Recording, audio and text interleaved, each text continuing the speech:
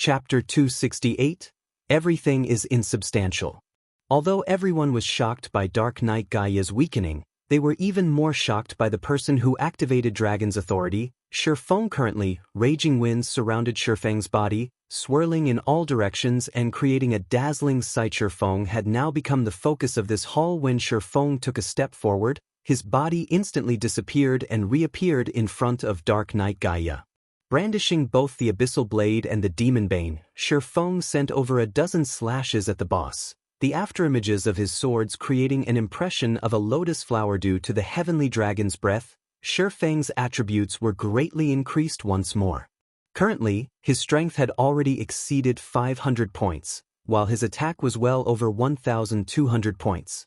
His agility had also exceeded 600 points.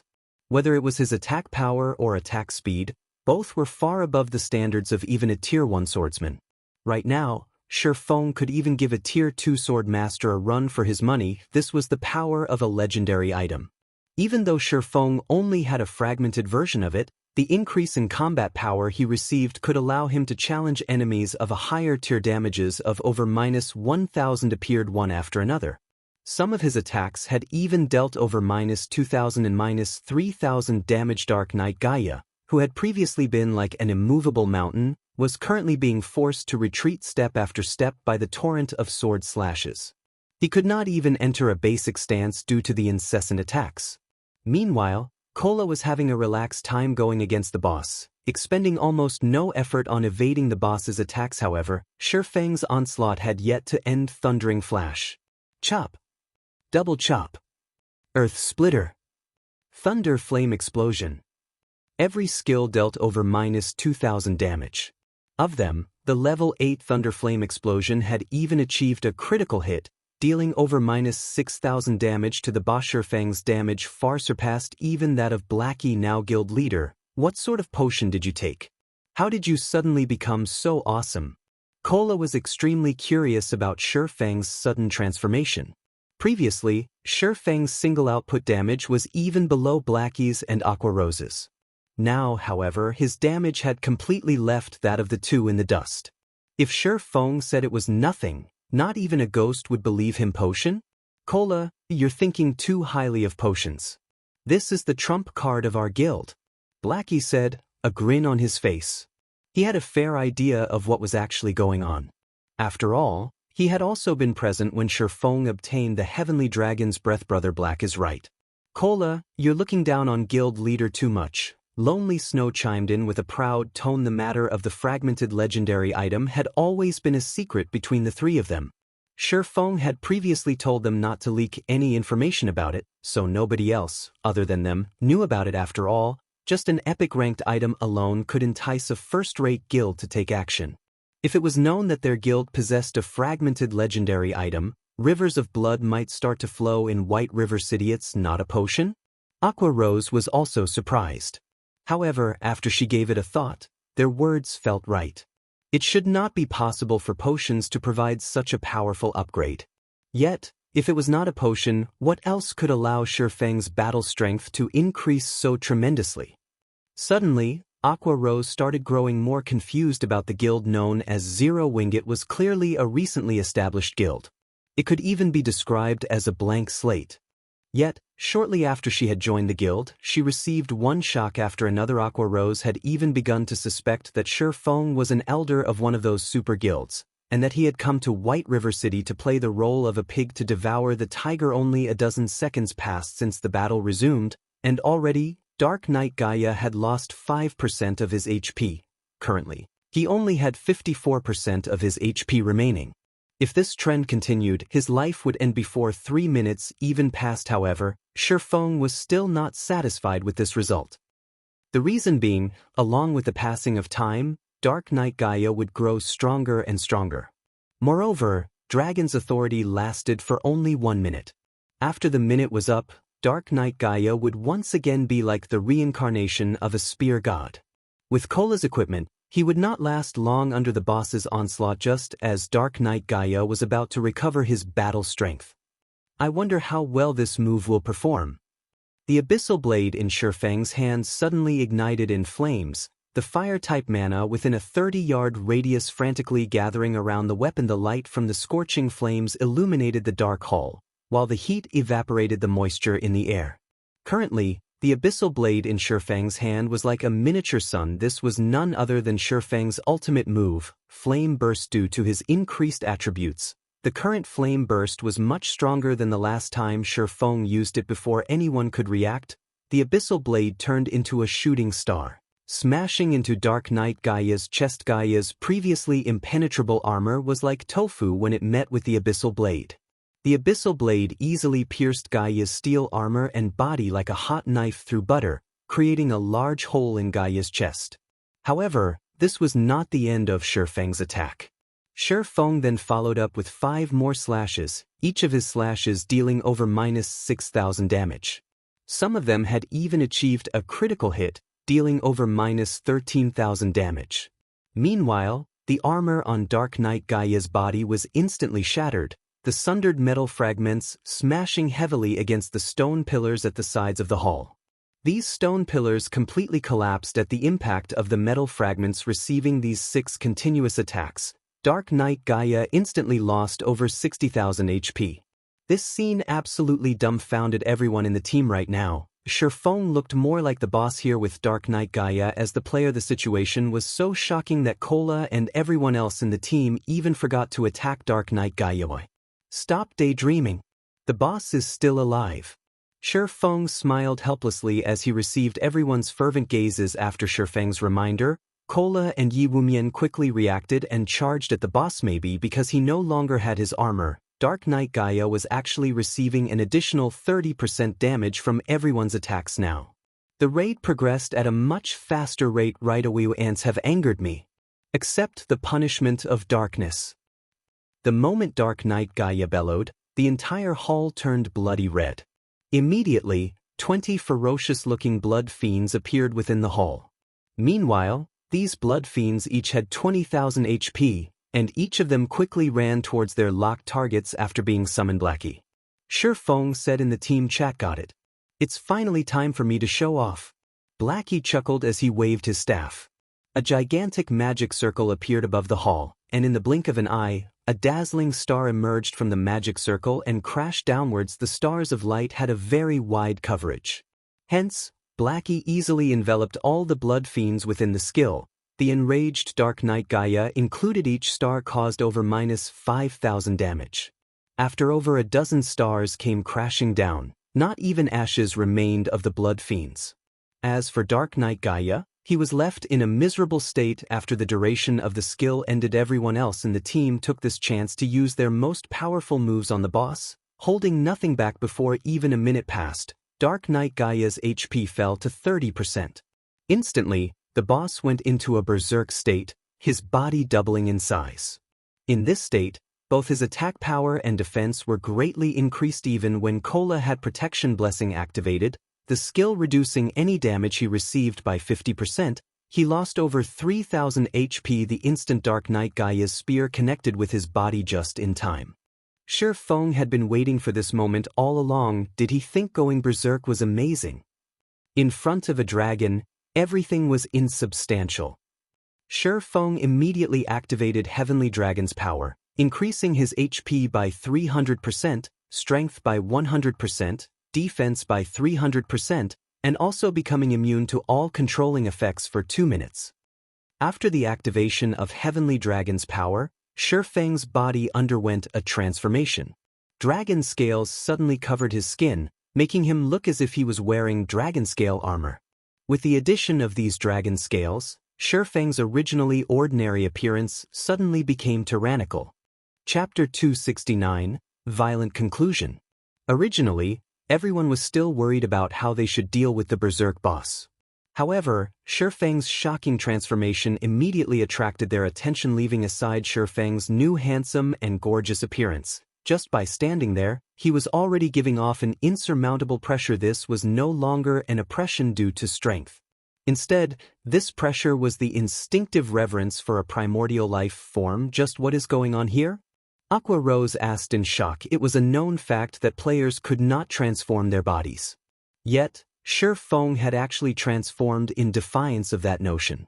Moreover, that frightening pressure he was giving off was much more terrifying when compared to the berserk Dark Knight Gaia let alone the others, even Blackie and Lonely Snow, who knew about the fragmented legendary item, were greatly astonished by Feng's sudden transformation. They never thought that a player could actually become so powerful after activating the Heavenly Dragon's power. I think the guild leader can kill me in a single hit now, Lonely Snow said, a bitter smile on his facelet. Alone you, even Cola might not survive a single hit from Brother Feng. With the activation of the Heavenly Dragon's power, Feng's strength received a several-fold increase, which meant that his attack power had increased as well. When Blackie thought about how his most powerful skill, Stars of Light, already failed to match Feng's previous strength. If Feng used a skill, even Cola, who had over 7,000 HP, would be reduced to ash. The Heavenly Dragon's power is strong, as expected, Feng thought as he shook his fists. He could feel boundless power coursing through his body. In addition, after activating the skill, Feng could feel his mind becoming much clearer than before, allowing him to reach a peak condition that he had never experienced. Feng's strength now exceeded 1,000 points. His attack power was also over 2,300 points, while his HP was over 15,900. In addition, his defense had gone past 4,500 points, almost twice that of Cola's. Currently, he could easily be considered a mini-boss. Cola, leave tanking the boss to me. Feng wanted to test his new body. Moreover, it would be much more effective for him to tank the boss instead of Cola right now. Apart from having higher attack, defense, and HP, Feng's current dodging capabilities were miles ahead of Cola's. Alright. Although Cola was still shocked by Feng's transformation, he managed to muster a reply with more than 15,900 HP. Nobody was a more reliable MT than Feng. After relieving Cola of his duties, Feng immediately slashed a sword at Dark Knight Gaia. Like a lightning bolt, Feng's sword smashed into Dark Knight Gaia's body with the might of 1,000. The attack dealt over -2,000 damage to the boss, and the strength behind the attack forced the boss to retreat 3 steps. Each step the boss retreated left behind a deep footprint on the hard-tiled floor. This was the benefit of increasing one's strength. Compared to increasing just attack power, if players with physical damage classes increased their strength, not only could they gain additional attack power, their increased strength would also create a suppression effect during battle. This effect would further raise the damage they dealt their enemies. When attacking, players could also cause their enemies to lose their balance. In a battle, if one could not maintain a proper stance, it would be very easy for problems to arise. Hence, compared to purely increasing one's attack power, it would be much more beneficial to increase one's strength. Instead, this was a kind of invisible support, and many players only discovered the importance of basic attributes after playing the game for a long time. Currently, Feng's battle with Dark Knight Gaia was in full swing, and the other melee classes had no chance to get close to the boss at all. The reason being, aside from MTs like Cola and Yi Wumian, the other melee classes could not even survive a single hit from Dark Knight Gaia. In this situation, only the ranged players could continue attacking without worry. Although Dark Knight Gaia had gone berserk, he was merely an insignificant being in the face of the Feng, who had the Heavenly Dragon's power activated. The battle between the two of them was just like a battle between two boss monsters. Although Feng's HP was only a tiny fraction of Dark Knight Gaia's 4 million HP, in this battle, Feng was the only one doing actual damage. Whenever Dark Knight Gaia attacked Feng, the latter would either dodge the attack or block it. Dark Knight Gaia was unable to deal any real damage to Feng. Moreover, every time Feng brandished his 2 swords, Dark Knight Gaia would be forced to retreat. Each of Feng's attacks dealt over -2,000 damage, but more often than not, his attacks would achieve a critical hit and deal over -4,000 damage. A critical chop also dealt over -6,000 damage. On the other hand, Dark Knight Gaia could only deal around -2,000 damage to Feng with each attack. With close to 16,000 HP, the healers could take their sweet time healing Feng. They had no need to fear stealing the aggro of the boss at all. As a tank, Feng was currently far stronger than the guild's #1 MT, Cola. After the 30-second berserk period was over, Dark Knight Gaia's body shrank back to its original size. Even though he still had blood rage in effect, He no longer possessed the previous ferocity he had possessed in his berserk state. Meanwhile, the Heavenly Dragon's power had a duration of 2 minutes. There were still 90 seconds left before Feng's transformation ended without the berserk effect. Dark Knight Gaia was like a venomous snake that lost its fangs. He could only receive a one-sided beating from Feng now. Whenever Feng slashed his sword, Dark Knight Gaia would have to retreat a handful of steps. The gap between the two of them simply rendered one speechless. Throw in everything you've got. We need to end the battle as quick as possible, Feng said in the team chat upon Feng's reminder. The others who hadn't dared to approach the boss before immediately rushed up in a hurry.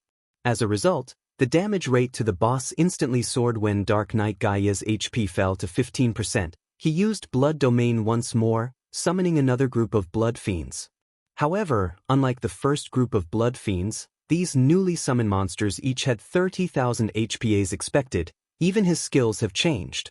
Feng had been afraid of something like this happening, hence why he wanted to end the battle as quickly as possible. Since the quest had altered the rating difficulty of the dungeon, a change to the skills of the boss would naturally occur.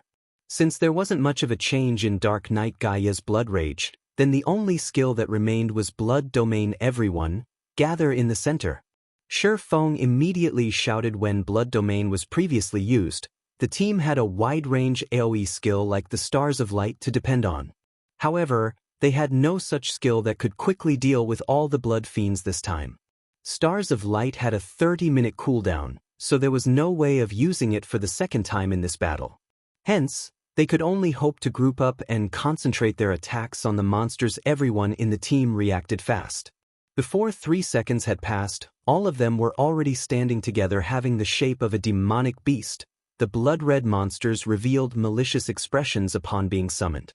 After locking on to their respective targets, the Blood Fiends let out frenzied roars as they charged forward. By the time the Blood Fiends started moving, Aqua Rose had already finished chanting an incantation. First, she summoned an ice wall to block off all the Blood Fiends from closing in on their group. The ice wall also placed an additional debuff on the Blood Fiends, slowing the monsters' movement speeds.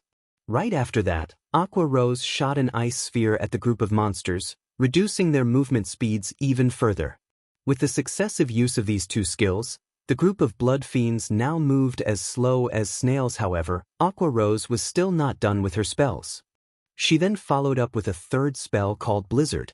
Not only could this spell deal high amounts of damage, it also had a very good movement speed reduction effect. Without staying idle, the other ranged players started throwing out attacks at the monsters as well. Blackie had also taken this chance to use the most powerful AoE skill currently available to him, Hell Flame. Pillars of dark green flames shot up from the ground, repeatedly dealing over -2,000 damage to the group of Blood Fiends for 5 seconds. However, such an amount of damage was still not enough to deal with the Blood Fiends. Just as the Blood Fiends were about to close in on the team, Feng suddenly appeared in front of everyone, blocking the Blood Fiends' path of advance. Feng bellowed at the group of Blood Fiends. Feng used Thundering Flash, causing damages of -3,125, -4,321, and -6,040, and also inflicting the damage amplification effect to all of these Blood Fiends. However, these monsters were still not dead. Next, Feng inhaled abruptly and executed Dragon Breath before anyone noticed. Countless wind blades transformed into streaks of silver light, piercing through everything that stood in Feng's path. These Blood Fiends instantly turned into minced meat, and not even Dark Knight Gaia, who was charging at the team, was spared from this attack. Dark Knight Gaia was sent flying by the attack, and his body was embedded into the distant wall. However, an instant later, the wall behind him shattered, and Dark Knight Gaia was again sent flying for more than 10 yards. Dark Knight Gaia's body was filled with bloody injuries now. Meanwhile, Dark Knight Gaia had received over -15,000 damage from Dragon Breath. The amount of violence this skill displayed was far above Blackie's Hell Flame. Without the threat of Blood Domain, the battle continued for only 30 more seconds before Dark Knight Gaia died in the middle of the hall, letting out an agonized roar as his life faded away. Immediately, many people in the team leveled up.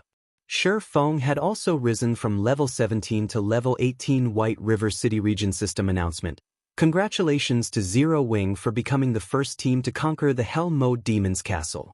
All players within the team will be rewarded with 40 reputation points in White River City, 10 reputation points in Star Moon Kingdom, 300,000 EXP, and 10 silver coins. White River City Region System Announcement. Congratulations to Zero Wing for becoming the fastest team to conquer the Hell Mode Demon's Castle. All players within the team will be rewarded with 40 reputation points in White River City, 10 reputation points in Star Moon Kingdom, 300,000 EXP and 1 Tier 2 gemstone of random attribute system. Hell Mode Demon's Castle has been cleared for the first time. Loot increased by 100%. Chapter 270 Ennobled. Outside one of the 3 great dungeons, the Land of Death, there were many guilds that had established a base of operations to facilitate raiding the dungeon. Meanwhile, inside Dark Star's base of operations, the Arclight shield is already in our hands now, so the MT problem has been dealt with. The next thing we need to do is to snatch the first clear of the Land of Death right in front of everyone, Lone Tyrant said in high spirits. Lone Tyrant had spent a lot of effort in order to acquire the Arclight shield. In order to quickly collect the required 30 gold coins, he had played the role of the gullible fool and purchased them at an overpriced value of 700,000 credits. However, now that the actual item was in his hands, Dark Star would officially become the second guild in White River City to start raiding the hard mode of one of the 3 great dungeons previously. The main reason why Dark Star had been surpassed by Ouroboros was the insufficient strength of their MT. Now, however, the situation was different. With their newly acquired Arclight shield, Dark Star would be competing with Ouroboros on a level playing field. As for the other guilds, Dark Star had no reason to be fearful of them. Even if Zero Wing already had their own Arclight shields, they were only a recently established guild. They did not possess the backing required to raid the 3 great dungeons at this moment. However, a system announcement rang out. White River City Region System Announcement. Congratulations to Zero Wing for becoming the first team to conquer the Hell Mode Demon's Castle. All players within the team will be rewarded with 40 reputation points in White River City, 10 reputation points in Star Moon Kingdom, 300,000 EXP, and 10 silver coins. White River City Region System Announcement. Congratulations to Zero Wing for becoming the fastest team to conquer the Hell Mode Demon's Castle. All players within the team will be rewarded with 40 reputation points in White River City, 10 reputation points in Star Moon Kingdom, 300,000 EXP and 1 Tier 2 gemstone of random attribute. The announcement was repeated 3 times. Lone Tyrant was dumbfounded by this announcement. He was very clear about what sort of dungeon the Demon's Castle was. If not for the fact that the first clear of the 3 great dungeons was too important to them, Dark Star would have long since started raiding the Demon's Castle. However, Zero Wing had gotten the drop on them and secretly taken the first clear of the Demon's Castle. Moreover, it was the first clear of the Hell Mode Demon's Castle. Currently, Ouroboros was the only guild in White River City that could successfully raid a 20-man hard mode dungeon. However, that capability was limited to the level 10 low difficulty dungeons, and not a level 15 high difficulty dungeon. How did they do it?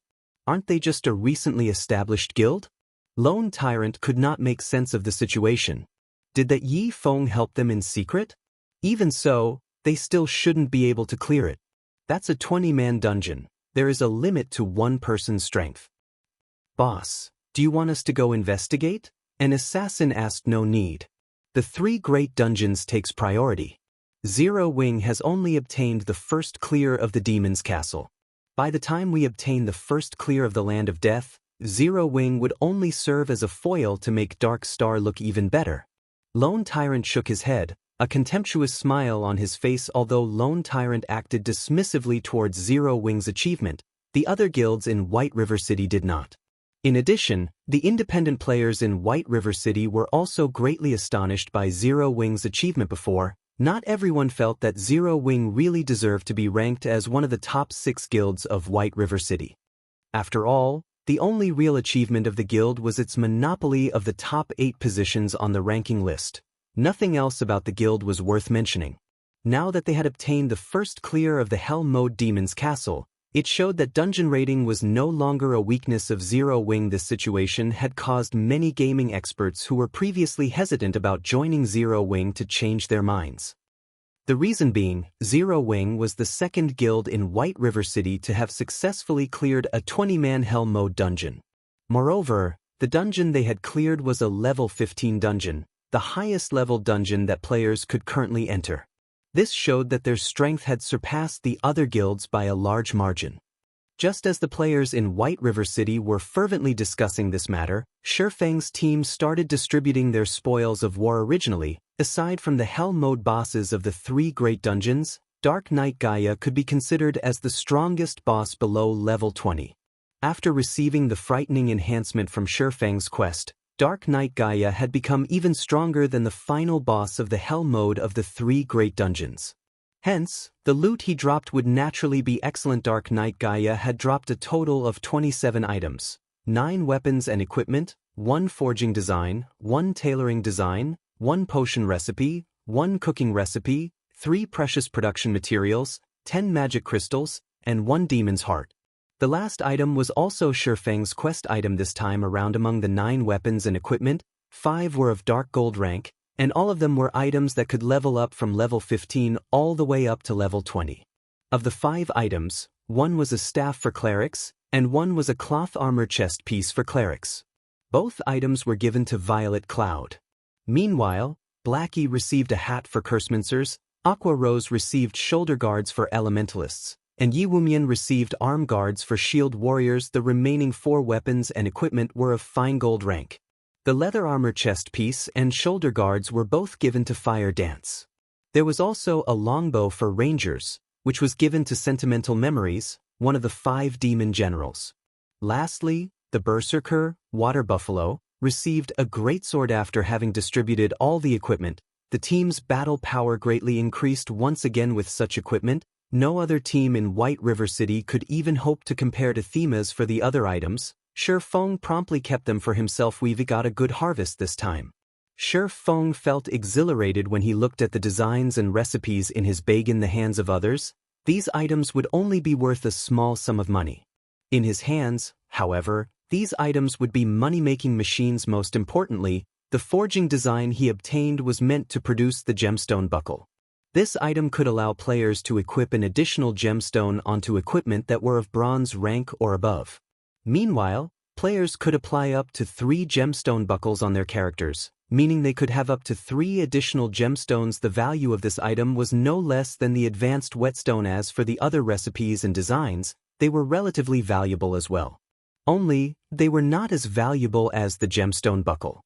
After leaving the demon's castle, Feng allowed everyone to go ahead with their own agendas while he headed to the City Hall of White River City. When Feng arrived at the reception room of the City Hall, the Tier 4 wizard Weissman was still as leisurely as he was before. Weissman currently stood by the window, a peaceful expression on his face as he observed the plaza outside the City Hall. Young man, you're here. I've already heard about your achievements from that little girl, Charlene. Before Feng had even entered the room, Weissman had already detected his presence. At this time, Weissman moved away from the window and walked towards Feng. He then nodded his head, a smile on his face as he said, "Not bad. Truly not bad at all. I never imagined a day would come when this old man would misjudge somebody. Ha! Not only have you slain Gaia, you have also saved the entire White River City. I don't even know how I should reward you for your efforts. How about this? With the power vested in me from this day onwards, you are a Viscount of White River City. With your strength, I believe you should be able to protect that place. Take this Blacksteel's contract here and head over to that place, then." System: Unique Quest, Demon's Heart, Completed Quest Rewards. Position of Viscount in White River City, Blacksteel's contract, 500,000 EXP, 50 free mastery points, and 2 gold coins. Feng was momentarily dumbfounded by the unexpected rewards. These rewards were simply too bountiful, especially the position of Viscount. In the entire White River City, perhaps only Feng would understand the importance of this position, right?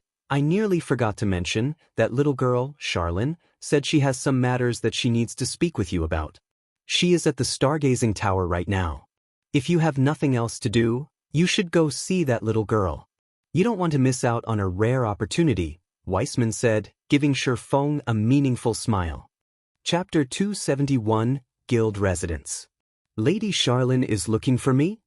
A bad premonition stirred in Feng's mind. Feng had a very good understanding of Charlene's personality. She was definitely the type of person that would not act out of altruism, and Feng couldn't help but wonder just which item on him Charlene had her eye on again. Forget it. It's better if I just go and see what she has in store for me, Feng decided after giving it some thought. Although Charlene was a money grubber, he had always received a great harvest every time they met. This time, Charlene might give him some advanced quest again.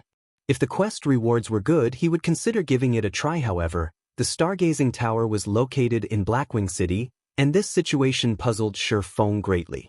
Since when had Charlene run all the way to Blackwing City?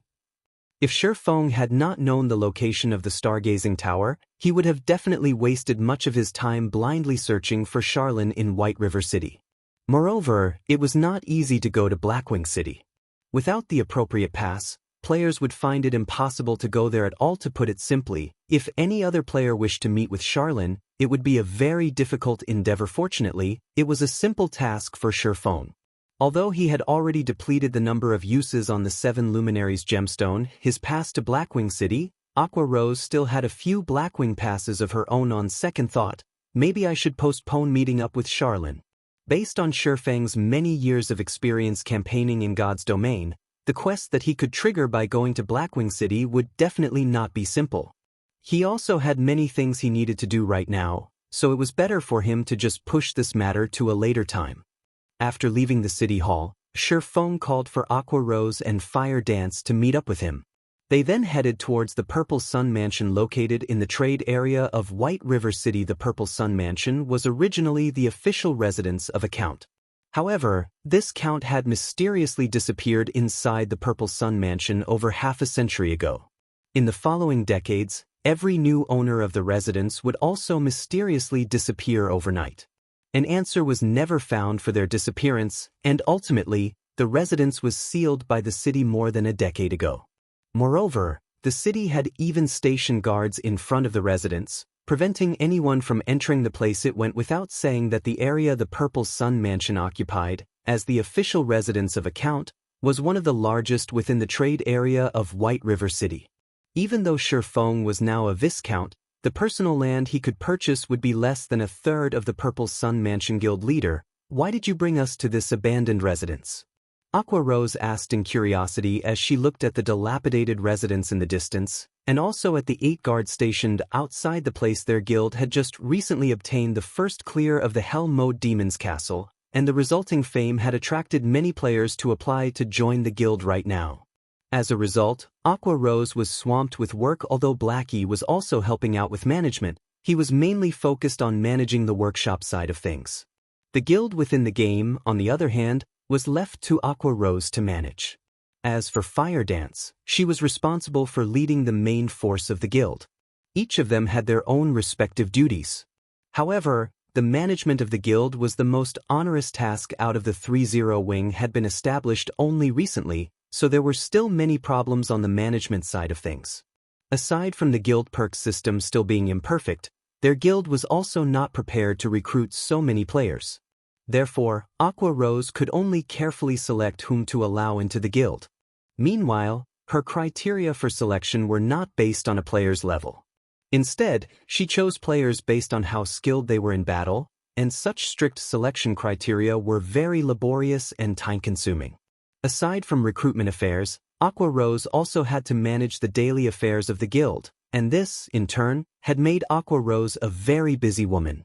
If Feng had not called her over, most likely she would still be occupied with the matter of recruitment right now. What do you think of this residence? Feng asked, a smile on his face. What do I think of it? Aqua Rose carefully scrutinized the Purple Sun Mansion. Although it was currently daytime in God's domain, with the sun shining brightly up in the sky, the Purple Sun Mansion was surrounded by a depressing atmosphere. It even gave others an eerie feeling.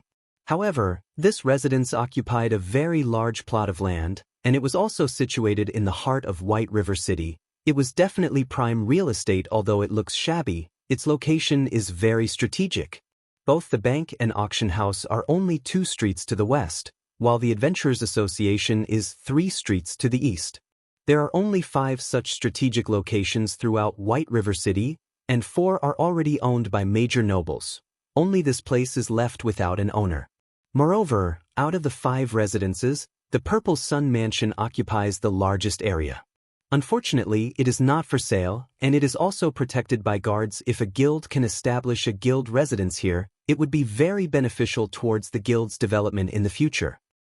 Aqua Rose replied with eloquence. She was extremely familiar with the real estate of White River City. Her eyes were filled with yearning when she looked at this dilapidated residence.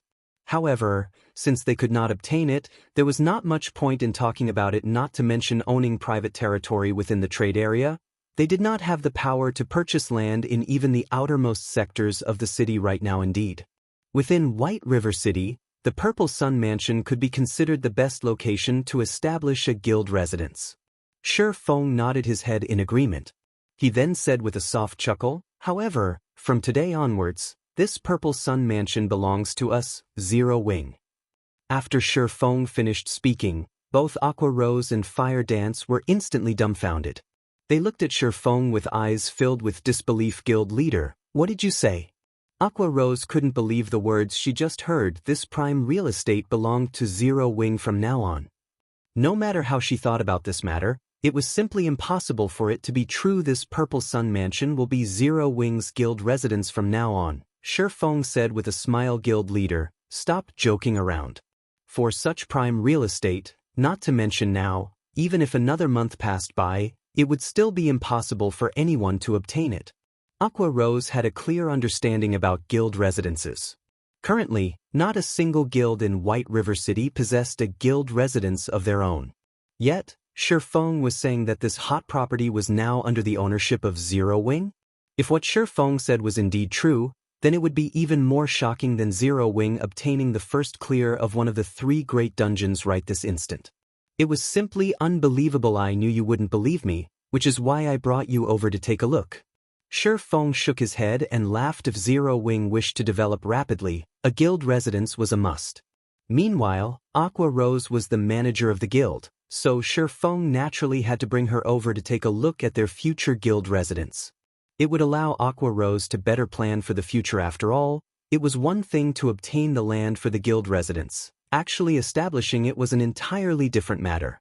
It would be better for them to plan ahead. Just as the 3 of them arrived in front of the steel gate of the Purple Sun Mansion, the captain of the stationed guards walked up to them, blocking their paths. "This is a forbidden location of White River City. Those unrelated, please leave," the guard captain berated. "Don't tell me even I am not allowed entry?" Feng revealed his title of Viscount, so it is Lord Viscount. "Forgive this humble one for not recognizing my lord. However, Magistrate Weissman has personally given orders that nobody is allowed entry into this place, and even if it is you, Lord Viscount, I am afraid that I cannot allow you to enter."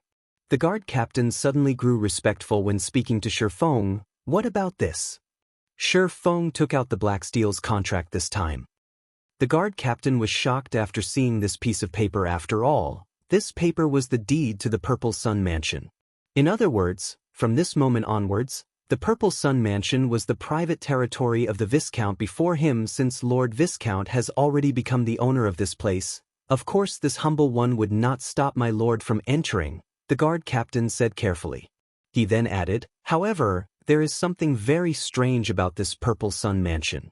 If my lord is planning to enter, please exercise caution." "I understand." Feng nodded in reply, following which, the 8 guards moved away from the entrance, allowing the 3 of them entry into the residence. Meanwhile, both Aqua Rose and Fire Dance were shocked by Feng's revelation. He was actually a Viscount of White River City. Nobility was unlike levels. One could not get ennobled simply by wishing for it. Instead, one needed a large amount of reputation to do so. Currently, all the guilds in White River City were busy trying to raise the White River City reputation they had. Although there were already players who had become citizens, there had yet to be a single person who achieved nobility even until now. Meanwhile, nobility could be categorized into 5 tiers, which were Duke, Marquis, Count, Viscount, and Baron. Just the difficulty of becoming a Baron had made all the guilds in White River City lament over their powerlessness, not to mention obtaining the position of Viscount, which was one tier above Baron. Chapter 272, Spirited Away. Based on Aqua Rose's knowledge about the authority of barons, aside from being able to purchase private territory within White River City, they could also hire their own guards. A baron could hire a total of 10 NPCs to serve as guards for his own territory. However, a baron was the lowest rank of nobility. Only when one was promoted to viscount would one be counted as one of the true nobles of the city. A viscount could not only purchase private territory, one could recruit up to 40 NPCs as guards, as well as have 2 personal guards. Having personal guards was a special privilege available only to true nobles. The normal guards hired by players were not capable of growth, unlike personal guards. In other words, after recruitment, the levels of normal guards would not change no matter how much time passed. On the other hand, personal guards could be leveled up. They would also receive bonus attributes from leveling up, making them much stronger than normal guards. The difference between the two was like the difference between a common monster and a boss monster. Meanwhile, if their guild had these personal guards protecting their guild residents, at this stage of the game, the defense of their guild residents would definitely be foolproof. Furthermore, they could even have these personal guards participate in boss battles. Although the levels of these NPCs would be suppressed, they would still be a lot stronger than the average player.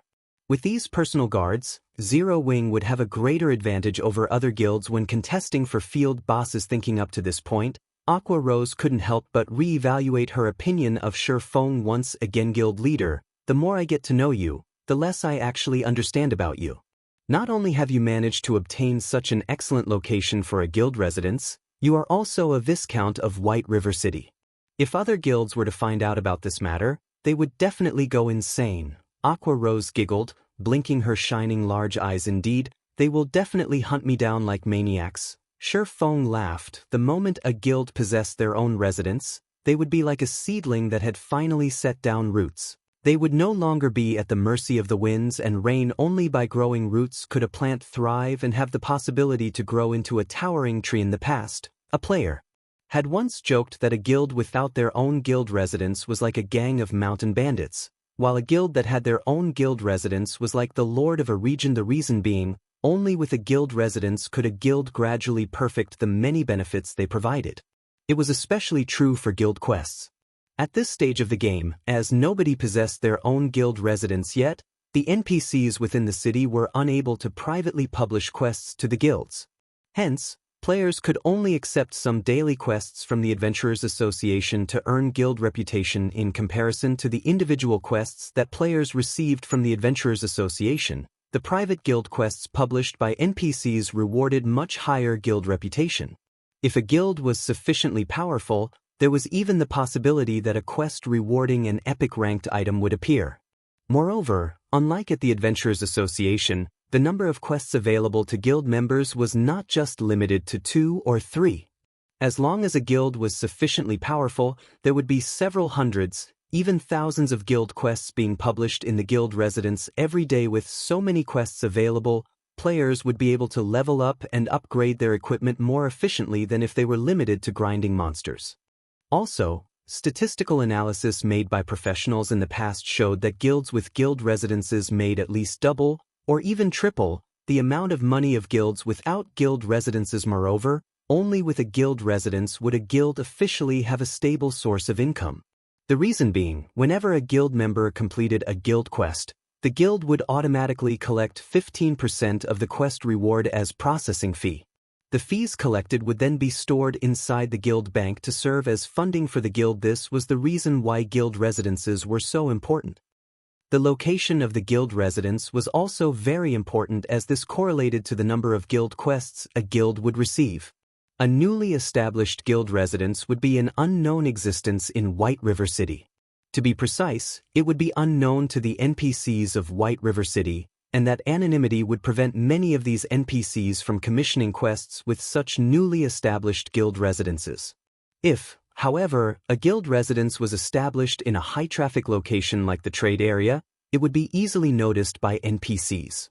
As a result, the number of quests the guild residence received would increase. Meanwhile, as the number of quests resolved by the guild increased, the fame of the guild among NPCs would also rise. And the number of NPCs willing to commission quests would also increase in turn. Such a snowball-like development speed would be unstoppable once it started. Hence, if the guilds in White River City were to find out about Zero Wing coming into possession of a guild residence, they would definitely hate Feng down to the bone. Fortunately, Zero Wing had already grown past the stage of a fledgling guild. Unrated guilds would not dare to make an enemy out of Zero Wing. Only third-rate guilds or above would pose a threat. However, once Zero Wing officially establishes its guild residence, not even third-rate guilds would dare to become its enemies. While Feng and Aqua Rose were having their merry discussion, the three of them arrived inside the main building of the Purple Sun Mansion. After remaining vacant for over a decade, the interior of the mansion was fully covered in a layer of dust. Weeds could even be seen growing in certain locations inside the mansion. The interior of the building looked extremely dilapidated, as if it could collapse at any moment. Not to mention people, even rats would not want to live in this place. It seems this place needs to be completely demolished and rebuilt, Feng said in heartache as he swept a glance at the interior of the mansion. For privately owned territories, any expenditures spent on it had to come out from the owner's own pockets. However, not to mention building a guild hall meant for an entire guild, even the cost of building an ordinary house was insanely expensive. It was a price that no normal person could afford. Only a large guild with immense wealth could afford such a price. Guild leader, you are the wealthiest player in White River City, yet you're actually crying about being poor? Aqua Rose rolled her eyes at Feng.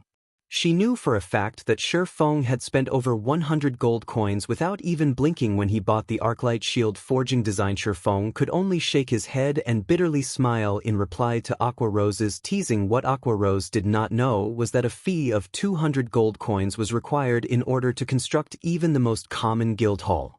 Meanwhile, such a guild hall only had a capacity of 500 players. If it were a guild hall with a capacity of 1,000 players, the construction fee would be 500 gold coins. With the area the Purple Sun Mansion occupied, Feng could build an advanced guild hall with a capacity of 3,000 players, at the very least. However, the price tag for an advanced guild hall was 3,000 gold coins. 3,000 gold was an astronomical sum for any one guild. Even though Feng indeed had the ability to construct an advanced guild hall, he still had the burden of 30,000 gold from the Gospel Project quest bearing down on him. He dared not randomly spend his money. The only reason he had spent over 100 gold for the Arclight shield forging design was because he was confident of earning back the money through sales of the shields he produced. In the case of the guild hall, however, it was a one-way expenditure. Just as Feng's group arrived at a flight of stairs, Feng suddenly felt a gust of cold wind blowing over his face. He could also hear an indistinct voice whispering by his ears, as if calling him to descend the stairs instantly. Feng felt all the hairs on his body stand up. Without hesitation, Feng immediately unsheathed the abyssal blade and the demon bane, raising his 5 senses to their very limits. In this moment, he was fully prepared for any enemies that would show up. Aqua Rose and Fire Dance, on the other hand, reacted a tad slower than Feng. However, they too promptly readied their weapons as they fixed their gazes at the staircase. Contrary to their expectations, however, nothing appeared from the staircase. Only a cold breeze blew up from below, causing the weeds within the mansion to quiver slightly. How can there be wind coming from inside the building? Fire Dance asked, feeling there was something very strange about the situation. The virtual world of God's domain closely resembled reality. Meanwhile, their current location was the heart of the mansion. It was an enclosed space, so it should have been impossible for any wind to be present. Likewise, Feng also felt this matter was strange. However, according to Feng's knowledge, there was indeed something very strange about this Purple Sun Mansion. After all, it was a fact that every previous owner of the mansion had disappeared without a trace while staying inside the building. It was due to these disappearances that the inhabitants of White River City had nicknamed the building the Ghost Mansion. Even the Tier 4 wizard Weissman could not find the reason for the past owner's disappearances.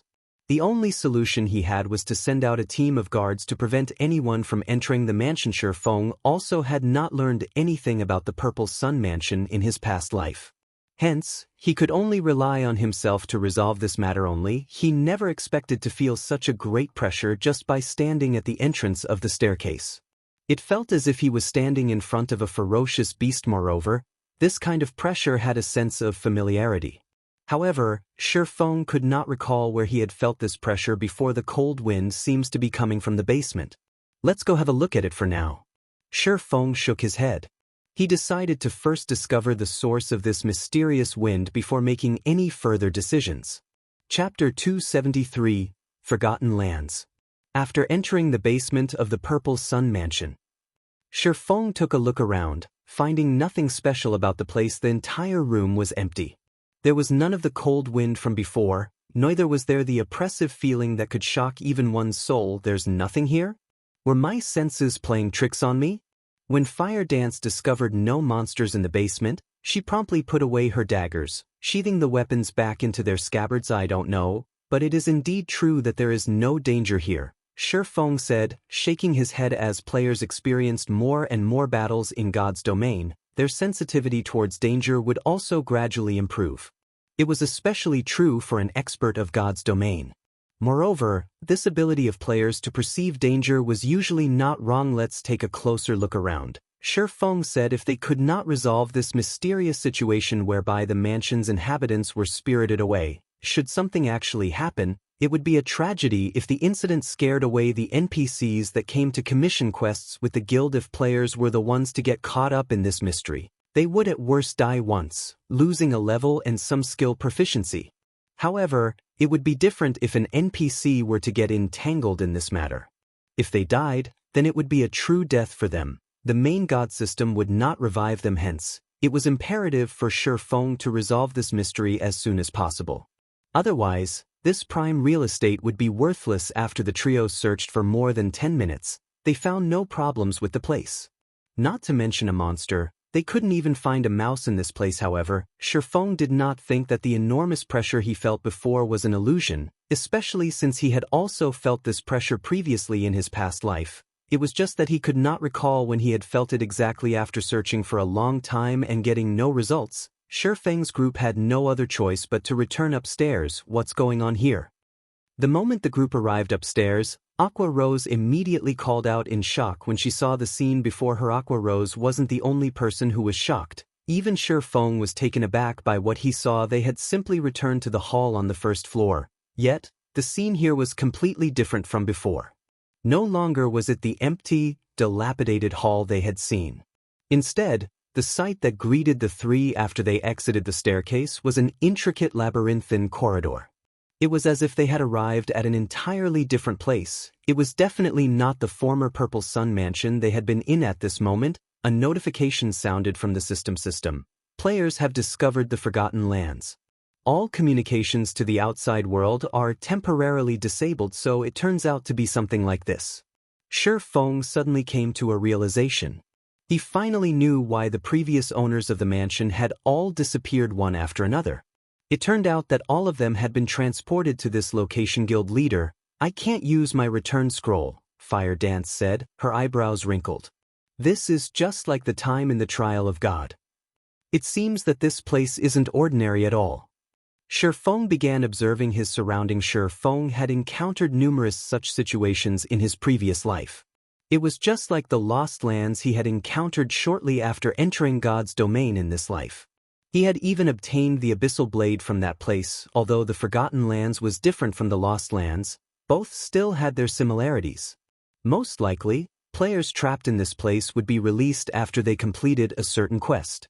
However, unlike the time in the Lost Lands, none of them received any notifications of having triggered a quest. Soon after, Feng's group of three advanced into the labyrinth and began to explore the map. Feng couldn't help but admit that this map was very large. Even after they had wandered around for more than 6 hours, they still hadn't finished exploring the place. In the end, the three of them decided to split up and continue their exploration. In any case, they had not met with any dangers so far, and it would be much more efficient if they explored the map separately. Unwittingly, a day passed by without anything happening. Only on the second day did Aqua Rose find something new in the region she explored. Aqua Rose discovered a large magic array. According to the speculations of Feng and an elementalist like Aqua Rose, it should be a magic array that was tier 5 or above. However, as to what this magic array was used for, not even Feng with his bountiful experience could guess. Unless there was a Tier 5 wizard or a Tier 6 mage god before them. Following which, after spending the rest of the day exploring the place, Fire Dance discovered a second magic array that looked exactly the same as the first one. Other than this discovery, the trio found nothing else. They did not find even a single monster throughout their exploration, nor did they receive any quest notifications. Aqua Rose entertained the thought of simply giving up on this pointless endeavor. It would be more worthwhile for her to just kill herself and return to the city in this godforsaken place. They could not level up, neither was there any quest for them to complete. They were simply wasting their time by staying here. Moreover, she was the manager of the guild. She still had many things she needed to do. How could she afford to waste so much precious time in this place? Moreover, there was still the matter of the guild residence. However, Feng discouraged Aqua Rose from taking such an action, the reason being, there was no guarantee she could return to the city even if she killed herself. In the event that she could not return, she would have lost a level for nothing. Listening to Feng's words, Aqua Rose had no choice but to give up on this idea of hers as she continued exploring this forgotten lands. When the third day arrived, after exploring a majority of the forgotten lands, the group discovered 3 more magic arrays. In total, they had discovered 5 of such Tier 5 magic arrays. Soon after, the 3 of them met up and shared their map information with each other. The moment their map information sharing was completed, a notification sounded from the system. System, unique quest, miracles unsealed, activated quest details. Remove the seal on the Forgotten Lands quest rewards. Unknown, remove the seal on the Forgotten Lands? The quest doesn't even tell us how to do so. What are we even supposed to do here? Fire Dance glared at the notification screen in anger. They had been exploring this place for 3 days now, yet, the only thing they got in return was this quest that provided them with no hints at all. The game was simply too despicable. It should be around here, Feng said, pointing on the map. To be precise, he was pointing at an area central to the 5 magic arrays. Magic arrays require mana to operate, and normally use mana crystals as a source for mana. However, although the magic arrays were functioning properly when we discovered them, there was no sign of any mana crystals on site powering them. Moreover, these 5 magic arrays seem to be an integrated structure, so there should be a place where they draw their mana from. We've already explored the outskirts of the Forgotten Lands, and the only area we have yet to explore is the central region. There is a high possibility the power source for these magic arrays are situated in the central region. If we destroy the mana crystal there, we should be able to complete this quest. Guild leader, I never expected you to know so much about magic arrays. For a second there, I even thought you were an elementalist or a cursemancer, and not a swordsman at all, Aqua Rose said teasingly. I just studied the topic by accident. There are plenty of books on magic arrays inside the library of White River City, after all. If you manage to read all the books inside the White River City library, you will definitely be more amazing than I am. Feng laughed. The library? I would like to go there, but I'll need a permit to do so. Guild leader, since you're the one who mentioned it, you have to take responsibility. Aqua Rose also knew the importance of the library. If an elementalist wished to learn more powerful spells, the best way to do so was at the library. Unfortunately, she lacked the permit to enter the library. The only choice she had now was to steadily raise her reputation in White River City. Okay, I'll get you a permit to the library after we leave this place. Feng shook his head and laughed again. As a demon hunter, he could obtain a permit to the library any time he wanted. Moreover, now that he was a Viscount of White River City, as one of the true nobles of the city, he could easily obtain a handful of library emblems, following which, the 3 of them ran towards the central region of the Forgotten Lands. 4 hours later, the trio arrived outside the central region. If they wished to enter the place, they needed to go through a very long crystalline pathway. However, there was a giant 3-headed wolf made out of blue crystals blocking the entrance of the pathway, so there is a monster here after all. Fire Dance's eyes glowed with interest when she saw this 3-headed wolf. After several days of no combat, her hands were already itching for action. Chapter 274, Dark Gold Treasure Chest. The presence of a monster doesn't necessarily mean it's a good thing, Feng said, a bitter smile on his face as he looked at the three-headed wolf guarding the entrance of the Crystal Pathway. Crystal Warwolf, Lord rank. Level 25. HP 300, 000/300, 000. Compared to a dungeon boss, a field boss of the same rank was much more powerful. Moreover, in order to counter Zerg tactics, God's domain had set it so that field bosses would have their combat power and HP increased in proportion to the number of players participating in the battle. Generally, the optimum number of players required to raid a Lord-ranked field boss was around 10 to 20, unless of course it was a special boss. However, judging from the appearance of the Crystal Warwolf before them, Feng felt that it should not be a special boss. In other words, at least 10 players were needed to raid this boss. To make matters worse, the Crystal Warwolf was a level 25 monster, while nobody in Feng's group had even reached level 20. The resulting level suppression would be dire. Of those present, aside from Feng, who had the Abyssal Blade, which allowed him to fully ignore this level suppression, only Aqua Rose possessed a piece of equipment with the Ignore Levels attribute. Even so, her equipment only allowed her to ignore up to 3 levels. Aqua Rose herself was only at level 17 right now, and a level suppression of 5 levels would not be easy for her to deal with. As for Fire Dance, there was nothing to say. Of course, every cloud had a silver lining. Since the boss guarding the Crystal Pathway was very strong, it meant that the things beyond the pathway was equally important. Moreover, Feng also discovered a treasure chest sitting beside the pathway. This treasure chest was a dark gold treasure chest, and Feng's heart burned with a fiery passion as he looked at it. The loot he could get from this dark gold treasure chest would be much better than the loot from the boss before him. We won't be able to defeat a level 20 lord with just the 3 of us alone. We'll need to call for reinforcements. Aqua Rose's eyes glowed with excitement when she looked at the Crystal Warwolf before her. It was extremely difficult for players to meet with a field boss. They would definitely make a huge profit after killing it. Not to mention, there was also the treasure chest the Crystal Warwolf was guarding, following which, Aqua Rose temporarily logged off the game to contact Blackie, who was at the Zero Wing workshop, telling him to bring the main force of Zero Wing to the Purple Sun Mansion and enter the staircase to the basement, in order to meet up with them at the Forgotten Lands. Meanwhile, Feng ceaselessly observed the Crystal Warwolf and the surrounding terrain, trying to think of a strategy to raid the boss. 10 minutes later, Aqua Rose logged back into the game. How did it go? When will they be arriving? Feng asked. They're already at the Purple Sun Mansion. However, no matter what they tried, they can't seem to find the entrance to this map, Aqua Rose said, slight disappointment showing on her face. If so, the appearance of the entrance should be random, Feng said, lapsing into silent contemplation. After a while, he shifted his sights to the Crystal Warwolf and added, "It seems we can only depend on ourselves to defeat this boss." Hearing Feng's conclusion, both Aqua Rose and Fire Dance immediately thought that Feng had gone insane. He was actually suggesting they deal with this Crystal Warwolf before them. They had neither an MT nor a healer in the party right now. With just 3 damage dealers, how were they supposed to deal with a level 25 Lord-ranked boss that had a height of over 10 meters? Although both girls knew of Feng's unrivaled strength, a Lord-ranked boss was still not something that could be defeated with just 3 players. We are only giving it a try. In any case, we can't just stay stuck in this place forever, right? Moreover, even if we do die, it is a good chance to check whether or not we can actually leave this place after dying.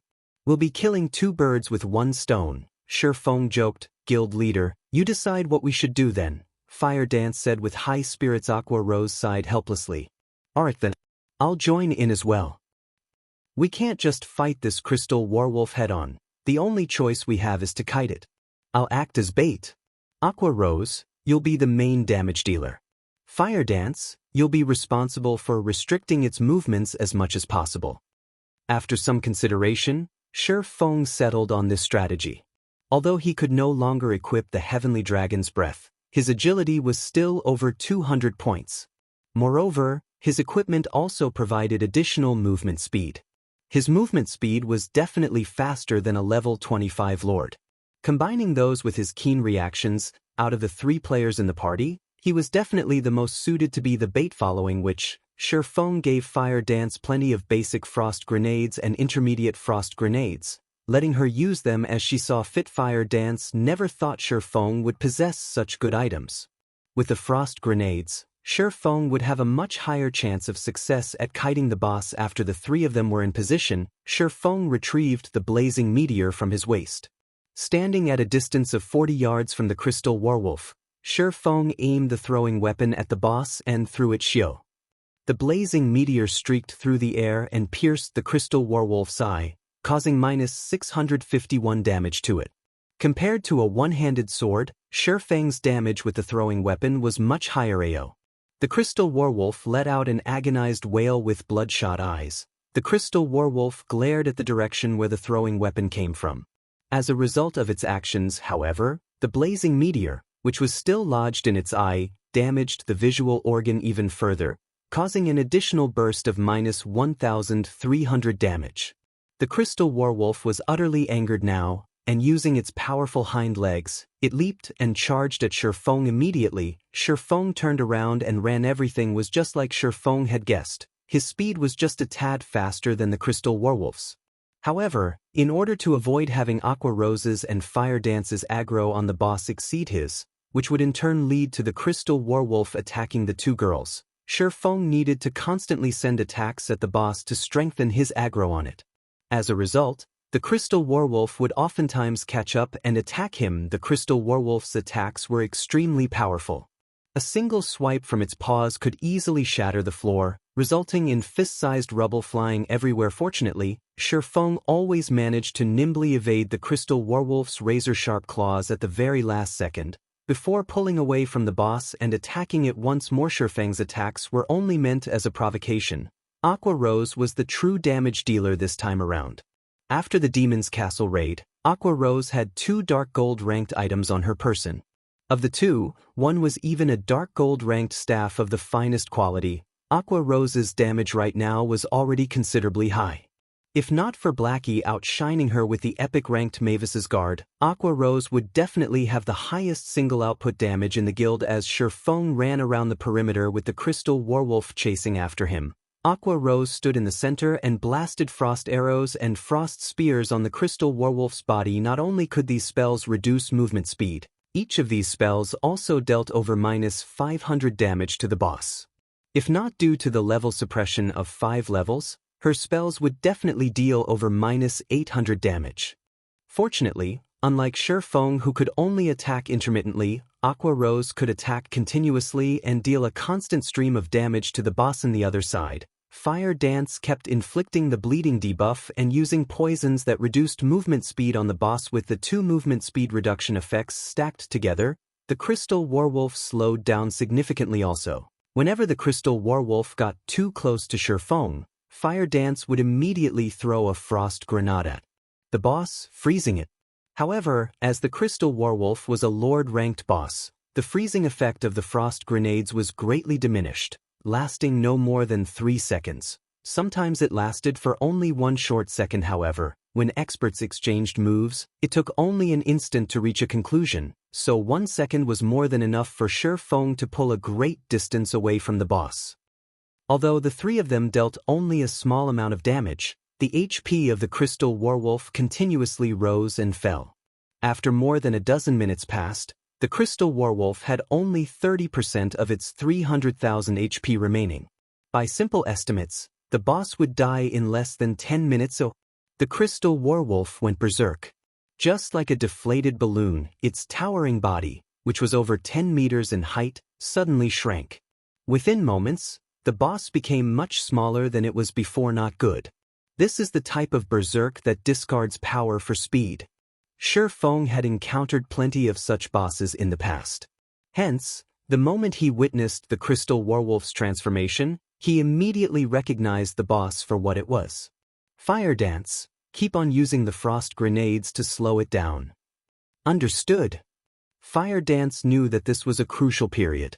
Hence, she tossed out the frost grenades in her hands one after another without pause. However, something unexpected happened. Aside from the frost grenades dealing much less damage than before, both their movement speed reduction and freezing effects were completely useless against the boss. In the blink of an eye, the shrunken crystal werewolf appeared before Feng. It brandished its claws. Its 3 heads bared the fangs in its mouths, and it bit down at him. Although Feng managed to deftly evade the 3 jaws clamping down on him, he failed to evade one of the paws that quickly followed. Suddenly, Feng's entire person was sent flying for more than 10 yards, and a frightening damage of more than -2,100 appeared above his head. Feng felt as if his chest had caved in when he received the attack. Feng's HP instantly fell to a dangerous level, his previously green HP bar turning into a bright red. Chapter 275, 7 Luminaries Key. The moment Feng landed on the ground, the crystal werewolf arrived at his back like a savage gale. Without giving Feng any chance to defend, the 3 heads of the crystal werewolf opened their jaws to bite down on Feng guild leader. Fire Dance was greatly shocked.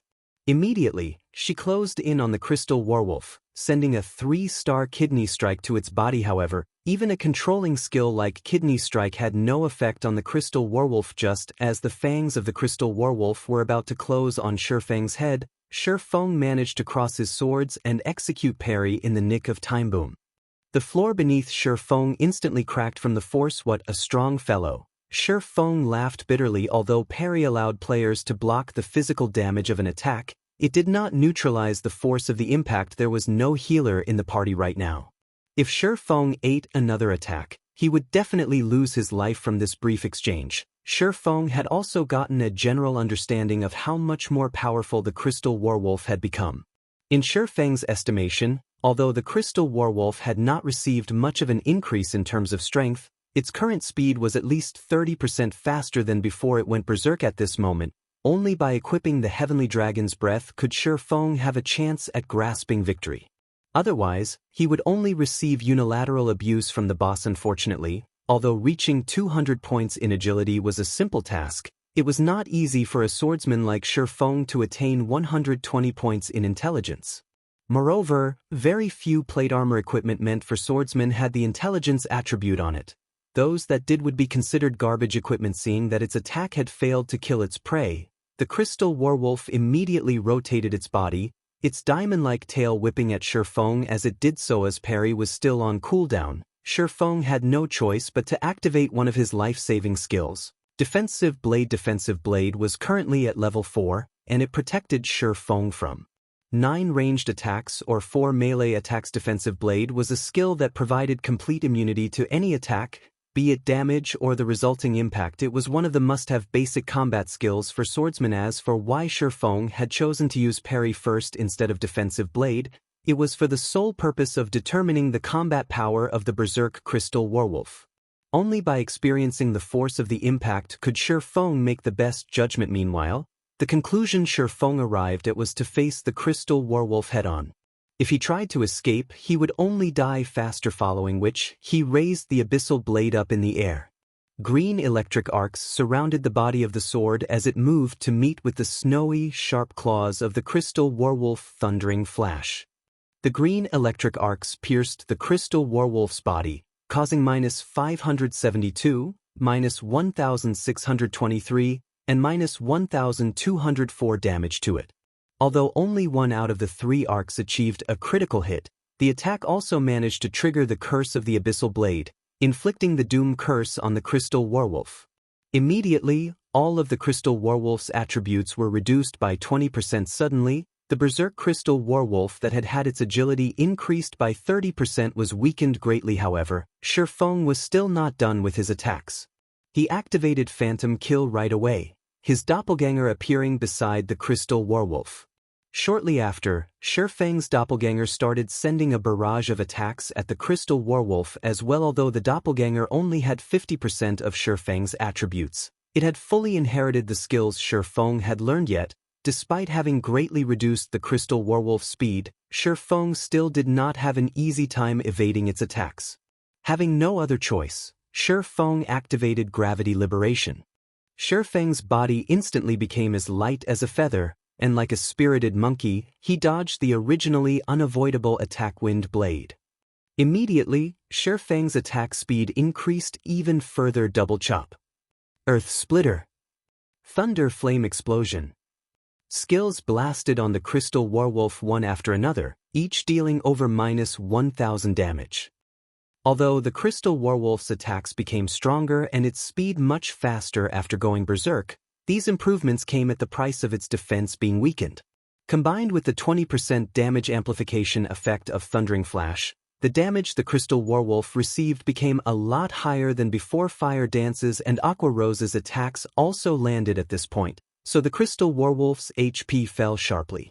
By the time the 30-second duration of Gravity Liberation was almost over, the Crystal Werewolf only had 10% of its HP remaining. Just as the effect of Gravity Liberation was about to end, Feng executed 9 Dragon Slash. 9 phantoms of the Abyssal Blade appeared behind Feng, and all of them shot towards the Crystal Werewolf. Meanwhile, just as an attack from the Crystal Werewolf was about to land on Feng swapped positions with his doppelganger.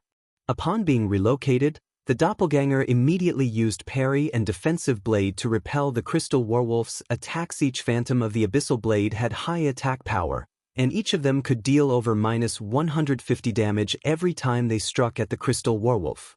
In total, the 9 phantoms dealt over -1300 damage to the Crystal Werewolf every second. Meanwhile, there were 28 seconds before the effect of 9 Dragon Slash ended. After having used up both of its life-saving skills, parry and defensive blade, the doppelganger received a direct hit from the Crystal Werewolf's claws. Alas, the doppelganger only had 50% of Feng's attributes, so it died on the spot. However, the doppelganger had earned a lot of time for Feng. With the doppelganger gone, the Crystal Werewolf shifted its attention back to Feng's actual body. Feng activated Wind Walk again without hesitation. He then whirled around and ran. Fortunately, with his movement speed increased by 30%, Feng was still a tad faster than the Crystal Werewolf, which was still under the 20% attribute reduction effect of the Doom Curse. Thus, the kiting strategy began once more under Aqua Rose's and Fire Dance's constant barrage.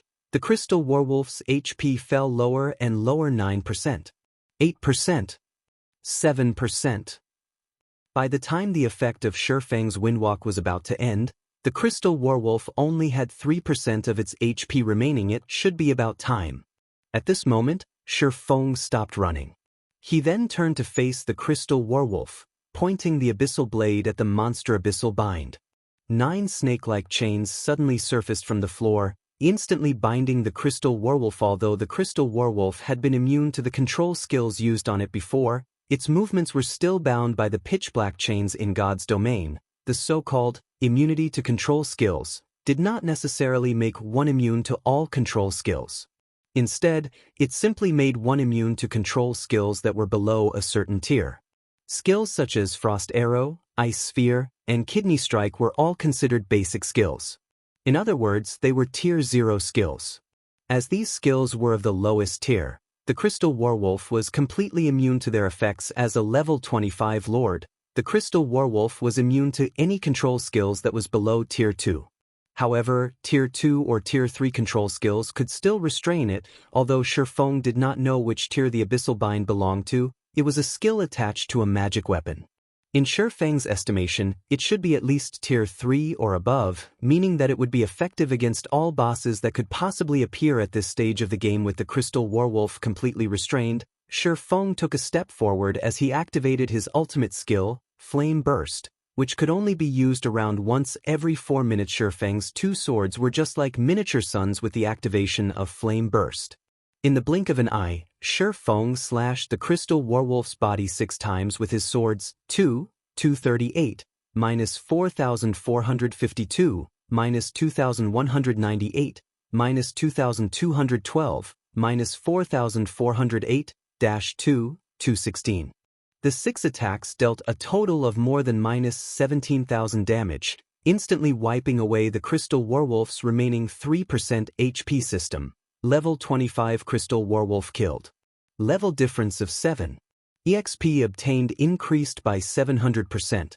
Obtained 485,630 EXP. The experience bars of all 3 of them instantly increased by a large chunk.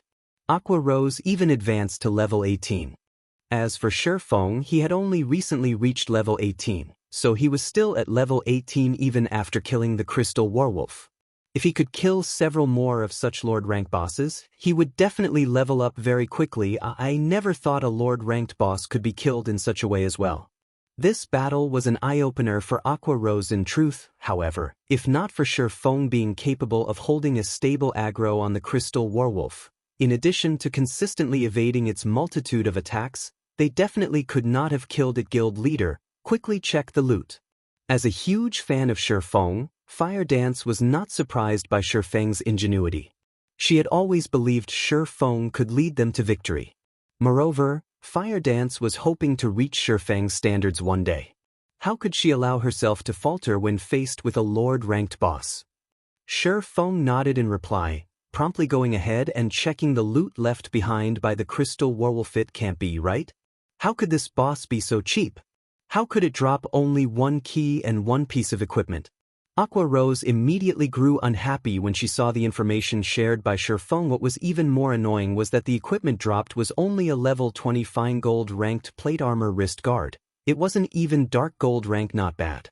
Don't forget that this 7 Luminaries key can be used up to 3 times to open a dark gold treasure chest. Isn't there a dark gold treasure chest right before us? Feng laughed after Aqua Rose had followed Feng for some time. Unconsciously, her standard for judging items became much higher than before.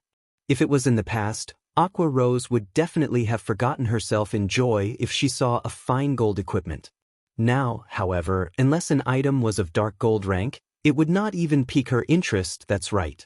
Aqua Rose shifted her sights towards the distant treasure chest. After the arduous battle, the existence of this dark gold treasure chest had completely slipped her mind. They could get a dark gold equipment at the very minimum if they opened this treasure chest. There was also a small chance for them to obtain an epic ranked item. Epic ranked items. Aqua Rose did not dare to even hope for one. Chapter 276, Dragonscale Set Equipment. It's locked, as expected. No matter how hard Feng tried, he could not open the dark gold treasure chest. Hence, he retrieved the key he had just obtained from his bag. Check. The lid of the purple gold-colored treasure chest popped open slightly. Multicolored lights escaped between the gap, the lights illuminating even areas that were several hundred yards away. If this treasure chest had been opened out in the fields, it would definitely cause a huge commotion and attract many players to come and snatch it. Fortunately, there was only Feng's group of 3 in the Forgotten Lands. After the multicolored lights faded away, Feng reached into the treasure chest. However, he quickly discovered there were only very few items inside it. The treasure chest contained a total of 3 items. Of them, 2 were dark gold equipment, while 1 was a forging manual. The 2 dark gold equipment were the crystal armor and the boots of extreme speed. Crystal armor, chest piece, plate armor, dark gold rank. Level 20. Equipment requirement, strength 120, agility 140. Defense plus 140.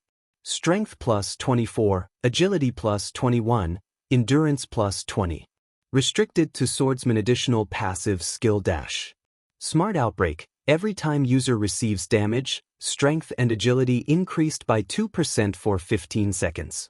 Stacks up to 5 times. Although the basic attributes on this piece of equipment could only be considered at the level of being good, the passive skill that was attached to it was simply amazing.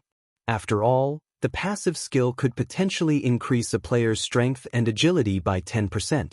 If the wearer of the crystal armor originally had high amounts of strength and agility, the additional attributes provided by Smart Outbreak would be like having equipped an additional piece of equipment at the very least.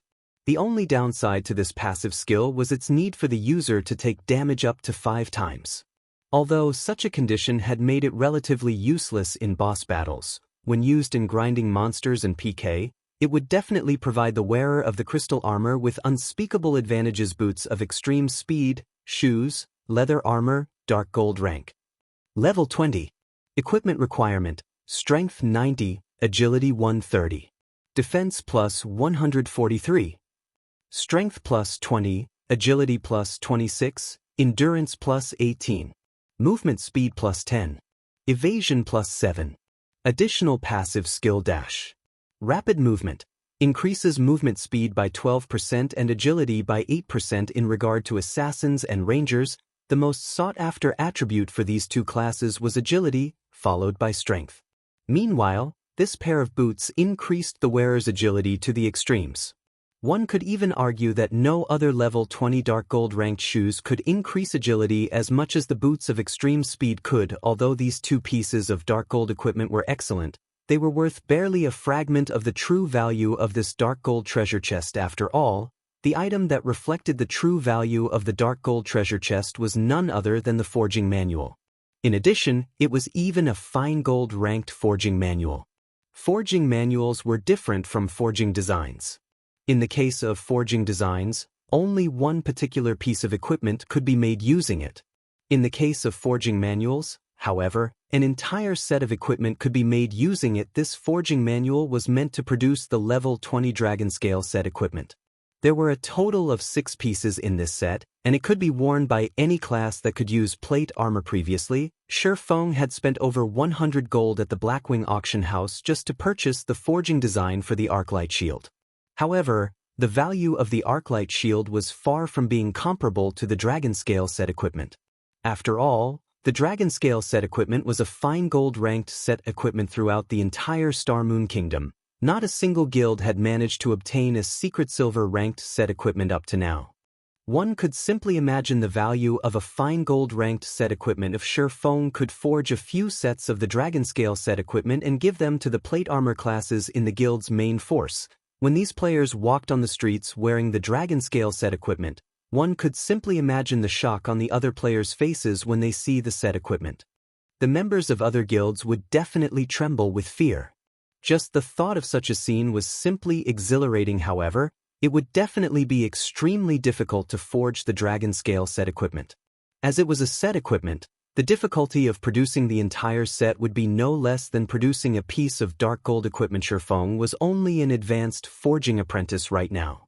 Without raising his forging level, producing the Dragonscale set equipment would only be a pipe dream at the very least. He needed to get promoted to an intermediate forger or advanced forger before he had an actual chance of producing the Dragonscale set equipment. I have to raise my forging levels after we return.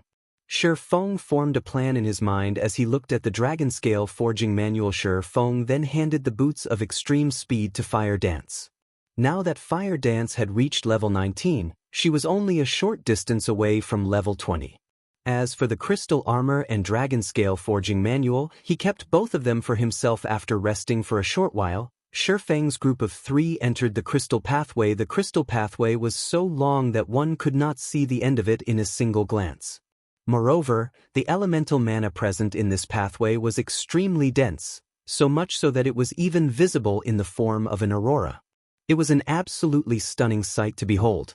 Aside from being visually appealing, the dense mana also gave the 3 of them a buff, increasing the magic damage they could deal by 300%.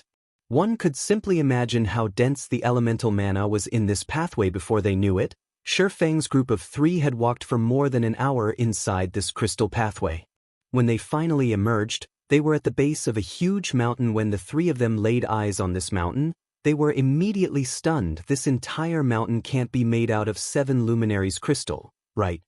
Aqua Rose stared at the crystal mountain, her heart filled with immense shock. Aqua Rose had previously visited the Blackwing auction house, so she had seen 7 Luminaries crystal before. It was common knowledge that the 7 Luminaries crystal was one of the best mana-conducting crystals in God's domain.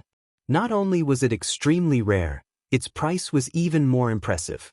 Not even White River City, a city with a population of several million, was qualified to use such a precious commodity.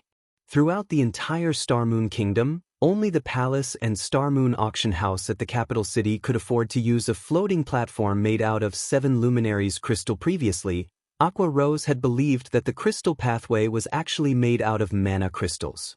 However, the sight of this large mountain and its surrounding environment overturned her previous assumptions.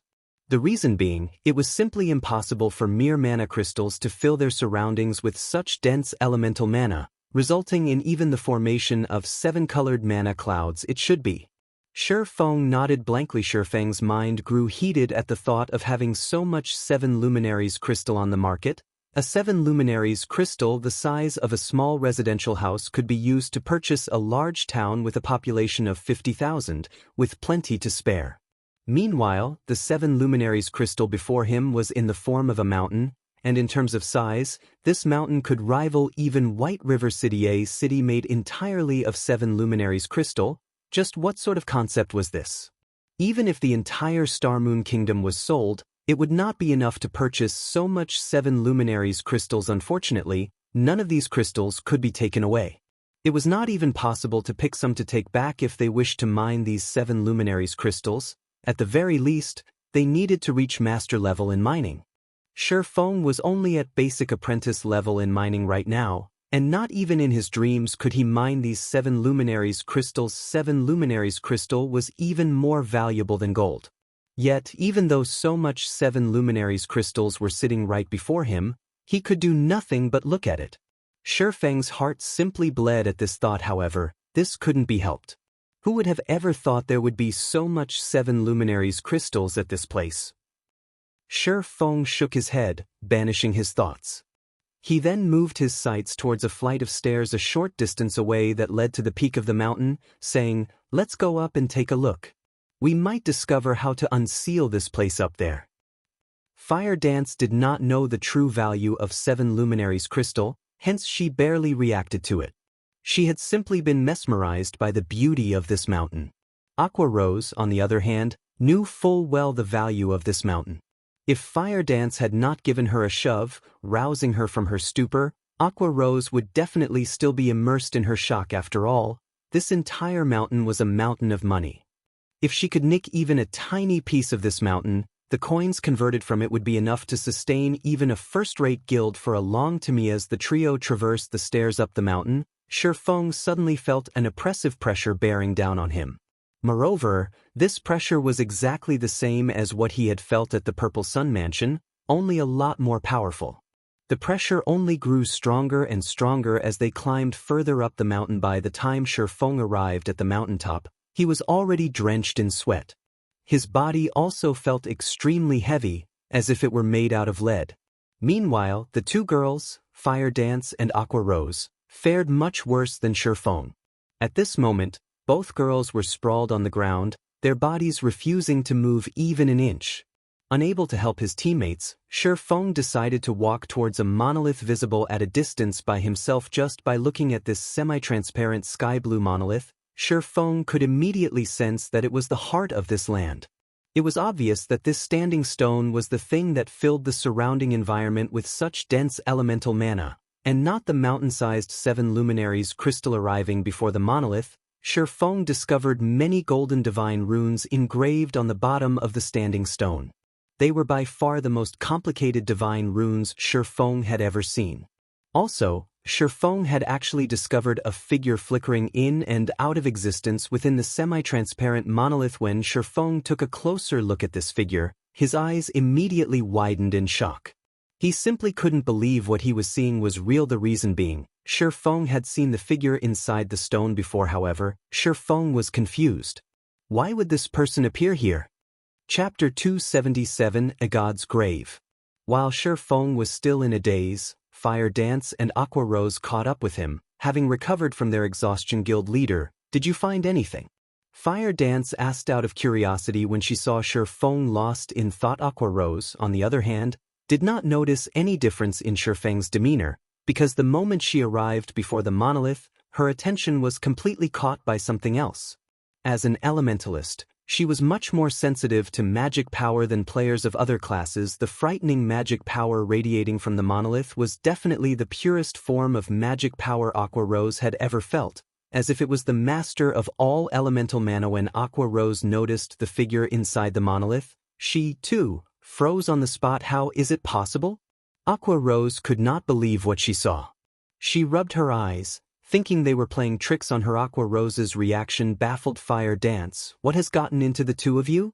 Fire Dance looked at Aqua Rose, then at Feng, confused by their reactions. You'll understand after taking a look inside the monolith, Feng said slowly, pointing towards the figure in the monolith. Fire Dance then transferred her gaze to the monolith. How could she be here? Fire Dance asked in shock. Fire Dance knew the figure in the monolith. Moreover, she had met this person only recently. This person was none other than Charlene, the divine official who faced off against the two fallen angels back at the demon's castle. To be precise, the woman within the monolith looked exactly the same as Charlene. Even the saintly aura she emitted was similar to Charlene's. If Fire Dance had to point to a difference between the two women, then it would be the pressure this woman gave off. This was no longer an oppression due to strength. Instead, this pressure was the instinctive reverence for a primordial life form. Just like the reverence mortals had towards gods, could she possibly be a god? Fire Dance suddenly had this thought when she looked at the woman who looked like Charlene. Feng's thoughts were running along similar lines to Fire Dance's. However, Feng could say with certainty that the woman inside the monolith was definitely a Tier 6 god, because in the past he had personally experienced this overbearing pressure, which could only be exuded by a god. If the woman in the monolith was simply a Tier 6 god, Feng would not have found the matter too shocking. After all, during his decade of playing God's Domain, he had personally met with plenty of Tier 6 players and NPCs. The thing that truly startled him was the fact that the woman before him looked identical to Charlene back at the Purple Sun Mansion. He had already experienced this kind of pressure. He had simply forgotten where he had felt it before. Now he knew why that pressure felt so familiar. After all, he had felt a similar pressure from Charlene. Only, the pressure Charlene gave off was not as powerful as the one he felt at the Purple Sun Mansion, hence he failed to recognize it. Not only did the two women look exactly the same, even the pressure they emitted felt similar. The only real difference between the two were their actual strengths. If Feng was told that the woman before him was Charlene, he would definitely not believe it. After all, Charlene was only a Tier 3 divine official. She was still miles away from becoming a Tier 6 god. Yet, if he was told that Charlene had no connection to this woman before him, then he likewise would not believe it. Although the woman inside the monolith was clearly no longer alive, at the end of the day, she was still a god. As long as her body did not receive any intentional damage, it would not undergo any decay. As of now, Feng finally realized that the Forgotten Lands was merely the grave of a god. However, he was still curious about who had actually created this masterpiece. This great personage had actually made such a complex magic array that utilized a god's body as its power source. The materials used to create the magic array even included the extremely valuable 7 Luminaries crystal. Just what kind of thing was this great personage trying to seal? Even if it was for the purpose of sealing a god, there should not be a need for so much resources. It seems there is a deep connection between Charlene and this place. Feng had long since felt that Charlene's origins were not simple. The fact that she was a Tier 3 NPC was already amazing in and of itself. Charlene was also capable of handing out an epic quest to Feng. Now, there was even a god that looked exactly the same as Charlene. Even Feng could not fathom Charlene's true identity unless he went and asked Charlene herself. Feng was extremely curious about this matter. He vowed to himself to visit Charlene, who was at the stargazing tower at Blackwing City. After this entire ordeal was over. Guild leader, what are we supposed to do now? Destroy this monolith? Aqua Rose asked. The mana source of this magic array clearly originated from this monolith. If they wished to release the seal on the Forgotten Lands, their only choice was to destroy the monolith. However, it was unknown what sort of reaction they would incur if they did so. There was a god inside the monolith. After all, let's give it a try. Feng had taken a look at the monolith's surroundings just now. However, he did not discover any mechanisms that would allow him to undo the magic array. After Feng nodded, Fire Dance immediately took action by slashing at the monolith with her 2 daggers. However, the 2 fine gold-ranked daggers, which could easily cut through metal like a hot knife through butter, simply grazed the surface of the monolith, creating dazzling sparks in the process. There was not even a mark left on the monolith hard. Fire Dance's hands went numb from the attack. It felt as if her daggers had hit God. Still, I'll try using magic. Aqua Rose started chanting the incantation for chain explosion with the elemental mana so dense in this place. Any spells used here would be greatly enhanced. Originally, chain explosion would only summon 5 fireballs, each the size of a washbowl. When Aqua Rose cast the spell now, however, the fireballs grew to the size of a small house. When these fireballs bombarded the monolith, they were like meteors hurtling down from the sky. Sparks flew in all directions as the fireballs crashed into the monolith. After the flames subsided, Aqua Rose was greatly shocked by the result. The monolith remained completely unscathed. On the contrary, it even looked more brilliant and dazzling than before. Feng wrinkled his brows at this sight. If even Aqua Rose's ultimate move could not deal any damage to the monolith, he would most likely end up with a similar result if he tried to attack the monolith. Since we can't destroy the monolith, we'll need to use some other method to destroy the magic array. Feng said the main god system would not hand out a quest that players had no hope of actually completing. If they couldn't destroy the power source of the magic array nor the magic array itself, then there was only one other thing they could: destroy the connection points. Aqua, help me look for the connection points of this magic array. Feng said. DC. Aqua Rose immediately understood Feng's intention. Fire Dance, however, remained clueless after the two's brief conversation. As an assassin, she knew next to nothing about magic. Hence, she could only stay by the monolith's side as she watched her two friends hard at work. Meanwhile, Feng and Aqua Rose started searching the surroundings of the monolith for the veins that carried magic power to the 5 modules of the magic array. Only by looking for veins could they locate the connection points. Normally, the quickest way to destroy a magic array was to destroy its power core. If that was not viable, then the 2 other remaining options would be to destroy the magic array itself and to destroy the connection points of the magic array. Destroying the magic array itself was an extremely challenging task to pull off. On the other hand, it was a very simple task to destroy the connection points. Unfortunately, locating these connection points was also a very difficult task. A connection point was a node that connected the magic array to its power source. It acted similar to a circuit breaker in real life. Only, instead of being used to prevent an overflow of electric current, the connection point served to limit the amount of mana flowing from the power source to the magic array. If the connection point was damaged, then the mana supply would surge, and consequently, the magic array would destroy itself due to excessive mana input. After searching for some time, Feng finally found a connection point. He promptly struck down with the abyssal blade, destroying the connection point. However, this enormous and complex magic array did not possess only a single connection point. They needed to search and destroy all the connection points of the magic array. After several more hours passed, Aqua Rose found another connection point, which she quickly destroyed. Even so, the magic array remained stable. In this way, Feng and Aqua Rose spent the entire day destroying more than 20 connection points. Although the destruction of the connection points had a slight effect on the magic array, it was clear that the damage was within the parameters of the magic array's design. Not good. Guild leader, one of the connection points you previously destroyed is back to normal. Having nothing better to do, Fire Dance had tagged along with Feng, hoping to learn how she, too, could search for the connection points. However, during her observations, she suddenly discovered that one of the connection points Feng had previously destroyed had actually recovered. What did you say? Feng asked in disbelief. Even the connection points could restore themselves?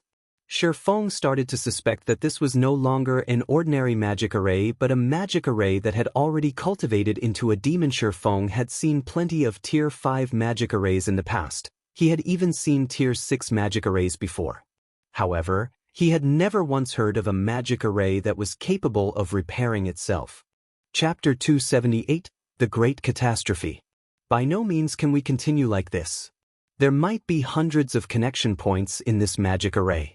By the time we locate the ones remaining, the other connection points might have repaired themselves already, Feng said, his head aching. A magic array that was capable of self-repair was simply unheard of. If they did not have a dozen or so players moving separately to destroy the connection points, it was simply impossible to destroy every single connection point in this magic array. Destroying the connection points suddenly became a much harder task than Feng had imagined it to be. Guild leader, I found something here.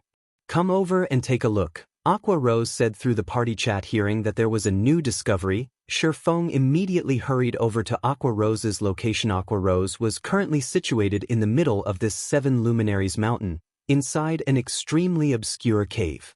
If not for the indicator provided by the system map, Feng could not have found the cave Aqua Rose was in. After entering the cave, Feng immediately observed his surroundings. He discovered that the walls of the cave were covered with engravings of divine runes. The golden glow these divine runes were giving off brightly illuminating the interior of the cave. Looking at the cave's central crystal pillar, Feng noticed a blood-red stone embedded in it. This piece of stone was just like a beating heart, only, instead of bright red liquid, an endless amount of mana passed through it. Meanwhile, the mana that passed through this blood-red stone became much purer in quality aqua. How did you manage to find this place? Feng asked, astonished by this scene before him. I just happened to discover a particularly thick mana vein and followed it here.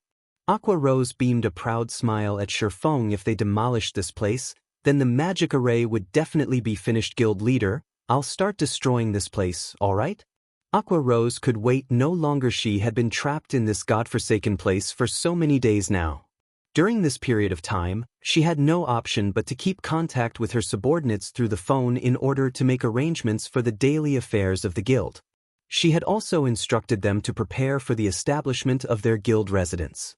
Currently, most of the average players in White River City were already around level 14 to level 15, while the elite players of the various guilds were already at level 17. The intensity of the competition for the 3 great dungeons had also reached its peak by now. Out of all the guilds in White River City, Ouroboros shone the brightest.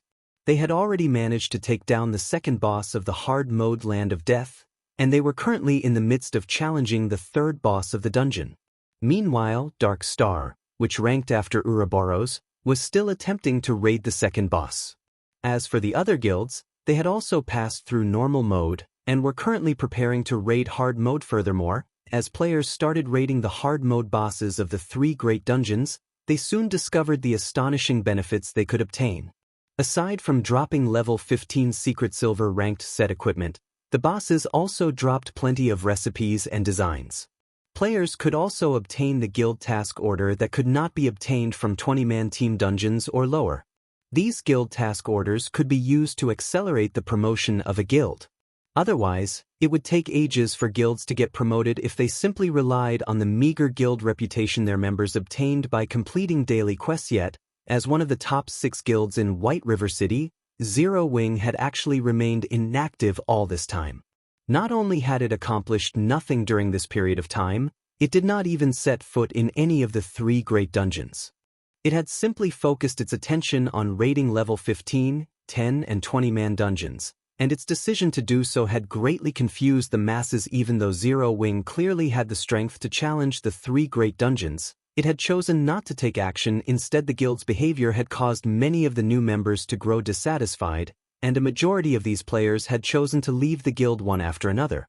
Very quickly, Zero Wing's member count that had originally exceeded 8,000 had quickly dwindled down to just slightly more than 6,000.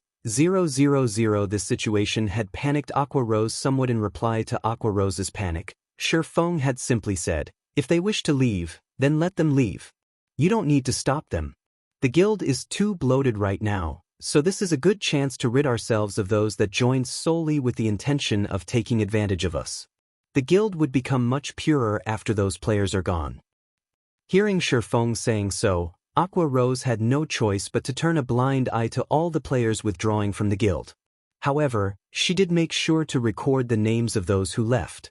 In the future, they would no longer be welcomed into the guild. Meanwhile, the players that withdrew from the guild simply reacted with contempt at Aqua Rose's actions. They had even made a mockery of Zero Wing, declaring that they would never rejoin a lousy guild like Zero Wing.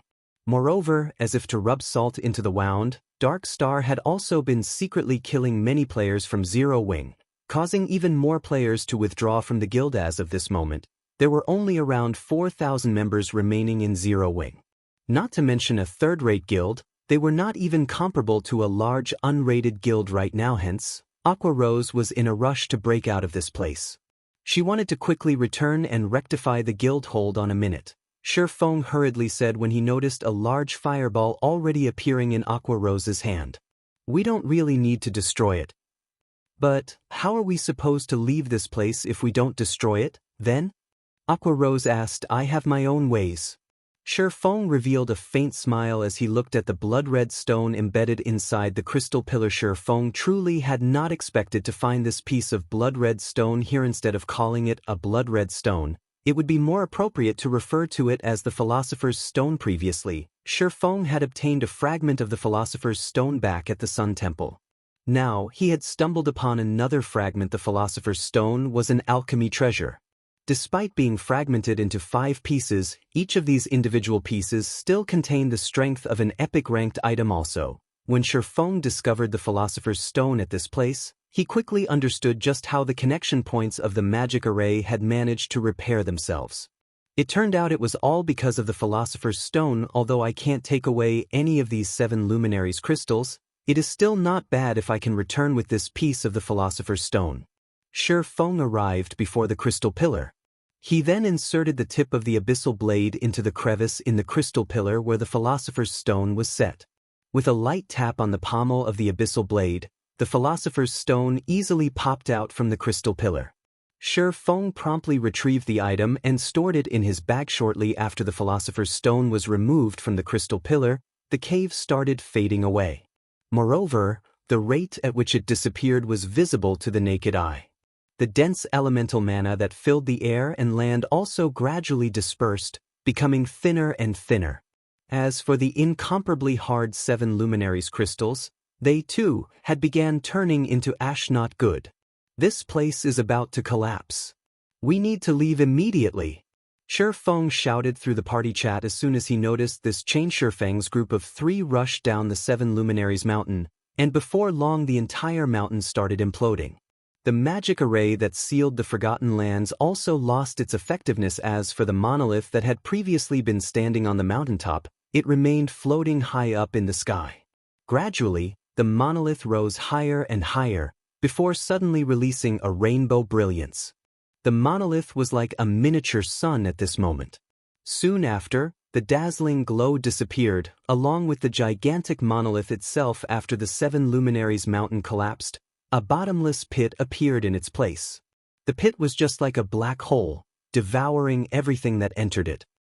At the deepest reaches of this bottomless pit, there was actually a boundless aura of destruction, and any object that came into contact with this pressure instantly turned into ash. Surprisingly, Feng felt signs of life at the very bottom of this immeasurably deep pit, and his entire body instinctively shuddered at this discovery. Guild leader, did we do something bad? Fire Dance asked Feng in a careful tone. She, too, could feel the immensely frightening pressure that came from the bottomless pit. Don't know either, Feng said, a bitter smile on his face. At this moment, a notification from the system sounded. System. Unique quest, Miracles Unsealed, completed quest rewards, 1 million EXP, 40 free attribute points, and 40 free mastery point system. The Endless Abyss has come into existence. Activating new expansion pack, The Great Catastrophe. System, Legendary Ranked Main Storyline Quest, 7 Treasures, Activated Quest Details. The Endless Abyss has already opened.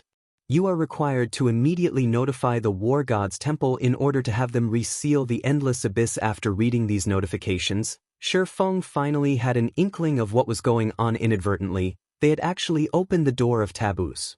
According to Feng's memories, the new expansion pack, The Great Catastrophe, had only appeared 3 months after God's Domain's launch in his previous life.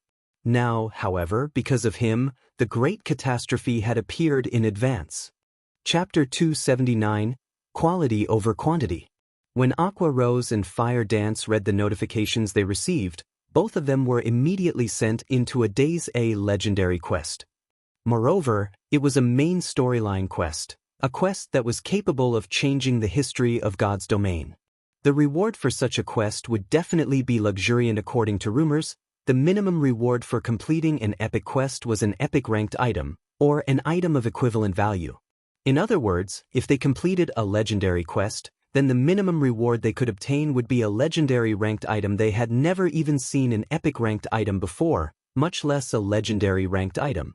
It could definitely become the symbol of the guild. However, when the two of them thought about how they were required to seal this endless abyss, they sank into deep despair. The return scrolls are usable now. Let's leave this place then. Feng's memories of the new expansion pack, the Great Catastrophe, were still fresh in his mind. After the Great Catastrophe occurred, the monsters throughout God's domain started becoming restless.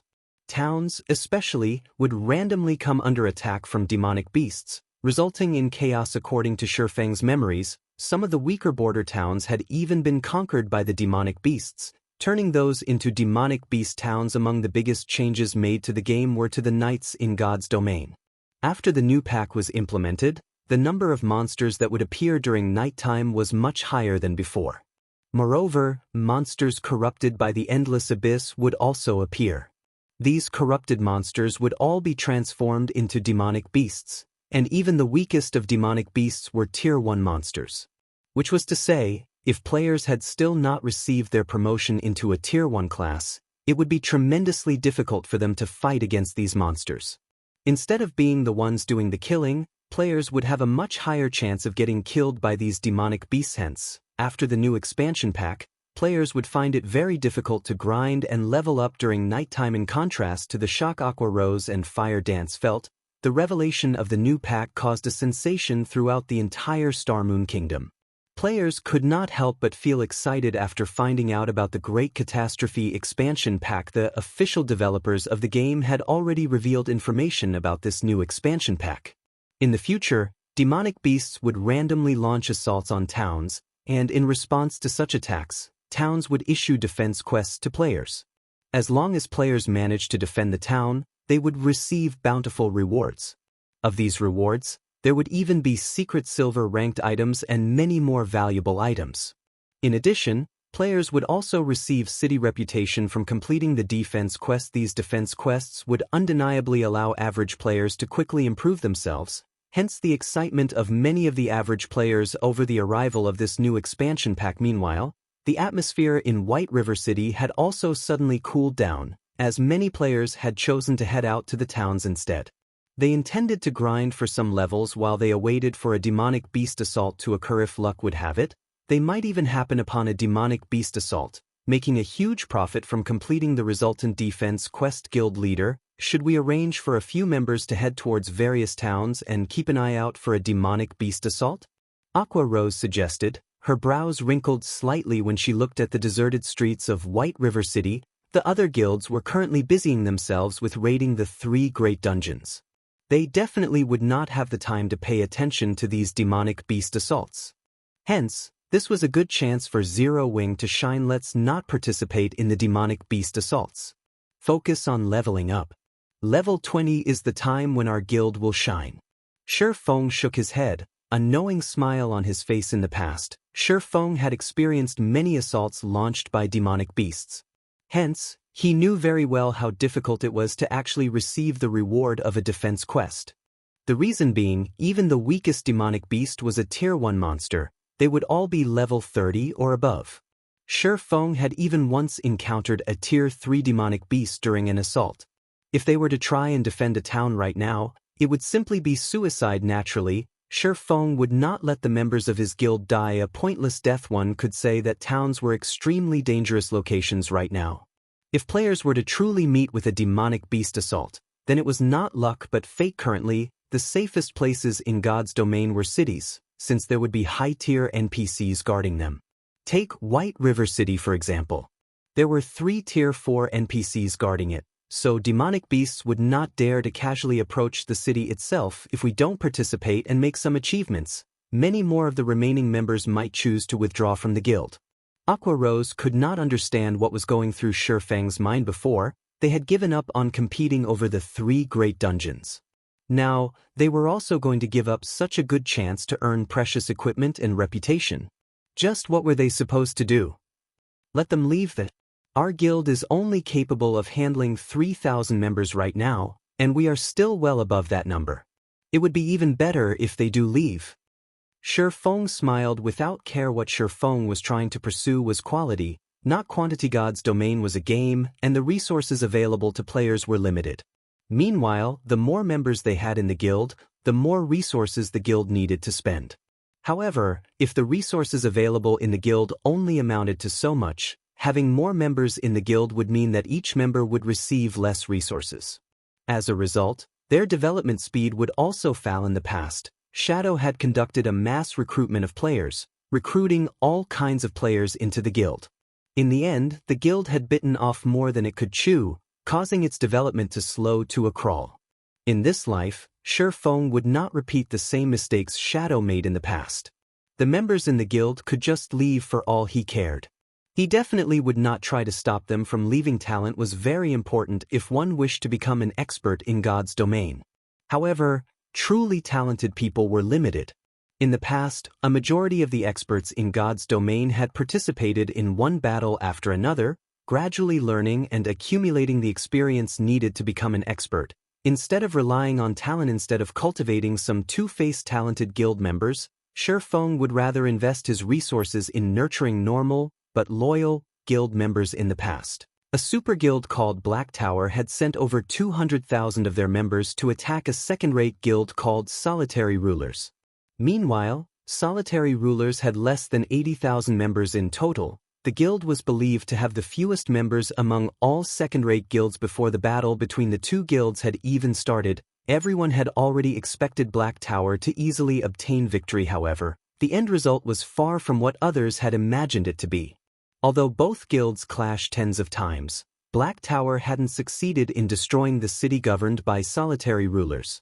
While more than 30,000 members of Solitary Rulers had died in that battle, Black Tower had lost more than 3 times that number, with over 100,000 members of Black Tower dying. Black Tower suffered a tremendous loss after that battle, greatly shocking the other guilds that were watching from the sidelines. In the end, Black Tower had no choice but to mobilize its 7 Tier 5 Saint rank players and one of its Tier 6 God rank players to destroy Solitary Rulers. However, every member of Solitary Rulers still fought to the bloody end, fighting tooth and nail against their eventual demise. Before they lost their city, they had even managed to kill 2 of the Saint rank players and another 100,000 or so Black Tower members. In the subsequent clashes between the two guilds, Solitary Rulers had suffered one defeat after another. After all, the Tier 6 God rank expert and 7 Tier 5 Saint rank experts were simply too powerful. As a result, Solitary Rulers lost 5 of the cities they governed in quick succession. By the time the battlefield moved to Solitary Rulers' final base of operations, Unparalleled City, amazingly, not a single member had chosen to withdraw from the guild. Even after dying tens of times, they still chose to charge head-on into the battlefield. Feng couldn't help but shiver every time he recalled the unyielding attitude of those iron-blooded souls. Clearly, the difference in strength between the two guilds was like heaven and earth. Yet, instead of giving up and accepting their fates, every single member of Solitary Rulers had chosen to brave the battlefield. It was also due to this reason that Black Tower had suffered such immense losses. If it were any other guild standing in Solitary Rulers' place, the members would have long since abandoned hope and quit the guild. They would not have chosen to fight at all while Black Tower was in the midst of conquering Solitary Rulers' final city. However, another super guild had attempted to take advantage of the situation and laid siege to Black Tower cities. As a result, Black Tower had no choice but to give up their plan of completely annihilating Solitary Rulers. Meanwhile, Solitary Rulers had instantly risen to fame after this conflict, becoming the role model of all second-rate and third-rate guilds. Aside from Solitary Rulers as an example of quality over quantity, there was also the adventurer team that was known throughout the entire God's domain, the Midnight Tea Party. Although its members numbered less than 30, not even super guilds dared to cross it in God's domain. Although quantity was important, quality was even more important. I understand. Looking at Feng's determined expression, Aqua Rose had no better choice but to concede to his decision. It was indeed like Feng had said, there were too many members in the guild. The current member count far exceeded their range of tolerance. By having those unfaithful members leave, they could also lay a good foundation for their guild's future. Another reason why Aqua Rose had agreed to Feng's decision was mainly because of the guild residents. Once they revealed their guild residents to the public, there would be no shortage of players wanting to join their guild if they did not possess the guild residents. Aqua Rose definitely would not have agreed to such a self-destructive course. After Aqua Rose went on her own way, Feng headed to the Adventurers Guild. Now that the Great Catastrophe expansion pack had been activated, he needed to quickly handle the matters concerning the guild residents. Chapter 280 Zero Wing Residence. Currently, the interior of the Adventurers Association of White River City was filled with players coming and going. Most of these players were here to accept or hand in their daily quests. However, there were insufficient NPCs to cater to the large number of players. As a result, these players usually needed to wait in the lounge for a period of time before they could accept or turn in their quests, having nothing better to do inside the lounge. Some guild players started ordering alcohol and holding a discussion among themselves. Zero Wing is getting worse by the day. If I had known this would happen earlier, I would have definitely joined some other large guild to develop myself. Perhaps I might have already become the leader of a party by now. Brother Hui, as expected, you are still the smarter and wiser one.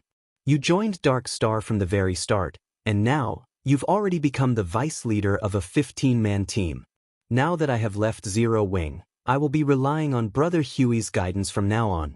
A shield warrior with tan skin flattered the robust-looking berserker sitting beside him. No problem. With me around, you will definitely have no problem joining the guild. The berserker assured him, clapping his chest. Meanwhile, sitting beside this berserker addressed as Brother Hui was a pretty female mage.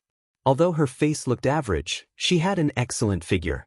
Coquettishly fluttering her eyelashes, the female mage looked at the person known as Brother Hui, sweetly saying, "Big Brother Hui, I've been wanting to go to the level 15 Wind Ridge. When will you take me there?" Wind Ridge was a level 15, 20-man team dungeon. Among level 15 team dungeons, Wind Ridge had a below-average difficulty. However, to average players at this stage of the game, even a level 15, 10-man team dungeon was a great challenge, not to mention a 20-man dungeon like Wind Ridge. Of course. Isn't it just Wind Ridge? You're already my woman now. How could you settle for only a meager Wind Ridge? Tomorrow, I'll call up my men and bring you to the demon's castle. The berserker wrapped his arm around the female mage's willowy waist, a nasty grin on his face. Many onlookers grew envious at this scene. They could not help but wish that they, too, could join Dark Star and getting a beauty for themselves as well. Brother Hui, I hear that the demon's castle has a very high difficulty. Don't tell me you've already managed to obtain the raid strategy from Zero Wing's main force? The tan shield warrior asked curiously. Indeed, we've managed to obtain the strategy already. However, even without it, with Dark Star's strength, we could still easily conquer the demon's castle. The main reason we haven't done so is simply because of the competition we're having with Ouroboros. Otherwise, Zero Wing would not have had the chance to take the limelight as they did before. Look, isn't Zero Wing in shambles now? They're simply a little faster in terms of leveling up. They haven't even cleared the normal mode of any of the 3 great dungeons yet. Dark Star, on the other hand, has already killed the second boss of hard mode and started trying to raid the third boss. We have already caught up with Ouroboros. It is only a matter of time before we surpass Ouroboros. I really don't know what qualifications Zero Wing possesses to be considered as one of the top 6 guilds in White River City. The berserker's loud voice was filled with disdain as he spoke of Zero Wing. Even though the guild clearly has no future, there is still more than half the original number of players remaining in it. It really makes you wonder just what is going through those people's minds. They're just fools. Brother Hui, you're right. I really regret listening to my friend's words about joining Zero Wing back then. The shield warrior nodded his head in agreement, his heart filled with great disappointment. If he had joined Dark Star early on, he might also have had a beauty accompanying him by now. Meanwhile, seated near this trio, Feng was currently quietly browsing through information on the official forums. Naturally, he could clearly hear the loud conversation between the robust berserker and the skinny shield warrior, and the same went for everyone else waiting inside the lounge.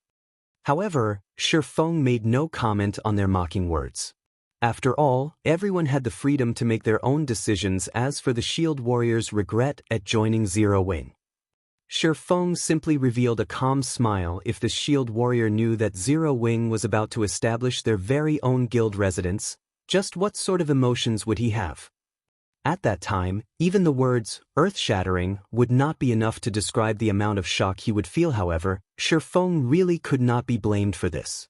Soon after, Feng headed to the counter and dealt with all the necessary procedures. After he turned his private territory into a guild residence, He also spent 3,000 gold to build an advanced guild hall in place of the Purple Sun Mansion. The advanced guild hall could fit up to 3,000 people. As for the other facilities of the guild residence, those would only be obtainable from large-scale team dungeons that were level 25 or above. Some time was needed before the construction of the advanced guild hall could be completed after Feng completed all the necessary procedures. His remaining task was to head to the War God's Temple and report the matter of the Endless Abyss. Just as Feng was about to leave the Adventurers Association, the system notification sounded. Moreover, this wasn't just any normal notification. Instead, it was a notification sent to the entire Star Moon Kingdom system announcement. Congratulations to Zero Wing for becoming the first guild in Star Moon Kingdom to establish a guild residence. Rewarding 10,000 guild reputation, 10,000 guild popularity and 10 gold coins to the guild. I spent 3,000 gold, yet only got 10 gold in return. The system sure is tight-fisted. Feng laughed. However, Feng did not concern himself with such an amount of gold. The reason being, in these past few days, the Starstreak trading firm was already making a daily profit of over 1,700 gold. It was all thanks to the popularity it gained from selling the Arclight shield, as well as the basic mana armor kits. During this period of time, the forging genius, Cream Cocoa, had also been continuously producing gemstone buckles, advanced whetstones, and many more forging products. Moreover, the number of forging players Melancholic Smile recruited was also rising. Not only did the combination of these new forgers and the various forging designs provided by Zero Wing increase the number of products sold by the Starstreak trading firm, it also expanded the company's product selection. As a result, the daily profits of the Starstreak trading firm continuously rose. Currently, the Starstreak trading firm already controlled over half of the market for forging products in White River City.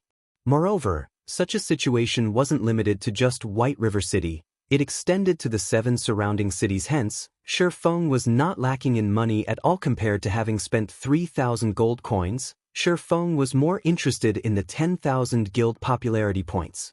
This was a feature that would only become available to a guild after it established a guild residence. The higher the guild popularity, the more famous a guild would become among NPCs. With 10,000 guild popularity, Zero Wing could be considered relatively famous among the NPC populace.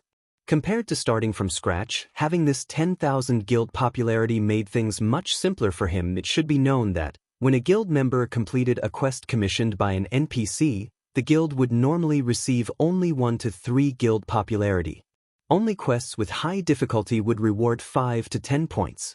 In other words, a guild needed to complete thousands of guild quests in order to accumulate 10,000 guild popularity. These bonus guild popularity points had saved the guild plenty of development time. Meanwhile, inside the lounge of the Adventurers Association, the tanned shield warrior that had just recently left Zero Wing no longer felt joyful about joining Dark Star. On the contrary, his face was as pale as a sheet of paper. Inside the Land of Death, one of the 3 great dungeons, Dark Star's main team was currently battling against a white bone giant elephant, which was over 20 meters in height at this time. The MT of the team, Lone Tyrant, was enduring the attacks from this white bone giant elephant. Every time he took an attack from the boss, he would receive over -2,000 damage. His HP constantly rose and fell, his life hanging by a thread. Just as the white bone giant elephant in the distance was preparing to charge, Lone Tyrant suddenly received a system notification. Lone Tyrant was momentarily stunned by what he saw. How did Zero Wing obtain a guild residence so quickly? Lone Tyrant couldn't help but yell out when he saw the description of this system notification, his eyes nearly popping out of their sockets. He even forgot to use a skill to block the incoming attack from the white bone giant elephant before him. As a result, he was turned into a pile of meat paste by the boss's foot, losing his life instantly. What followed was what would be expected, a team wipe. Chapter 281, A Guild's Most Powerful Weapon. Tens of players were currently lining up outside a large and peaceful tomb. Everyone in this team of players was level 17 or above, and all of their equipment were at least mysterious iron rank with a few pieces of secret silver equipment mixed in. Most of the equipment the leading MT of this team had were of secret silver rank, and the crescent-shaped shield he carried was even of fine gold rank. Meanwhile, All of these well-equipped players were looking reverently at the peerless beauty standing before them, looking out through the gaps of her silver-white helmet. Her black, crystalline eyes shone with both intelligence and wisdom. Her hair, which was a midnight black, hung down to her waist, gently brushing against the silver-white armor she wore. Resting her hand on the hilt of a dark blue greatsword glowing dark blue, she exuded the indomitable aura of a goddess of war as she silently stood there. This peerless war goddess was none other than the snow goddess of Ouroboros. Gentle Snow. After undergoing the baptism of the 3 great dungeons, Gentle Snow was even more dazzling than before. She was like a rough stone that had been polished, instantly revealing the sparkle of an icy cold sapphire. Currently, not only was Gentle Snow fully equipped with the Snowfall set equipment, a secret silver-ranked set equipment, the great sword she wielded, albeit of indiscernible quality, was also giving off a frightening amount of energy. The Snowfall set equipment could only be obtained from the hard mode of the 3 great dungeons. As for the blue sky greatsword Gentle Snow wielded, she had obtained it after killing a great lord that served as a protector of a ruined temple. If Feng saw this two-handed greatsword, he would definitely be shocked. The reason being, this greatsword was similar to the Abyssal Blade, since it, too, was a magic weapon. Furthermore, it was also one of the 36 famed swords of God's domain, Blue Sky. Just as Gentle Snow's team was about to raid the 4th boss of the Land of Death, the Whitebone General Jera, Gentle Snow suddenly received a system notification, and a hint of astonishment flashed through her eyes when she read its contents. How can he be so fast? Gentle Snow knew exactly how difficult it was to obtain a guild residence. Even though she had a powerful guild like Ouroboros, the #1 guild in White River City, backing her, the reputation she had collected was still far from enough to allow her to become a baroness of White River City. Yet, Zero Wing was still a step ahead of her. Gentle Snow's lips suddenly curled into a faint smile as she muttered, "It seems I need to congratulate him." In White River City, Ouroboros and Zero Wing were actually allies, although this matter was not known to the public. If people did find out, however, they would definitely be greatly shocked. After all, who would ever imagine that White River City's #1 guild would actually be willing to form an alliance with Zero Wing, a guild that was declining by the day? However, Gentle Snow had indeed done such a thing. Although Ouroboros was the #1 guild in White River City, they were still far from being considered an unshakable existence. Just the fact that Dark Star was close to surpassing them showed how vulnerable Ouroboros was. Moreover, Dark Star also had some hidden connections with world dominators, which was also a first-rate guild like Ouroboros. If these 2 powerful guilds joined hands to wage war against Ouroboros, then Ouroboros would definitely suffer a huge loss. Hence, Ouroboros itself needed allies. Setting aside Dark Star and world dominators, there were still 3 others among the top 6 guilds in White River City. Of the 3, the most powerful would be Emperor's Light, a first-rate guild, while coming in second would be the Assassin's Alliance, a second-rate guild. As for Zero Wing, they were considered the weakest of the top 6 guilds in White River City. Yet in defiance of all logic, Gentle Snow had chosen to ally herself with the recently established Zero Wing. Out of these 3 guilds, the reason for her decision was her optimism for Zero Wing. Setting aside the mysterious, elusive, and heaven-defyingly powerful Feng, just the fact that Zero Wing had black flame in its midst had already solidified Gentle Snow's conviction. Not only was Black Flame the publicly acknowledged chief forger of Starmoon Kingdom, his personal combat strength was also frighteningly great. In addition, he had a mysterious organization supporting him from behind the scenes, not to mention a deep connection with the Starstreak trading firm. Black Flame's shocking financial power put even Gentle Snow herself to shame. Although she could not make head or tail of the connection between Feng and Black Flame, she knew for a fact that both of them possessed immeasurable strength. Yet, despite being so powerful, neither of them chose to reveal that strength to the public, and such an action greatly confused Gentle Snow. Just the thought of the 2 of them working together had sent chills down Gentle Snow's spine. As if to put icing on the cake, the person named Aqua Rose had also appeared in Zero Wing out of nowhere. Aqua Rose used to be an honorary elder of Twilight Echo. Although her fame was less than Gentle Snow's, that was only because Gentle Snow had appeared in many advertisements before, raising her profile in the public eye. Gentle Snow had never personally fought against Aqua Rose.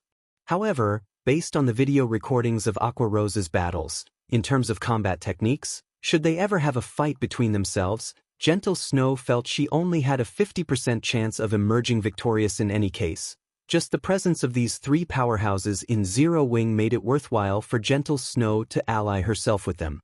Not to mention, Zero Wing still had many other experts within their ranks. Their true strength and potential were simply unfathomable in the eyes of the public. Zero Wing would sooner or later vanish from existence. However, Gentle Snow knew very clearly. Zero Wing's current calm was merely the prelude to their next breakout. The situation right now would be the best example. Against all expectations, Zero Wing had suddenly become the first guild in Star Moon Kingdom to obtain its own guild residence, miles ahead of the other guilds. Within moments, Zero Wing had become the focal point of all players throughout Star Moon Kingdom. Shortly after the appearance of the system notification, Zero Wing's recruitment point was overrun by a stampede of players. Although Aqua Rose had long since prepared for such a reaction, the sea of players desperately trying to join the guild still left her breathless. Meanwhile, the players who had previously withdrawn from Zero Wing presently had regret filling up their intestines. If they had not acted so impulsively and had waited just a few more days, they would have been able to enjoy the various benefits offered by a guild residence. Now, unless they deleted their game accounts and started over with a new name, it was impossible for them to join Zero Wing anymore. However, who would have the courage to actually delete their account and start all over again? As for the players that had chosen to remain in Zero Wing, currently, they were extremely happy about their wise decision now that Zero Wing had a guild residence. Not to mention being able to receive more quests, they could save a lot of money, thanks to the equipment and weapons repair facility of the guild residence. Neither would they need to spend money to recover their stamina at hotels. They could simply do so at the guild residence. Furthermore, they could also obtain a double EXP buff just by resting inside the guild residence. With this buff, they could grind and level up with much greater efficiency than before. In addition, guild residences could also provide private rooms. This was also the greatest benefit of having a guild residence in God's domain. Every player would wish to possess their very own private room or house. As long as players logged off inside their own rooms, they could still accumulate the double EXP buff, and with much greater efficiency than in the guild lounge to boot. Even though they weren't personally within the game normally, when guild members rested within the guild residence's guild lounge for 48 hours, they could accumulate 20% double EXP, and they could accumulate up to 1 level's worth of double EXP. In the case of a private room, however, players only needed to rest for 24 hours in order to accumulate 20% double EXP, and they could likewise accumulate up to 1 level's worth of double EXP. Although the maximum capacity of the buff was the same, the accumulation speed inside a private room was double that of the guild lounge. Of course, this was only in the case of a 1-star private housing in God's domain. Housing was also categorized into different levels. Meanwhile, the higher the level, the greater the benefits a player could enjoy. The lowest level housing was 1 star, while the highest was 10 star. Each increase in level required a huge sum of money, and also certain special materials.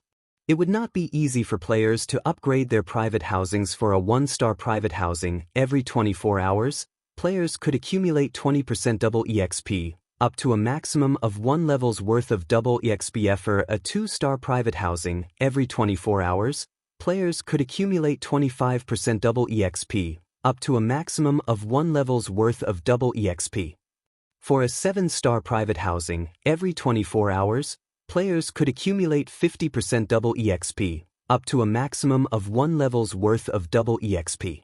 In addition, players would also receive a Vigor increased buff, increasing all attributes by 5% for 2 hours. For a 8-star private housing, every 24 hours, players could accumulate 50% triple EXP, up to a maximum of 1.5 levels worth of triple EXP. In addition, players would also receive a Vigor increased buff, increasing all attributes by 5% for 3 hours. For a 9-star private housing, every 24 hours, players could accumulate 50% triple EXP, up to a maximum of 2 levels worth of triple EXP. In addition, players would also receive a Vigor increased buff, increasing all attributes by 8% for 3 hours. For a 10-star private housing, every 24 hours, players could accumulate 50% triple EXP, up to a maximum of 3 levels worth of triple EXP. In addition, players would also receive a Vigor increased buff, increasing all attributes by 10% for 4 hours. However, it was simply too difficult for players to obtain their own houses in White River City. Yet, buying a house in a town would not be convenient for them. Meanwhile, guild residences could provide its members with private rooms, although not everyone could enjoy the benefits of a private room due to limited space inside a guild residence. Normally, these private rooms would be given to members who contributed greatly to the guild and also the upper management of the guild. If there were any additional private rooms, guild members could also rent them using the contribution points they accumulated from raiding dungeons and doing quests in God's domain. The matter of leveling up would always be a headache to players.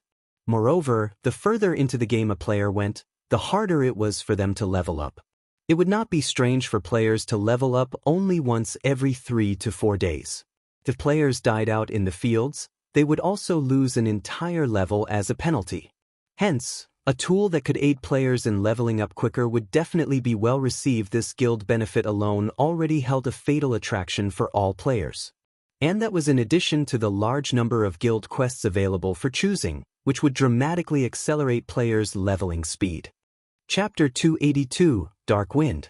The War God's Temple, an organization that was founded shortly after the Great Destruction, had been in existence for thousands of years now, protecting the human race from invasions by foreign races. Now that the Endless Abyss had been opened, the humans of God's domain would have to rely on the War God's Temple to deal with the invasion of demonic beasts. It was no longer a situation that could be handled by any single country. Aside from being the protector of the human race, the War God's Temple was also a location for players to learn advanced skills. Meanwhile, players only needed to complete the quests they received at the War God's Temple in order to do so. Shortly after Feng arrived at the War God's Temple, he reported the Endless Abyss to the Knight Captain on duty. The War God's Temple was considered one of the most powerful forces in God's domain. Just a normal knight here was already a level 180 tier 2 NPC. As for the Knight Captain, he was a level 200 tier 3 NPC. The Knight Captain revealed an anxious expression after hearing Feng's report. Your Excellency Black Flame, this matter is of utmost importance. However, as I'll need to immediately send out warnings to all cities throughout the kingdom and also muster troops to the front lines, I'll have to trouble you to head to the War God's Temple in the capital city and report this matter to Lord Eucharis and seek his aid. The Knight Captain passed a gold token to Feng, then promptly headed out of the temple, not giving Feng any chance to even refuse. Feng was left speechless by the Knight Captain's words. Fortunately, he only needed to head to the capital city and look for the person named Eucharis, an easy task to accomplish, following which Feng left the War God's Temple and hurried over to White River City's teleportation hall. Just as Feng was about to enter the teleportation hall, however, 6 robust-looking players stood in front of the stone staircase, completely blocking the entryway. These 6 players were all level 18. Such a level could definitely be ranked at the very top of White River City. Moreover, the equipment these players wore were of excellent quality, majority of which were of secret silver rank. Meanwhile, the solemn-looking middle-aged man who looked like the leader of this party of players had the best equipment out of these 6 players. He was actually fully equipped with secret silver equipment. His gaze was like a sharp blade, and his entire body exuded such an icy cold aura that other players unconsciously detoured as they walked past him. Although Feng had never fought against these 6 players before, he could clearly tell that they were very strong. There were very few parties of their caliber in White River City. Meanwhile, pinned to the chests of these players were black 6-pointed stars. This black star was none other than Dark Star's guild emblem. What can I do for you? Feng asked. Yuri Black Flame, right? I am Ming Sha of Underworld.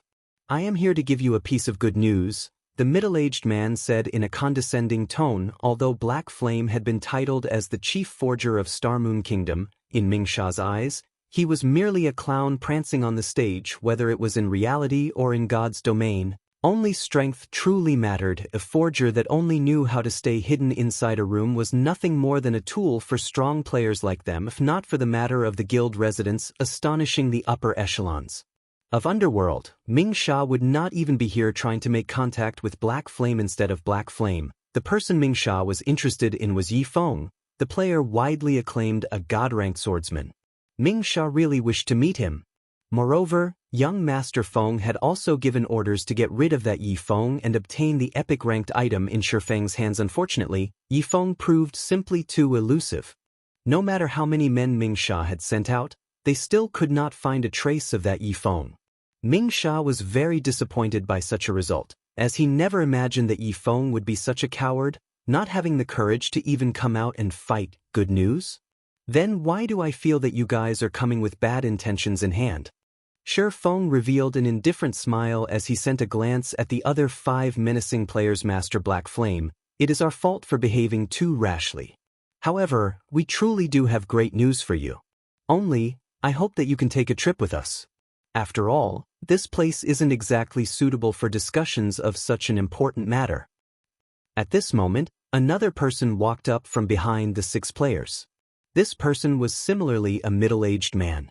Currently, this man had a wide smile on his honest-looking face. When Feng used observing eyes on this man, he discovered that this man was actually called South Wolf. Immediately, Feng came to a realization: the road for enemies truly is narrow. Feng inwardly chuckled. South Wolf was none other than the person that tried to threaten Feng into surrendering his ice-blue devil flame. After being rejected, South Wolf had even declared that he would take action against Feng. Originally, Feng had intended to take a look at just how powerful the organization known as Underworld was. Unfortunately, this matter had been quelled by gentle snow. Feng never thought he would meet this fellow once again today. What if I don't want to go? Feng asked. We have long since thought of this point. Hence I asked Brother Ming Sha and his friends to come and personally invite Master Black Flame over, South Wolf said with a hypocritical smile, sending a glance at the 6 underworld guards beside him. All right, then, since you guys are being so sincere. Feng nodded. South Wolf had obviously already familiarized himself with the rules of White River City. Although the rules stated that battles were not allowed within the city limits, that was on the premise that actual damage was caused. There would be no problems if they simply dragged him away. Of course, Feng's strength attribute was extremely high. South Wolf's group had absolutely no chance of abducting him. Just recently, he had obtained 40 free attribute points as a reward for releasing the Forgotten Lands. Although Feng had added 30 of those points into intelligence, in order to equip the Heavenly Dragon's Breath even a little earlier, he had placed the remaining 10 into strength. Aside from that, due to the Abyssal Blade's attributes, Feng obtained 2 additional free attribute points every time he leveled up. When coupling those with the strength provided by his other equipment, Feng's strength attribute had long since broken through the 170-point threshold. In terms of the strength attribute, very few players throughout God's domain could be a match for him. However, it seemed that someone from the mysterious upper echelon of Underworld wanted to meet him, and Feng was curious enough to agree. Let us go, then, South Wolf said as he led the way. A short while later, Feng and the others arrived inside a high-class bar. Very few average players could be seen inside this bar, as most could not afford this luxurious place. Master Black Flame, please, come in. Young Master Feng has been waiting for you for a long time now. South Wolf pushed apart the doors to a private room, hinting that Feng should enter. Upon entering the private room, Feng immediately discovered an imposing yet charming youth sitting inside. This youth was also accompanied by 2 beautiful female companions at his sides. These 2 beauties were not players but NPCs. Just like how Anna was working as Feng's assistant at the Starstreak trading firm, these beauties were clearly servants of this young man. This sight was far more shocking than if he had 2 attractive female players accompanying him at this stage of the game. Having the ability to possess 2 NPC servants showed that this youth before him was definitely out of the ordinary. You are in the upper echelon of Underworld? Feng asked. That's right. This one here is known as Feng Xianyang, the vice leader of Underworld's Star Moon Kingdom Eastern Branch. Of course, you can also call me by my character name, Dark Wind. Feng Xianyang introduced himself. I wonder, what business does Vice Leader Feng have with me? Feng asked. Judging from Feng Xianyang's tone, Feng had already made a rough guess as to Underworld's strength. Although he had long since deduced that Underworld had a great deal of power and that their influence covered more than just a single kingdom, Feng still could not help but feel shocked after having his conclusions confirmed. It was no wonder even that Gentle Snow was wary of them. Star Moon Kingdom could be categorized into 5 separate regions: North, South, East, West, and Center. White River City was located in the east side. Meanwhile, Feng Xianyang was in charge of managing the affairs of Underworld's Star Moon Kingdom Eastern Branch. The authority he wielded was definitely great. I heard that Master Black Flame is the founder of Zero Wing. You have even managed to elevate Zero Wing to its current position. We at Underworld feel very optimistic about Zero Wing's future, hence we wish to invest in some shares. Feng Xianyang then pointed towards Ming Sha, who was currently standing by the door, saying, "You've already seen for yourself the strength of Underworld. Because of us, even the previously insignificant third-rate guild Dark Star has instantly become a powerhouse in White River City. If Master Black Flame is willing, Underworld can similarly make Zero Wing grow rapidly. Not only could you become the overlord of White River City, you could even become the #1 guild in the entire eastern region of Star Moon Kingdom. I wonder if Master Black Flame might be interested?" Chapter 283, Arrogance. Feng Xuanyang's words dripped with temptation. Just the prestige of being the #1 guild in the entire eastern region of Star Moon Kingdom would cause many to fight over it. These exact same words might have been used to attract Lone Tyrant into cooperating with Underworld back then under the banner of the #1 player on the ranking list. In addition to Underworld's covert support, Dark Star had managed to rocket to fame, becoming a guild capable of rivaling even the powerful Ouroboros. So that's how it is. Feng suddenly came to a realization. He finally understood why Dark Star could become so amazing, just like that, with experts appearing in the guild out of nowhere. Its abrupt rise was all because of Underworld helping it in secret. However, now that Zero Wing had established a guild residence, Underworld couldn't help but reconsider its original plans. Hence its interest in investing in Zero Wing. Feng couldn't help but acknowledge that Underworld was indeed amazing. They were willing to support an entirely different guild even at the cost of sacrificing all their previous investments. From an outsider's perspective, such an action was plain foolish. However, Feng knew that Underworld's decision was, in fact, very wise. It was obvious at first glance how great an influence a guild residence would have towards a guild's success. If it were up to him, he, too, would choose to take such an action. Master Black Flame, you should know that there are over 20 cities just in Star Moon Kingdom's eastern region alone. If Master Black Flame agrees to our proposition, in the future, you will become the absolute overlord of these 20+ cities. Moreover, even though Underworld will be investing in Zero Wing, we will not interfere directly in the management of the guild itself. Rather, we will provide you with a large sum in funding and manpower, Feng Xianyang slowly said in a tempting tone. We at Underworld have already decided that as long as Master Black Flame agrees, we will immediately inject 1 billion credits into Zero Wing, and also provide the guild with 100 gold coins every week. In addition, we will also provide 100 experts, and also 1 team of Underworld guards for you, Master Black Flame, to command as you see fit. If Zero Wing develops well, Underworld will invest even more into the guild in the future. Master Black Flame, what do you think? Feng Xianyang had taken Feng's previous silence for hesitation, thinking that Feng was definitely considering his proposition, hence he sweetened the deal. In God's domain, wasn't the main purpose one established a guild earning money and gaining status? For a newly established guild, 1 billion credits was definitely an astronomical sum. Even a major corporation in a city couldn't easily take out 1 billion credits. Recently, due to God's domain's raging popularity, the number of corporations investing in the game had been continuously increasing. The value of guilds in God's domain had similarly shot up abruptly. Yet, even so, a third-rate guild with a member count of 20 to 30,000 would, at most, be worth 2 to 300 million credits. Meanwhile, Zero Wing merely had several thousand members in its ranks. Although it had both fame and experts, its value was still not worth 1 billion credits. After taking into account the value of a guild residence, Zero Wing would at most be worth 500 million credits. Hence, it would be completely illogical for Feng to refuse the offer of 1 billion credits. I wonder how much shares young Master Feng is intending to purchase? Feng asked, An indifferent smile on his face. Not much, just 50%. In exchange for 50% of Zero Wings shares, you can obtain 1 billion credits, in addition to having many experts to assist you. I believe that no other corporation will be willing to offer such a high price, Feng Xianyang said confidently. Feng propped up his chin with his hand, entering into a deep contemplation. Shortly after, he slowly said, although your offer is indeed attractive, 50% of the guild's shares is simply too much. I am willing to sell 10% at most.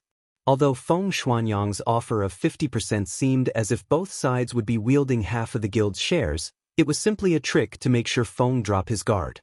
In reality, wielding 50% of Zero Wings shares was already tantamount to full control of the guild.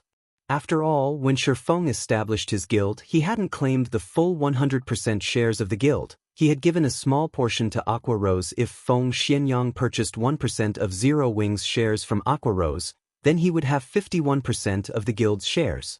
At that time, Feng Xuanyang's words would become law in Zero Wing, while Feng would sooner or later end up in a situation like the one in his previous life. Feng had sworn to never let something like that happen again in this life. 10%? Feng Xianyang did not dare believe his own ears. He was going to spend 1 billion credits on Zero Wing, yet all he would get in return was 10% of its shares? Did Feng really take Zero Wing for the #1 guild in Star Moon Kingdom? Vice Leader Feng, you must think that the amount I'm offering is too low, right? Feng asked, his indifferent smile still on his face. It's only normal that you would think so. However, what I'm trying to say is that 1 billion credits really isn't a big sum of money. I'm already giving young Master Feng a lot of face by offering you 10% of Zero Wings shares. If it were anyone else here today, I would only offer them 1% at most. In fact, Feng was not speaking conceited nonsense at all. Just the gold coins he had on hand right now already exceeded 10,000. If he converted them into credits, they would be worth at least 200 million credits. His daily income was also continuously rising day after day. Just the benefits he could obtain from the Starstreak trading firm had already far exceeded 1 billion credits.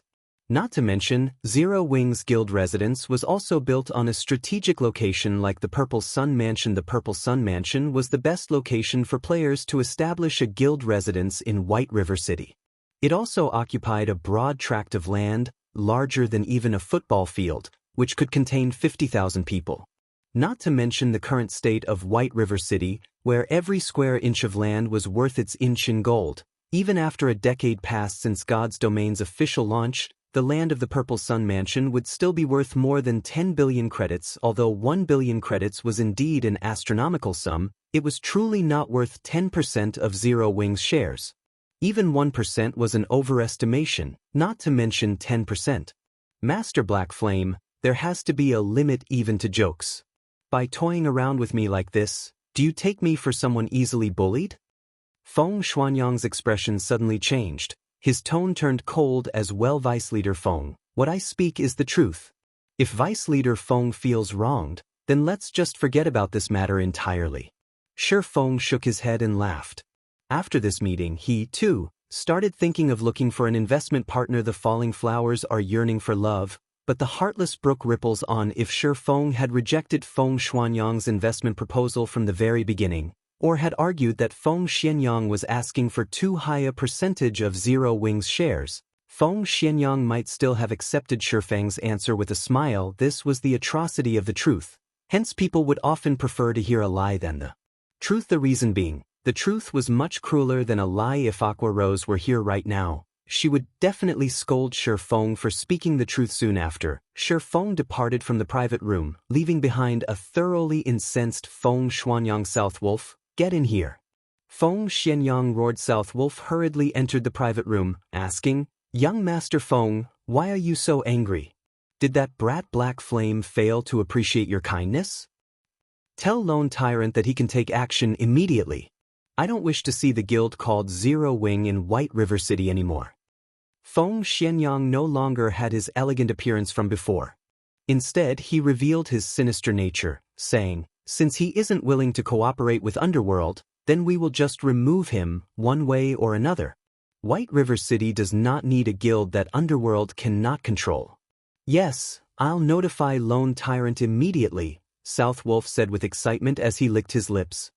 After Feng departed from the high-class bar, he immediately headed towards the teleportation hall. Spending 32 silver coins, he quickly arrived at Star Moon City, Star Moon Kingdom's most affluent city compared to White River City. The competition at Star Moon City was much more intense.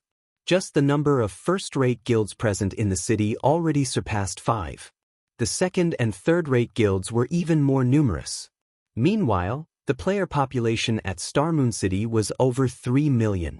Such a number could easily match the total number of players in White River City and its neighboring 7 cities. One could say that Star Moon City was a location that every guild needed to compete for in the future. After all, it was a super city that would be able to contain over 10 million players in the future. Meanwhile, the resources available in the surroundings of Star Moon City were even more abundant. There were plenty of high-level maps that were only a short distance away from the city. Obtaining Star Moon City would be the equivalent of occupying a fifth of the entire Star Moon Kingdom's resources. Chapter 284, Ghost Raider.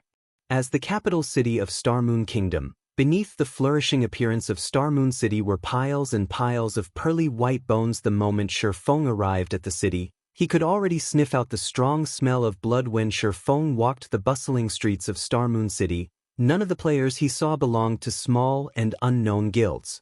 Instead, all the guild players he saw belonged to third-rate guilds or above. As for the unrated guilds, Feng could make a general guess as to where they had gone. They had definitely been completely annexed by these large guilds. Furthermore, the average level of players in Star Moon City was very high. In terms of equipment, the players of Star Moon City were also a notch higher than the players of White River City. Originally, it was a very rare sight to find average players possessing bronze equipment. At Star Moon City, however, it was not a rare sight at all. Feng had even seen some independent players who possessed equipment of mysterious iron rank and above. As for the players who wore a guild emblem on them, majority of their equipment were of mysterious iron rank. Some elite members of guilds were even fully geared with mysterious iron equipment. The standards of Star Moon City were clearly a lot higher than White River City's. However, if these players were to be compared to Feng, they would still be miles and miles behind. When Feng arrived in Star Moon City, he had removed his disguise of Black Flame. Instead, he had chosen to use his original appearance of Yi Feng to move around the city. Hence, he did not choose to hide the equipment he had on him right now. Although Feng had already turned off the innate glowing effect that dark gold equipment possessed, he was unable to do anything about the originally dashing appearance of the item itself. There was also the 2 weapons at his waist, the Abyssal Blade and the Demon Bane, whose quality could not be discerned through sight alone. Overall, Feng's equipment had caused all the players who walked past him to cast sidelong glances at him. Feng was just like a famous celebrity as he strolled along the streets of Star Moon City. It was impossible for him to keep a low profile even if he wanted to. However, Feng paid no attention to the stares he was receiving, focusing only on the task at hand. After arriving at Star Moon City, a new city, Feng first made a trip to the city's auction house by force of habit. He intended to gauge the market conditions of this entire city. As the capital city, Star Moon City was geographically located in the central region of Star Moon Kingdom. Hence, whether it was the northern, southern, western, or eastern region, all trade would pass through this place. In the past, during the peak of Star Moon Kingdom, Star Moon City controlled a full quarter of Star Moon Kingdom's trade volume. One could simply imagine how large the trade volume at Star Moon City was. If one could dominate Star Moon City, the daily profits one could rake in would be astronomical. In comparison, the Starstreak trading firm's daily profit of 1,600 to 1,700 gold coins was merely a trifling sum. With such a large trade volume available, it would be a lie to say that Feng did not have aspirations towards it. Unfortunately, Zero Wing had just recently set out on its journey. It would still be a long time before he could attempt to get a share of the pie known as Star Moon City today. Feng was simply here to lay the groundwork for his eventual entry into Star Moon City's market in the future. Star Moon City's auction house was also the largest auction house in Star Moon Kingdom. When players registered an item here, the item would also be available for the players in the surrounding tens of cities to purchase. It was much more amazing than the White River City auction house. Moreover, when players from another country wished to visit Star Moon Kingdom, or when players from the kingdom itself wished to head to another country, they would be required to make a transit through Star Moon City, as it was the capital city of the kingdom. This situation also led to players from other countries selling their wares at the Star Moon auction house. Hence, there was a very large variety of items available at the Star Moon auction house, and no other auction house in Star Moon Kingdom could ever dream of being its equal. This was also one of the reasons why many players would willingly come here to purchase or sell their items. The inside of the auction house was filled with a sea of players. After entering the building, Feng quickly looked for a quiet corner and sat down. He then called out the auction house interface, quietly browsing through its contents. Brother Blade, look at that person's amazing equipment. Although my eagle eyes skill allows me to identify any weapon or equipment that is fine gold rank or below, when I tried identifying that person's stuff, many of them returned as unidentifiable. A skinny ranger said excitedly as he drooled at Feng's equipment. What? Unidentifiable? Don't tell me he's using dark gold equipment? Imperial Thunder, did something go wrong with your skill? Let alone a player from an unknown guild, even the guild leaders of Ouroboros and the Star Alliance wouldn't be able to possess so many dark gold equipment, the robust-looking berserker named Lifeless Blade argued, laughing. Brother Blade, you should know that this identification skill of mine is an advanced skill that I obtained only after completing a unique quest. When had it ever gone wrong before? The ranger named Imperial Thunder replied earnestly. Lifeless Blade nodded, his expression turning serious.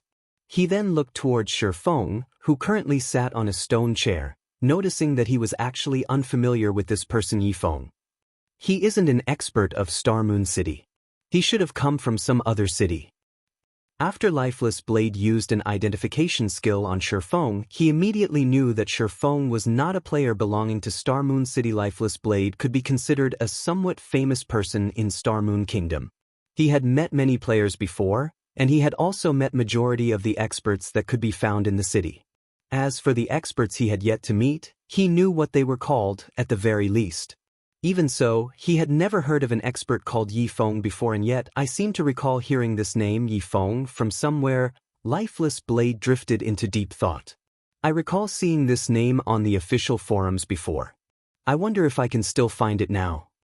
Thinking so, Lifeless Blade opened the official forums and started searching for information relating to a player called Feng. At this moment, Imperial Thunder used eagle eyes on the guild emblem hanging on Feng's chest. Instantly, a shocked expression surfaced on his face. Yet, immediately after, that shock turned into great excitement. Imperial Thunder, what happened to you? Lifeless Blade asked curiously. It was his first time seeing Imperial Thunder produce such an expression. In the past, Imperial Thunder did not react with such intensity even when he saw a Lord-ranked field boss. Brother Blade, he's a member of Zero Wing. Imperial Thunder said excitedly. Zero Wing? Why would they be here? Lifeless Blade asked curiously. Nobody in Star Moon Kingdom had not heard of Zero Wing at this point. After all, it was the first guild in Star Moon Kingdom to possess its own guild residence. Moreover, there were plenty of experts in its midst. Even the top-ranking player in Star Moon Kingdom was a member of Zero Wing. Not only was this guild extremely mysterious, it also had Star Moon Kingdom's chief forger providing them with equipment. Countless players wished to join Zero Wing. Unfortunately, the guild was only recruiting members in White River City. Unless players from other cities migrated there, they would have no chance of joining it at all. At this moment, Lifeless Blade had also found some information relating to Feng on the forums. Aside from finding out that Feng was the author of the White River City guidebook, Lifeless Blade had also found some video recordings of Feng's battles. Of them, the video showing Feng's one-man battle against hundreds of Martial Union members was still ranked within the top 30 most viewed videos. The video had even been titled God-Ranked Swordsman's Instructional Video, so he is that God-ranked expert, Feng. Lifeless Blade felt greatly surprised at this moment. He never imagined he would get the chance to meet such a great expert. While Lifeless Blade and Imperial Thunder were watching Feng, with his extraordinary 5 senses, had long since noticed his 2 observers. The interest these 2 players emitted was very strong. In addition, The fervor in their gazes made it hard for Feng not to notice them, even if he wasn't trying, and here I was, wondering who was spying on me. It turned out that it was Lifeless Blade and Imperial Thunder. Feng glanced at his two admirers, sending a faint smile at them. Feng had been looking forward to meeting these two famous players for a long time now. Before they had even started playing God's Domain, they were already a relatively famous independent party. In the gaming world, they had even been called the Sharp Arrow Party. After they entered God's Domain, they shone even more than before. In the past, the team they had formed managed to successfully raid plenty of team dungeons that even the main force of first-rate guilds were helpless against. Meanwhile, the team leader, Lifeless Blade, had also been nicknamed the Ghost Raider Brother Blade. Such a chance won't fall into our laps a second time. Why don't we go get acquainted with him? Who knows, we might even become friends, Imperial Thunder suggested to Lifeless Blade. Chapter 285 Market Research. Imperial Thunder's suggestion sent Lifeless Blade into a light contemplation. Soon after, Lifeless Blade replied with a note as the saying went. Another friend is another opportunity. If one wished to succeed in a game, an extensive network of friends was necessary. It was especially true when it came to friends who were experts. If we are going to hastily approach and interrupt him like this, we need to be careful with our words when we speak. After all, every expert has their own unique personality. Some might be cheerful, some might be indifferent, and some might be arrogant. It would be counterproductive if we happened to accidentally provoke him, Lifeless Blade whispered. Of course I know about this point. Imperial Thunder laughed. You do, huh? Lifeless Blade rolled his eyes at Imperial Thunder. He then continued. Do you still remember how you managed to provoke Yuan Fei, one of the top 10 rookies of the gaming world, whom we met last time? That was his fault for going overboard. He actually tried to roll for every equipment we got from that boss. Imperial Thunder still held a grudge against the player called Yuan Fei. When they had discovered a Lord-ranked field boss before, they had kindly sent Yuan Fei an invite to raid the boss together. After the boss died, the loot the boss dropped was distributed using the dice rolling system, as more than a dozen players had participated in the raid. It was also logical that every team member would only roll for the items they needed. Yet, contrary to custom, Yuan Fei had rolled for every single item the boss dropped. Yuan Fei's actions clearly stated that, if he could not use it, then he could still sell it. You could have just spoken up about the matter. At worst, we could have just stopped contacting him. There was no need for us to become enemies. Yet, you chose to pick a fight with him without even trying to talk things out. That's not how you make friends, that's how you make enemies. Yuan Fei is still holding a grudge against us even until now. Lifeless Blade felt speechless when he recalled the incident back then. Yuan Fei was one of this year's top 10 rookies of the virtual gaming world, and the Star Alliance had even offered him an annual salary of 2 million credits in order to recruit him. Meanwhile, just because their team had provoked that petty-minded Yuan Fei, they had received plenty of oppression from the Star Alliance, making it hard for them to mingle in Star Moon City. If not for the fact that Lifeless Blade was acquainted with the guild leader of the Star Alliance, this matter would never have been settled, and their team would have been forced out of Star Moon City long ago. I understand. I won't repeat the same mistakes, Imperial Thunder said in a soft tone. In fact, he, too, recognized the mistake he made in the past. However, it was not easy for him to fix his short temper as the two of them quietly conversed while they made their way towards Feng. Feng had already grasped the general market trend in Star Moon City overall. The items sold here were cheaper than White River City. In White River City, a stack of hard stones could be sold for 10 silver coins. At this place, however, each stack was being sold for only 9 silver coins. The same went for whetstones. In White River City, each stack of whetstones could be sold for 35 silver coins, while at this place, it was being sold for only 32 silver coins. Only advanced whetstones were sold at the same price in both cities, whereby each stack went for 1 gold coin. On the other hand, mysterious iron-ranked weapons and equipment sold here were at least 10% to 20% more expensive than the ones sold at White River City. As for secret silver-ranked weapons and equipment, those were sold at prices 30% to 40% higher. Sure enough, with more players around, the resources available is also greater in volume. Even though mysterious iron equipment is such a rare commodity in White River City, Here in Star Moon City, these items seem to be available in abundance. There is someone actually selling secret silver equipment as well. As expected of the capital city, the number of experts here is much higher than other cities. Just by looking at the items being sold at the auction house, Feng could clearly feel the intensity of the competition at Star Moon City. With higher quality equipment in greater demand, it was also precisely this fierce competition that resulted in more experts being produced here.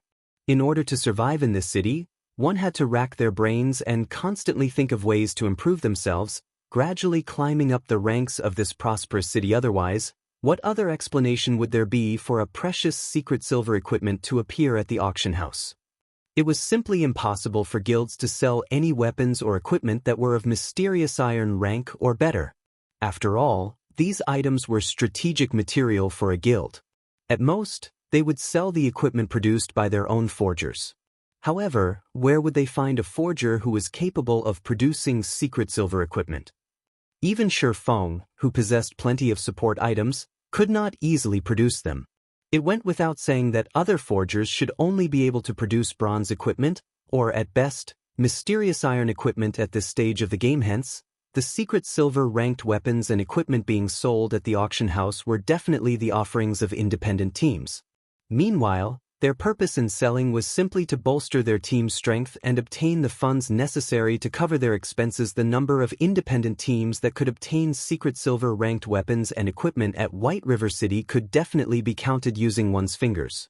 As far as Feng knew, the only team capable of such a feat was the Holy Grail Knights that he had met by coincidence last time. On the other hand, there were a number of such independent teams in Star Moon City.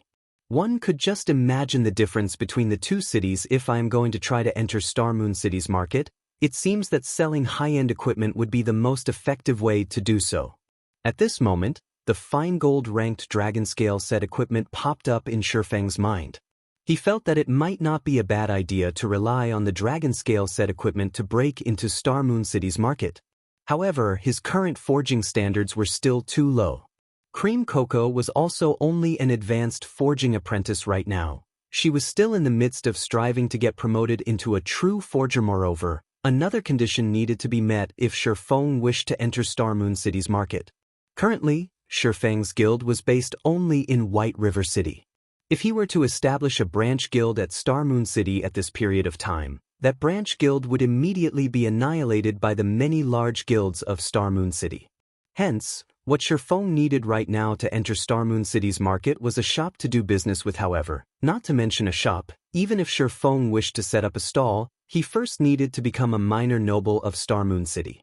As for establishing a shop, at the very least, he needed to become a baron before he could do so as expected. If I don't deal with this shop issue, I won't have any way of entering Star Moon City's market at all. After all, the auction house's 15% processing fee was simply too expensive.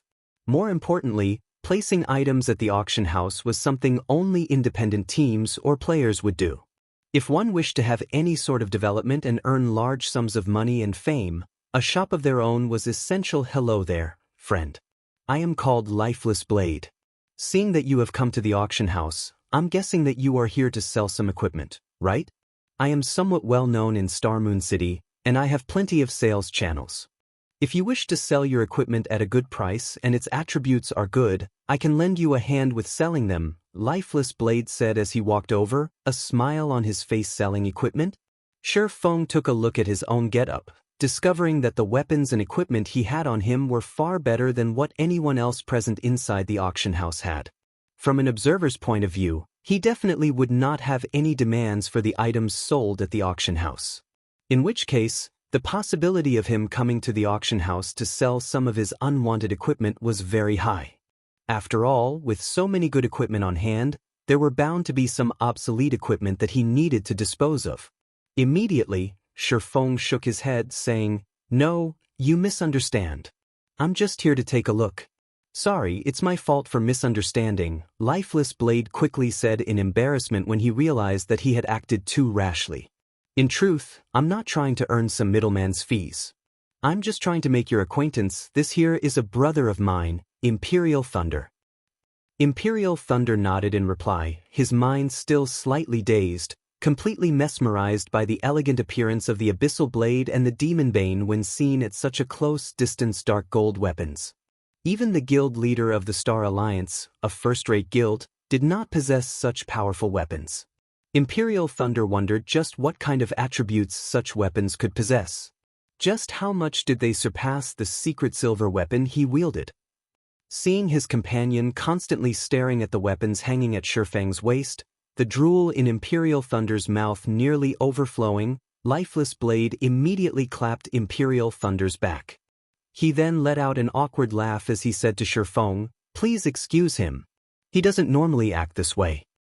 Feng had been playing God's Domain for many years now, and his eye for people was still quite accurate. Naturally, he could tell that the two players before him did not harbor any evil intentions in their hearts. They were really just trying to get acquainted with him. Furthermore, from the stories he'd heard about Lifeless Blade and Imperial Thunder in the past, he had quite a good grasp on the two's personalities. They were definitely not sinister, villainous people. Lifeless Blade was the calm and silent type. As for Imperial Thunder, although he was brash, he was a man of integrity, no problem. I can tell that Brother Imperial is a straightforward man. Feng waved his hand, laughing. Since Brother Blade wishes to become friends, it would be my honor to oblige. Lifeless Blade's eyes immediately glowed. He hadn't expected Feng to be so easy to get along with, having such an easygoing attitude. Hence, the two quickly started a conversation between themselves. When they touched on the topic of combat techniques, Feng thoroughly shocked Lifeless Blade with his words. Meanwhile, Lifeless Blade finally understood why the public would acclaim Feng a god-ranked expert. After conversing for more than half an hour, Feng managed to obtain a more detailed understanding of the situation at Star Moon City. Thanks to Lifeless Blade, I've gained plenty from this discussion of ours.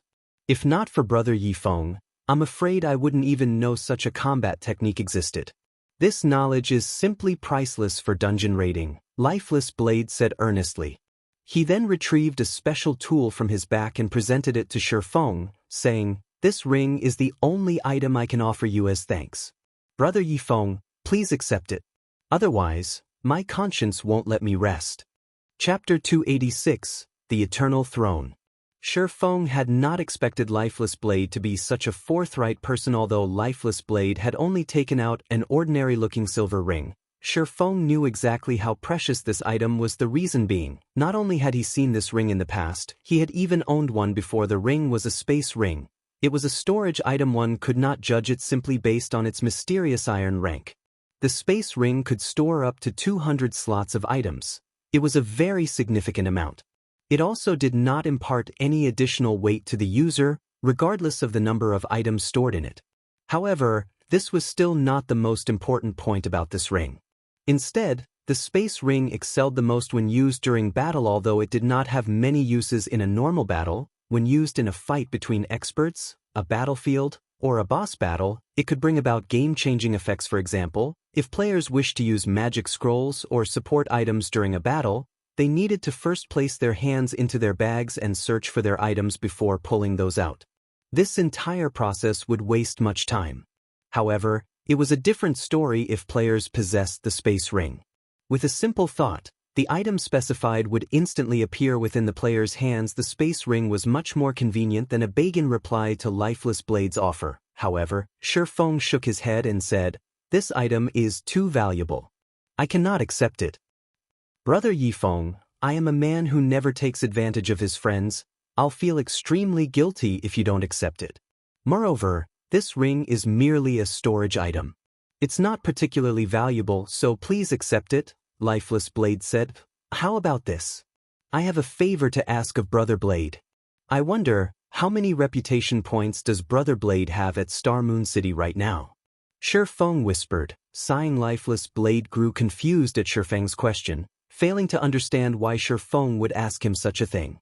However, he still chose to answer honestly. "I'm only 30 points away from becoming a minor noble of Star Moon City. As the capital city of Star Moon Kingdom, the reputation points of Star Moon City was the most difficult to earn out of all the cities in the kingdom. Even if Lifeless Blade and his team were amazing, they were still a distance away from becoming nobles of the city. 30 points? Feng sank into deep contemplation. He thought to himself, that's not a lot, I guess. If he completes those several quests, he should be able to get those points. Must your favor require a noble to accomplish, Brother Yifeng? Lifeless Blade asked ya.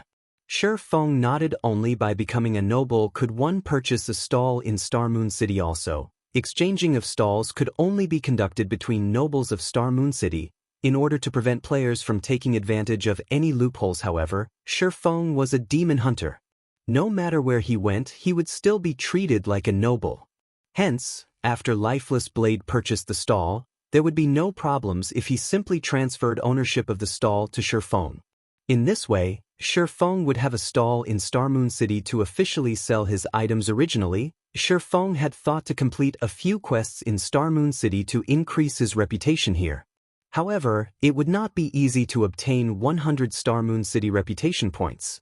He needed to invest plenty of time to do so. Meanwhile, Lifeless Blade had a trustworthy character, and it would be much faster to earn just 30 reputation points than to earn 100 reputation points at first. Lifeless Blade felt ashamed for being unable to be of any help to Feng. However, Feng's next remark immediately sent him into a daze. I know a few high-level quests that can increase reputation points. After Brother Blade completes them, you should be able to become a noble of Star Moon City. After saying so, Feng proceeded to list out the few quests he had in mind to Lifeless Blade, withholding nothing at all. Shouldn't be a good idea, right? Lifeless Blade was nearly left speechless. Originally, he had fully intended to help Feng. In the end, however, he had been the one to receive help from Feng instead. Currently, the many guilds in Star Moon City were desperately searching for quests that could increase one's reputation, holding back nothing to do so. However, even when they offered a huge reward for any related information, they still had no luck in finding any. Yet, Feng had just casually revealed to him 4 high-level quests that rewarded reputation points, his casual remarks making it seem as if these quests were plain cabbages that could be found anywhere. Is the difficulty of these quests too hard for you to manage? Feng suddenly came to a realization when he saw Lifeless Blade's troubled expression. I still know a few quests that reward reputation. However, as their difficulty is much lower, the reputation points rewarded is similarly low. You'll have to complete at least 7 or 8 of them in order to accumulate 30 points. Lifeless Blade's mind was an utter mess now. He even started to suspect Feng was a GM, to actually know of so many reputation quests in Star Moon City. However, Lifeless Blade quickly dispelled this notion from his mind. After all, God's domain was controlled by the main God system. Nobody else was allowed to interfere with the game. Hence, the quests in the game were auto-generated by the system, and nobody should know about them in advance. Of course, if there was an exception to this point, then that would be the extremely mysterious beta testers. However, after God's domain was officially released, many settings and quests in the game were changed. In theory, the quests that were originally present during the beta test should no longer exist. Thinking up to this point, Lifeless Blade was thoroughly confused by Feng's identity. Just how was he able to know so many things? Are you wondering why I know so much? Naturally, Feng could discern Lifeless Blade's doubts. Lifeless Blade silently nodded his head, making no attempt to hide his thoughts. It's because I am a reincarnated person. I returned to this time from 10 years into the future, hence I know about all these quests. Feng said in full honesty. Brother Yifeng sure knows how to joke. Lifeless Blade abruptly burst into laughter. I'll complete these quests as quickly as possible. After I've managed to become a noble, I'll immediately notify Brother Yifeng. Lifeless Blade knew full well that everyone had their own secrets. Meanwhile, information on reputation quests would definitely be categorized as a top secret by guilds. Feng's willingness to reveal such precious information to him showed how much trust Feng placed in him. If Lifeless Blade still tried to probe deeper into the matter, then he would simply be too insensible. I'm telling the truth. Feng laughed bitterly. I know. Lifeless Blade nodded his head repeatedly, the smile on his face seemingly saying, I understand. Feng was left completely speechless. Although he had long since grown familiar with such a behavior, He still could not help but feel helpless every time he was faced with it. Why wouldn't anybody believe him even though he was telling the truth? Why must the world make an honest man like him tell a lie before somebody was willing to believe him? Feng was no longer able to make sense of this world. Soon after, Lifeless Blade added Feng as a friend before hurrying off to complete the quests. Meanwhile, thanks to Lifeless Blade, Feng now had a better understanding of Star Moon City's situation. After Lifeless Blade's departure, Feng hailed a horse carriage and headed to the War God's Temple of Star Moon City. He intended to continue carrying out his legendary ranked main storyline quest. The War God's Temple of Star Moon City was built beside the palace. From the outside, the building looked like a magnificent and majestic pyramid, and at the summit of this pyramid was a house-sized sunstone, which exuded a divine light. Be it day or night, this sunstone would shine brilliantly on the entire War God's Temple, and one couldn't help but admire this dazzling construction when seeing it as the main branch of the War God's Temple. It had Tier 3 NPCs roaming around outside the temple itself, and even a Tier 5 Shadow Saint would not be able to penetrate the tight security here. Although this was not Feng's first time visiting this War God's Temple, it was still his first time coming to the 9th floor of the temple. The Eternal Throne. Just the NPC guiding Feng to this place was already a Tier 4 Glory Knight. In other cities, such an NPC would be an overlord-like existence that could cause others to tremble in fear. However, in this place, this NPC simply amounted to a guide. After entering the Eternal Throne, Feng immediately discovered 1 purple throne and 9 golden thrones suspended in the center of the room. On the sides were 50 silver thrones. Aside from the empty purple throne, every other throne was occupied by a person. Moreover, these people were all apex powerhouses of God's domain. A single step of theirs could send tremors throughout the entire continent. However, among all these people, only one of them had a real body. The others were simply phantoms sitting in their thrones. These powerhouses quietly observed Feng. Meanwhile, as the recipient of these gazes, Feng could not help but feel that his life was no longer in his hands. His body felt incomparably heavy under these stares, and his back was also already drenched in sweat. This was the imposing aura of a true apex powerhouse. It was not something Tier 4 classes could ever hope of equaling, as expected of one of God's domain's strongest powers. To think they actually have so many apex powerhouses in their midst. Feng was racked with emotion right now. Although he had played God's domain for over a decade, this was the first time he personally witnessed the War God's Temple's true strength. What an interesting young man. However, I don't believe a little guy like you can accomplish that quest. This is something that involves the fate of the entire continent, after all. Since it is so, let us give this little guy a test. If he passes it, I believe that nobody here would have any other objections, right? A test? This lady likes it. Let's go with that. If he passes the test, I'll throw in my vote of support.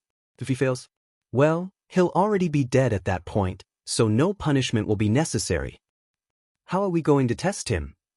Obviously, we are going to activate the 12 trials. Ha! The 12 trials. I have only heard of it before and only treated it as a legend. The last time it was activated was more than 900 years ago. I didn't expect that I would be so lucky as to witness it being activated in my lifetime. I must really thank you, little guy. I do hope you can last a few rounds, though. Let this old man here widen my horizons. Chapter 287, 12 Trials. The occupants of the Silver Thrones voiced their opinions one after another, merrily deciding how they should deal with Feng. Standing a short distance from the golden doors of this chamber, Feng silently muttered, "Crap. Don't players have any human rights?" However, Feng had no choice under the circumstances. The NPCs before him were all apex powerhouses of God's domain. Feng was merely an ant in their eyes. It would be fortunate if they even decided to give him a few extra glances, not to mention involve him in their discussion at this moment. A youth garbed in white robes, one of the occupants of the Silver Thrones, moved and instantly appeared before Feng. Although this youth was simply standing in front of Feng, showing no animosity whatsoever to Feng, the formidable pressure Feng felt from him was much more overwhelming than what he'd felt from White River City's magistrate. Weissman, this white-robed youth, was none other than Eucharis, the Star Moon Temple Lord of the War God's Temple, whom Feng had been instructed to look for. Young man, we already know your reason for coming to this place. Although the endless abyss has indeed been unsealed, this is something that would have happened sooner or later. After all, no seal is eternal. In the face of time, everything is powerless. It is already good that the seal could suppress the endless abyss for hundreds of years. In the near future, we will join forces to suppress the endless abyss, preventing this matter from escalating. However, before we go and suppress it, we need to choose a person to collect the materials needed to reseal the endless abyss. However, this person must be a heaven-blessed person, and you just so happen to be one. Hence, we've decided to send you to collect the materials for us. Before we send you on your way, though, we need to first take a look at your potential. If you are no good, we will have no choice but to look for someone more suitable for the task. By heaven-blessed person, the NPC meant a player. In the NPC's settings, heaven-blessed people were immortal existences, as even if these individuals died, they could still revive shortly after. Hence, heaven-blessed people were the best candidates for collecting the materials needed for the seal. We have decided that your test will be the War God's Temple's 12 trials. You will be considered to have passed the test as long as you can clear 6 of the 12 trials. Of course, we won't make you go through the trials for nothing. As long as you can clear up to the second trial, you will be rewarded with 100 War God's Temple merit points.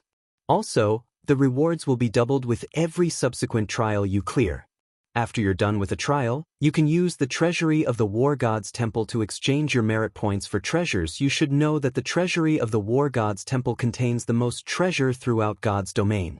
An ordinary secret silver ranked item only costs 200 merit points, while a fine gold ranked item costs 500 merit points, a dark gold ranked item costs 1,500 merit points, an epic ranked item costs 4,000 merit points, a fragmented legendary item costs 15,000 merit points, and lastly, a legendary item costs 60,000 merit points. If you have sufficient strength, you can even exchange for a divine artifact.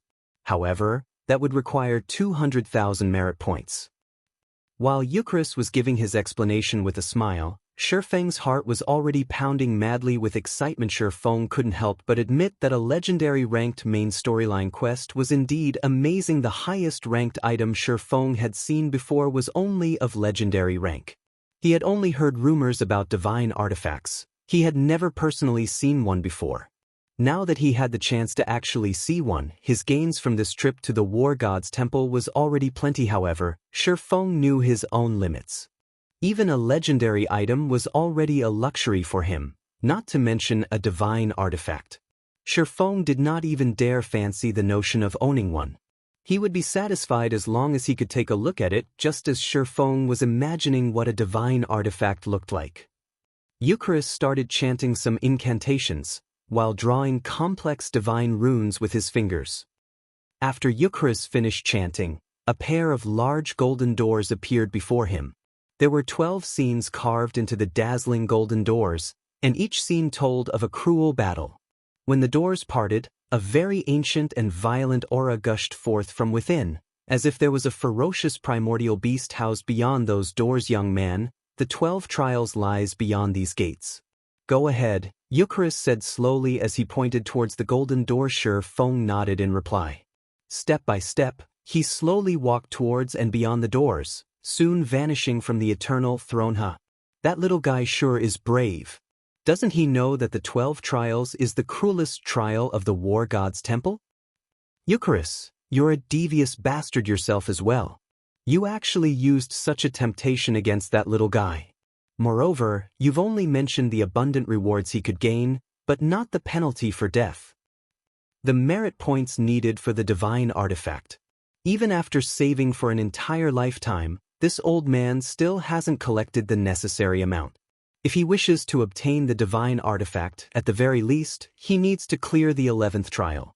Ever since the War God's Temple was established, from ancient times until now, only one person has ever managed to do so. However, that great personage was a mighty god who had saved the entire continent in the past. This lady has read plenty of ancient texts relating to the 12 trials. According to the information in those ancient texts, the majority of the people that had entered the trial only managed to clear up to the third or fourth trial.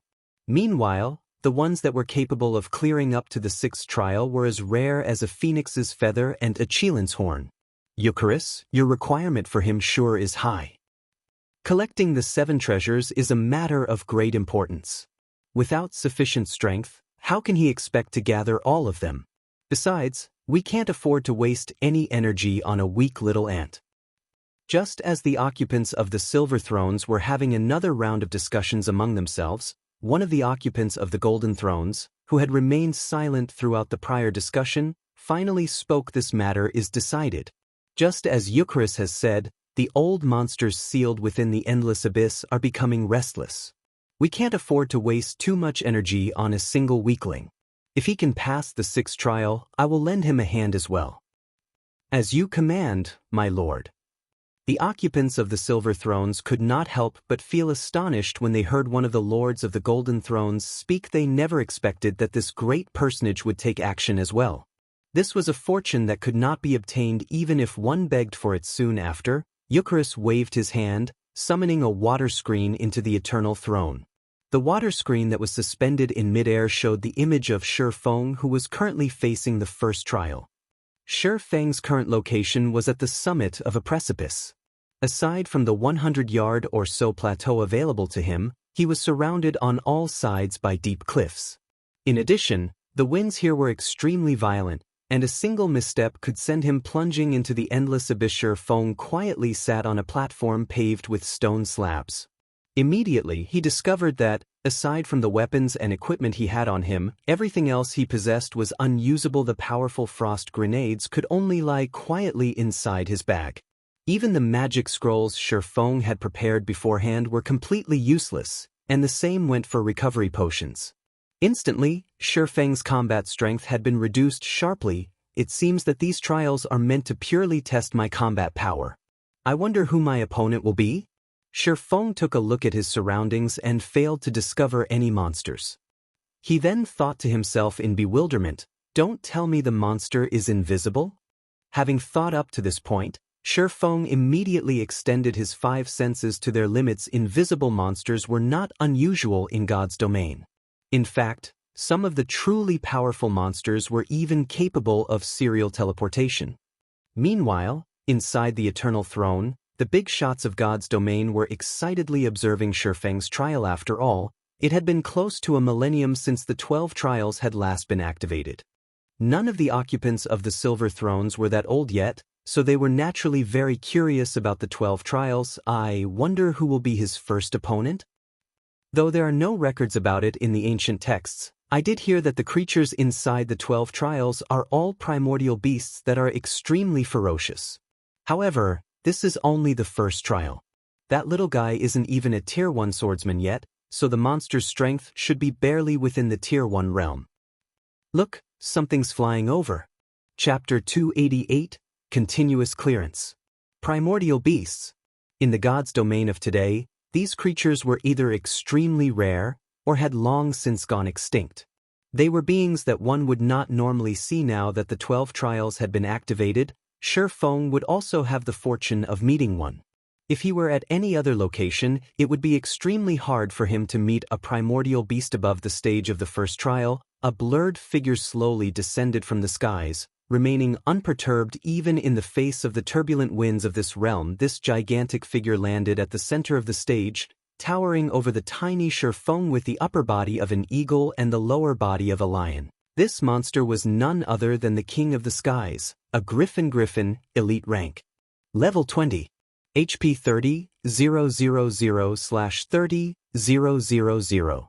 I didn't expect a griffin would be so big. Just its wingspan alone is over 20 meters. Feng did not hurry into action. Instead, he took his time carefully observing the griffin. He was currently within a trial. The monsters in here were completely different from their counterparts in the outside world. Not only would the monsters inside a trial possess a large variety of skills, their basic attributes would also be much higher. Most importantly, their intelligence would also be higher. They would not follow a set pattern when they fought. However, the griffin did not provide Feng with too much time to think.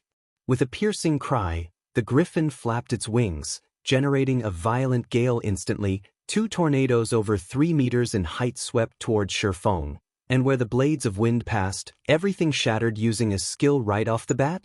As expected, this griffin isn't an ordinary monster. Revealing a faint smile, Feng's figure flashed, swiftly withdrawing from the attack range of the 2 tornadoes, following which, he activated silent steps, instantly appearing behind the griffin. Before the King of the Skies could react, the pitch-black abyssal blade turned into multiple streaks of black, slashing down at the griffin's wings like snowflakes. The griffin's snowy white feathers fluttered onto the now blood-stained ground. The griffin let out an agonized roar, damages of over -400 points appearing above its head, one after another. The attacks that achieved a critical hit had even dealt over -800 damage immediately afterward. Feng followed up with a level 10 chop, his sword slicing off a large chunk from one of the griffin's wings, completely crippling it. Meanwhile, the griffin instantly lost over 1,900 HP from the attack. From this short exchange, the griffin had already lost 16% of its total HP. Furthermore, with one of its wings now crippled, it could not fly even if it wanted to. The gap in strength was obvious in a single glance against a Feng who had over 200 points in agility.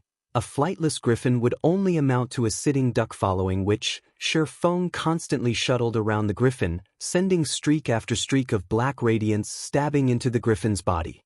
However, Feng only used basic attacks throughout all this. This way he would not be affected by the awkward movements consequent to using a skill, which would hinder his ability to dodge.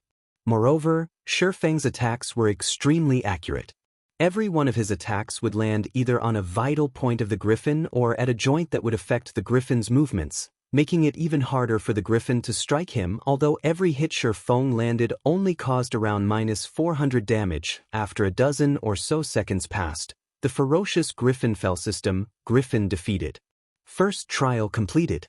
Rewarding 100,000 EXP and 5 free mastery points. Proficiency of all skills increased by 50 points. System. First trial cleared. Do you wish to start the next trial? The trial even rewards free mastery points? How wonderful! When Feng saw the rewards he received, a faint smile appeared on his face. After sheathing the abyssal blade and the demon bane back into their scabbards, he clicked yes to start the next trial. Although the monsters of the trial were indeed powerful, they were barely worth mentioning when compared to Feng's attributes and equipment. He cleared it, and with such ease as well. Not bad. Although he hasn't yet officially become a Tier 1 swordsman, his combat power is already at that tier. It is only natural that he is able to kill the griffin. If this continues, he should be able to get through the first 3 trials without any problems. From the 4th trial onwards, however, things won't be as easy anymore. That's right. The 12 trials would undergo a change in level once every 3 trials. The monsters would also receive a huge increase in combat power between levels. The 1st to 3rd trials will be basic level, while the 4th to 6th trials will be intermediate level, the 7th to 9th trials will be the advanced level, and the 10th to 12th trials will be the peak level. My bet is that the kid will hit his limit once he reaches the 5th trial. The people within the Eternal Throne were all apex powerhouses, and their eyes were well tempered by experience. After watching only one of Feng's battles, they could already make a relatively clear judgment. Indeed, just like the big shots of the War God's Temple had guessed. The stage for the 2nd trial was a Sylvan setting, and Feng's opponent this time was the moon-howling silver wolf. Inside a forest, this monster was an alpha predator. Similar to the griffin, the moon-howling silver wolf was a level 20 elite monster with 30,000 HP. Although it, too, was a Tier 1 primordial beast, unlike the griffin, the moon-howling silver wolf was much stronger on land. Its physical attacks were much more powerful, and its reaction speed was also much faster than the griffin's. However, as if to replicate the scene from the 1st trial, Feng immediately activated silent steps and arrived at the hind leg of the moon-howling silver wolf. Again, similar to the time with the griffin, Feng slashed his swords down at the wolf's hind legs, crippling them and greatly reducing the monster's movement speed, following which, Feng simply kite the moon-howling silver wolf with the blazing meteor. Before 30 seconds had passed, the moon-howling silver wolf fell. System: moon-howling silver wolf defeated. Second trial completed. Rewarding 300,000 EXP and 10 free mastery points. Proficiency of all skills increased by 50 points. System: second trial cleared. Do you wish to start the next trial? Immediately after, a golden glow surrounded Feng's body, signifying his rise to level 19. Feng then placed all 6 of his newly obtained free attribute points into strength, increasing the attribute to 180 points and activating basic destructive power, the hidden passive skill for strength.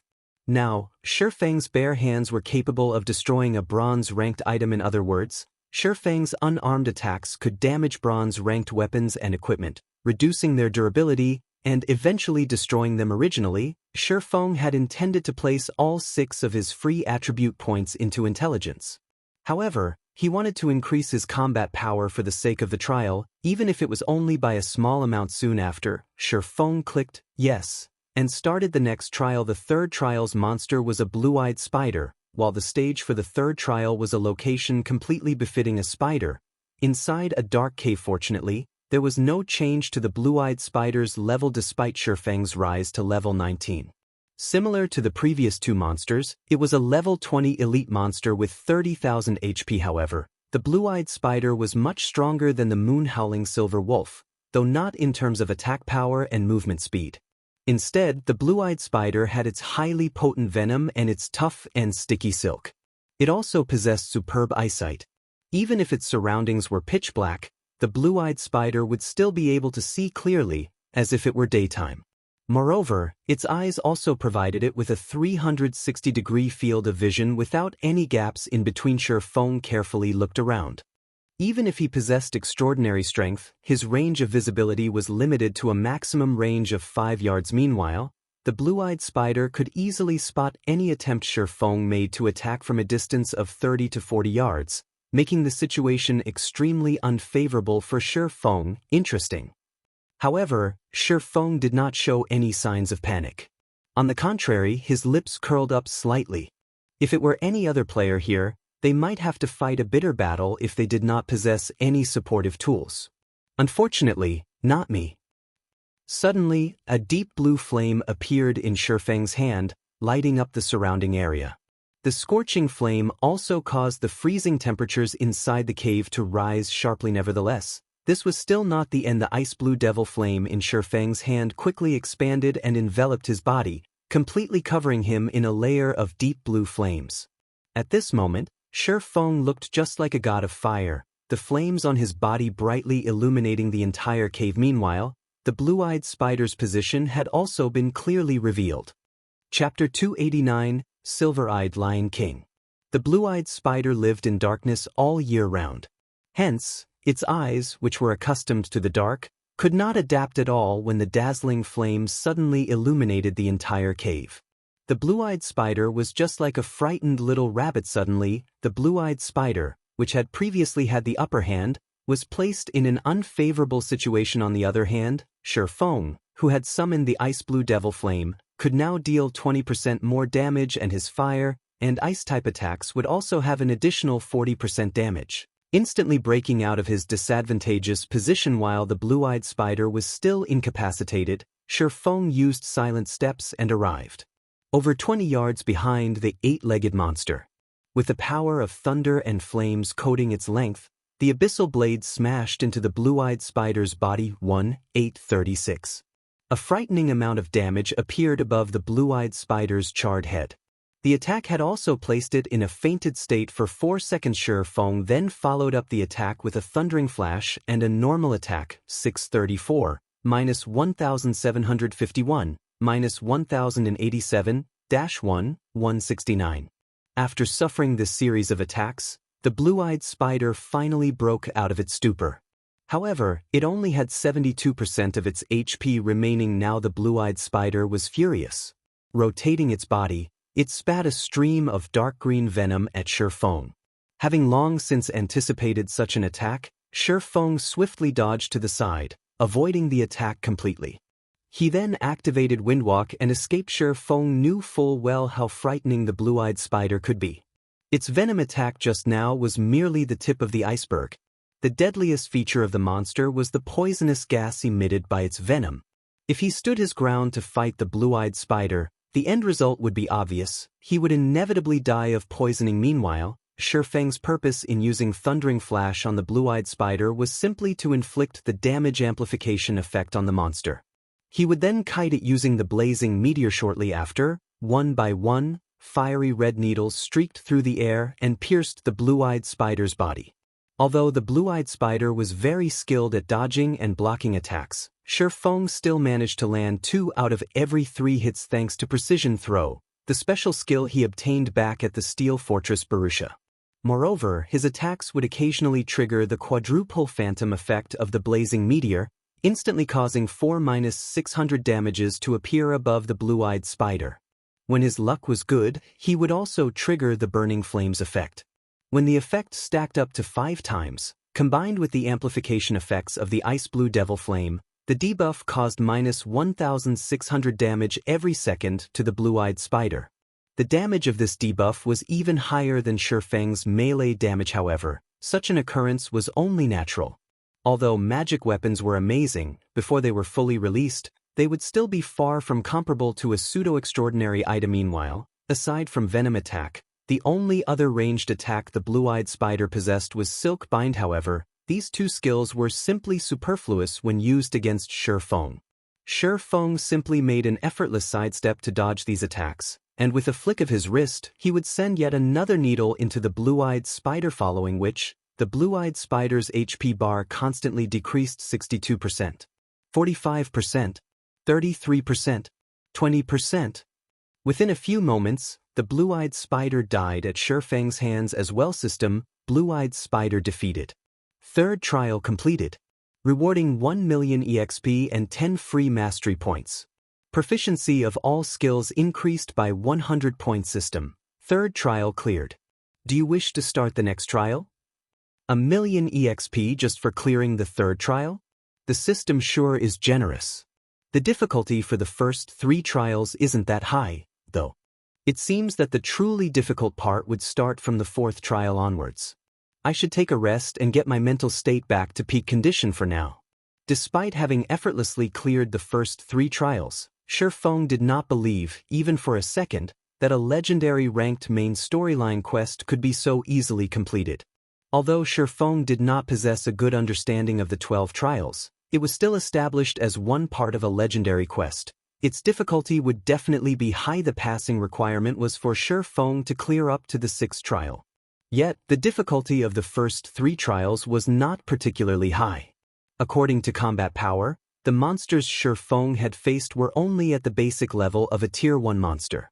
Hence, the truly difficult part was definitely the 4th to 6th trial. Feng had always been a careful person. Hence, he intended to make ample preparations. Inside the Eternal Throne, the many Apex powerhouses there had been slightly surprised by Feng's battle that was a Tier 2 mysterious flame, the Ice Blue Devil Flame. It seems that the kid is still hiding his strength. It seems he really does have a chance at clearing the 6th trial. Based on his current strength, from the 4th trial onwards, he should be facing intermediate level Tier 1 primordial beasts. In terms of combat power, the kid is already at the intermediate level of Tier 1. Since the primordial beast that would appear in the 6th trial will be at the peak of intermediate Tier 1, he should have a 30% chance of defeating it with his current combat power. The big shots sitting in the Silver Thrones unanimously acknowledged Feng's potential. After resting for more than 10 minutes, Feng discovered an interesting matter. Although he could not use any potions or magic scrolls, he could still eat food made from cooking to boost his attributes. It was a good choice to let Violet Cloud continue pursuing the chef subclass. Feng smiled after Zero Wings Workshop was established. Feng had given Violet Cloud a very high salary. The salary was much higher than what Violet Cloud earned from selling her cooking products. There was no need for her to continue on the path of a chef. However, Violet Cloud had chosen to continue cooking, giving the reason that it had already become a habit of sorts. Moreover, Violet Cloud herself loved cooking, and currently, she was already an advanced chef, She was not far away from being promoted to a master chef now. Not only could the delicious steaks she cooked increase the consumer's HP regeneration rate while in a non-combat state, it could also provide an additional buff that increased the consumer's strength by 10% for 10 minutes to others. A 10% increase in the strength attribute might not amount to much. However, to Feng, who currently had 180 points in strength, that would mean an additional 18 points in strength, which was also equivalent to an additional 36 points in attack power. Overall, the effect of the delicious steak provided Feng with a significant increase in combat power. After Feng was rested, he clicked yes to start the fourth trial. Soon after, Feng was teleported to a grassy plain. Taking a look at his surroundings, Feng quickly discovered a lion with a golden mane lazily sprawled across a large boulder, its stout tail swishing around in a leisurely manner. However, Feng's arrival had obviously alerted it. When this golden-maned lion stood up, its height exceeded 5 meters. A chill flashed in the lion's silver eyes as it raised its eyelids. In the next moment, the lush, green grass beneath its paws was frozen solid. The grassy plains had also been instantly transformed into an icy hell, the green landscape turning snow-white. Silver-eyed Lion King, Special Elite. Level 20. HP 100,000/100,000. The difficulty of the fourth trial was clearly much greater than the third trial. Amazing. As expected of the primordial beast of the fourth trial, it is actually capable of affecting its surroundings, transforming its environment into the ideal territory for it to fight in. Feng couldn't help but be shocked. Even with his 10 years of experience playing God's Domain, Feng had very rarely encountered such a monster. However, the icy hell had minimal effect on Feng.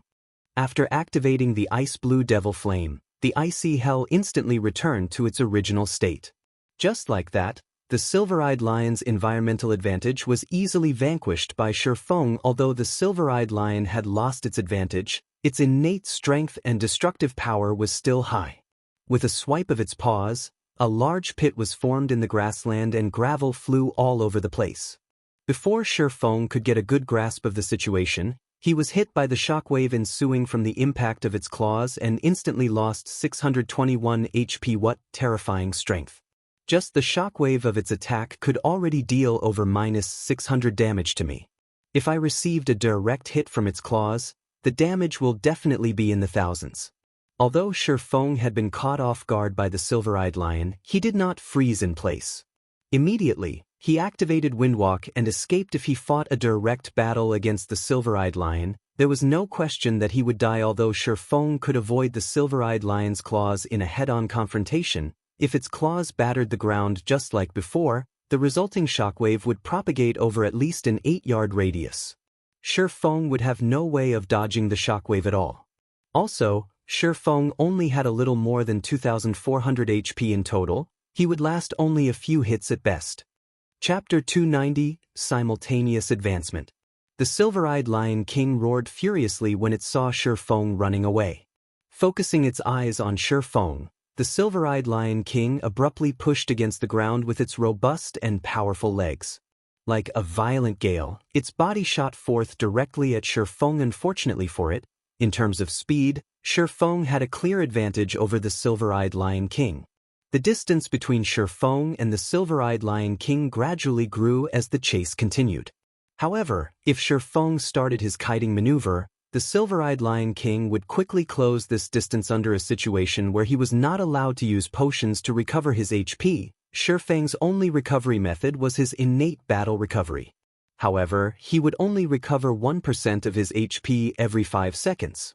Based on Feng's total HP, he would only recover around 24 HP every 5 seconds. If he wished to recover the 600 plus HP he'd lost, he needed to spend a relatively long period of time to do so. Fortunately, I'm a tad faster than it. The stage this time also covers a large area, so I can run around without any worries. Otherwise, I will really lose my life this time. Feng sent a casual glance at the silver-eyed Lion King, while majority of his attention was focused on the surrounding terrain. God's Domain was different from other virtual reality games in that it was much more realistic than the others. One could say that a player's combat power was responsible for only around 50% of a battle's outcome.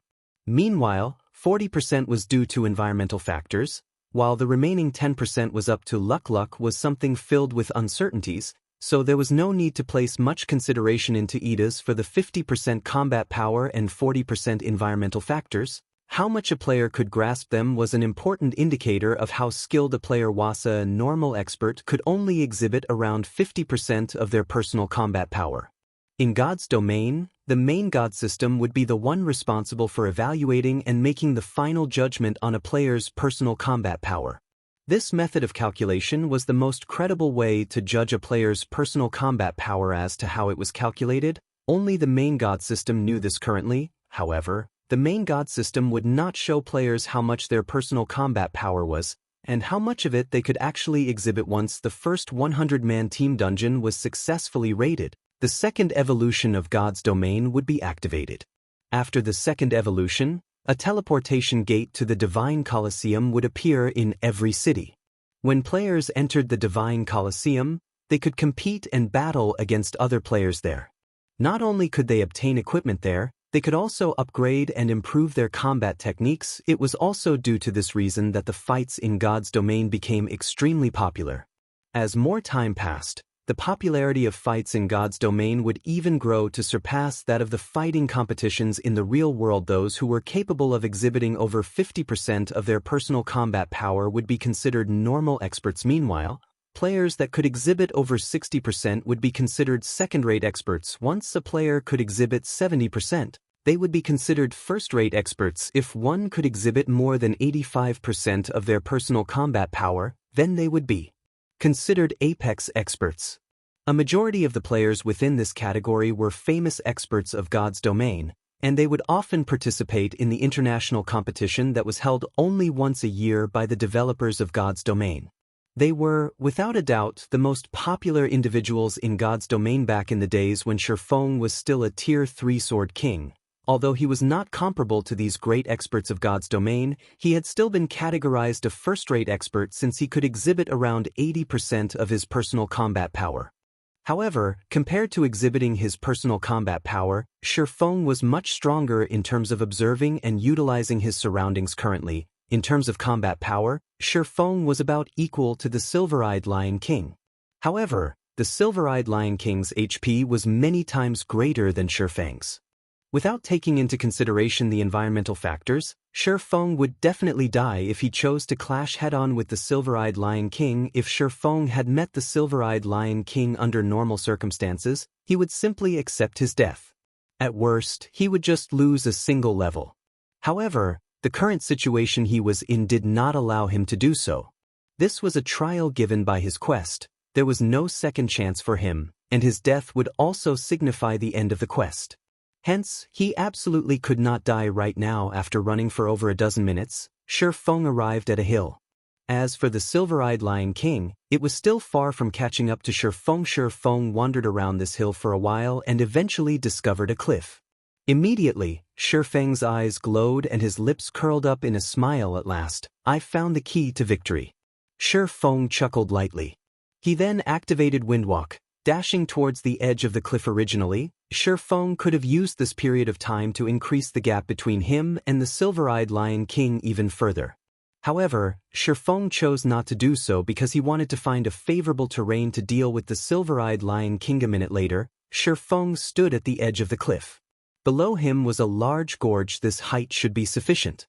Feng made some mental calculations and felt that his plan was feasible. After several more seconds passed, the Silver-Eyed Lion King finally caught up. Just as the Silver-Eyed Lion King leapt into the air, its razor-sharp claws about to slash Feng's head, Feng jumped, dodging the attack completely. In the next moment, the Silver-Eyed Lion King's paws smashed into the cliff. Boom. The ground beneath Feng and the Silver-Eyed Lion King was destroyed, both man and beast plunging towards the very bottom of the cliff. Just as Feng's body was about to hit the ground, he activated gravity liberation, his body instantly becoming as light as a feather.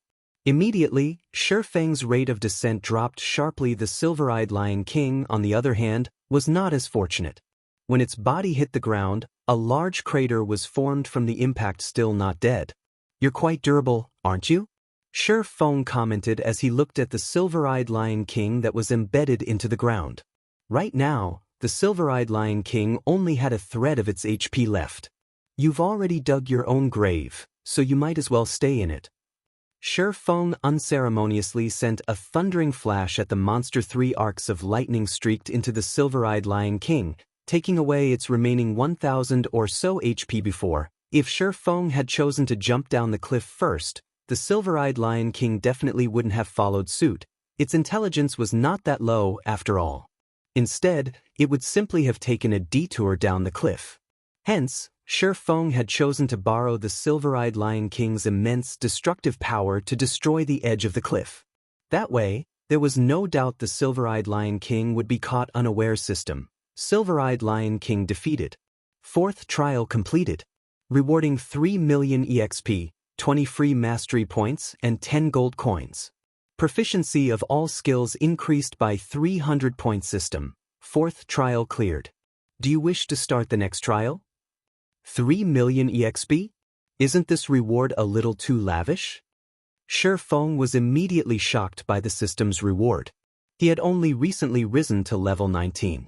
Yet, now, he was already close to welcoming level 20. Moreover, after the 4th trial, Feng's War God's Temple merit points were already at 700 points.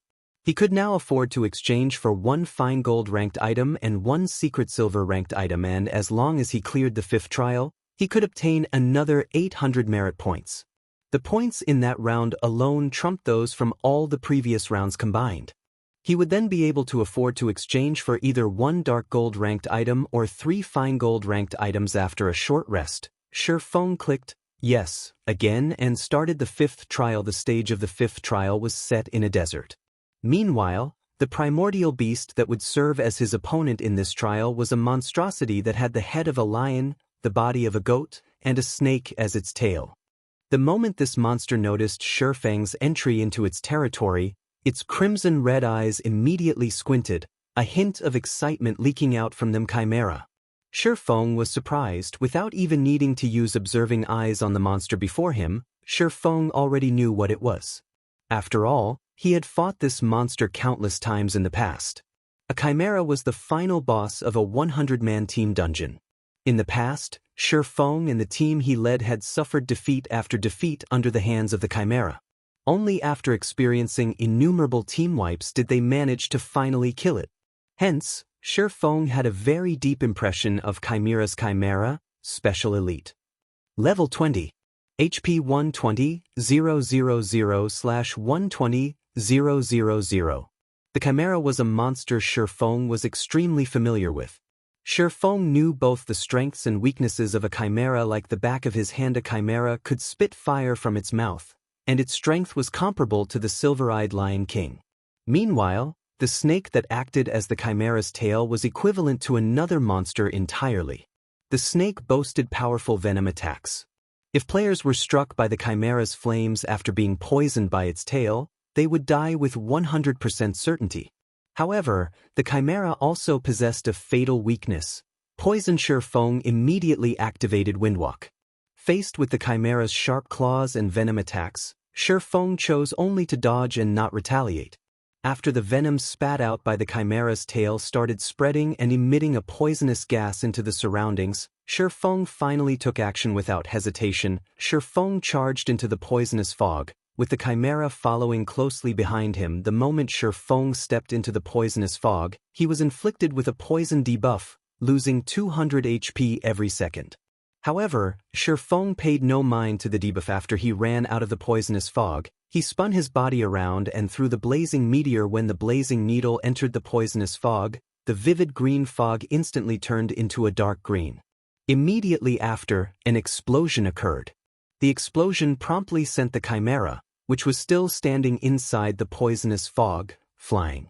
The monster lost over 10,000 HP from the explosion, and it was placed in a momentary crippled state.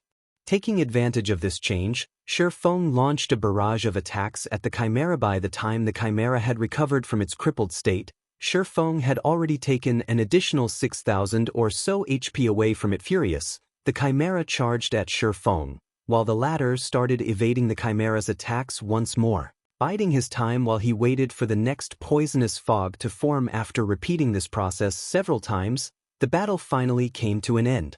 Although Feng had only around 400 HP remaining, the Chimera had already fallen at his feat system. Chimera defeated. 5th trial completed. Rewarding 6 million EXP, 20 free mastery points and 10 gold coins. Proficiency of all skills increased by 300 point system. 5th trial cleared. Do you wish to start the next trial? Immediately, Feng's experience bar rose to 62% of level 20. He was not far away from reaching level 21, although Feng was slightly stronger now after allocating his free attribute points. He still felt that the next trial would be extremely dangerous. If not for the fact that Feng was familiar with the Chimera's habits, he would have definitely died in the 5th trial. Meanwhile, the monster in the 6th trial would definitely be much stronger than the Chimera. It would be fortunate if the monster that appeared in the 6th trial was something Feng was familiar with.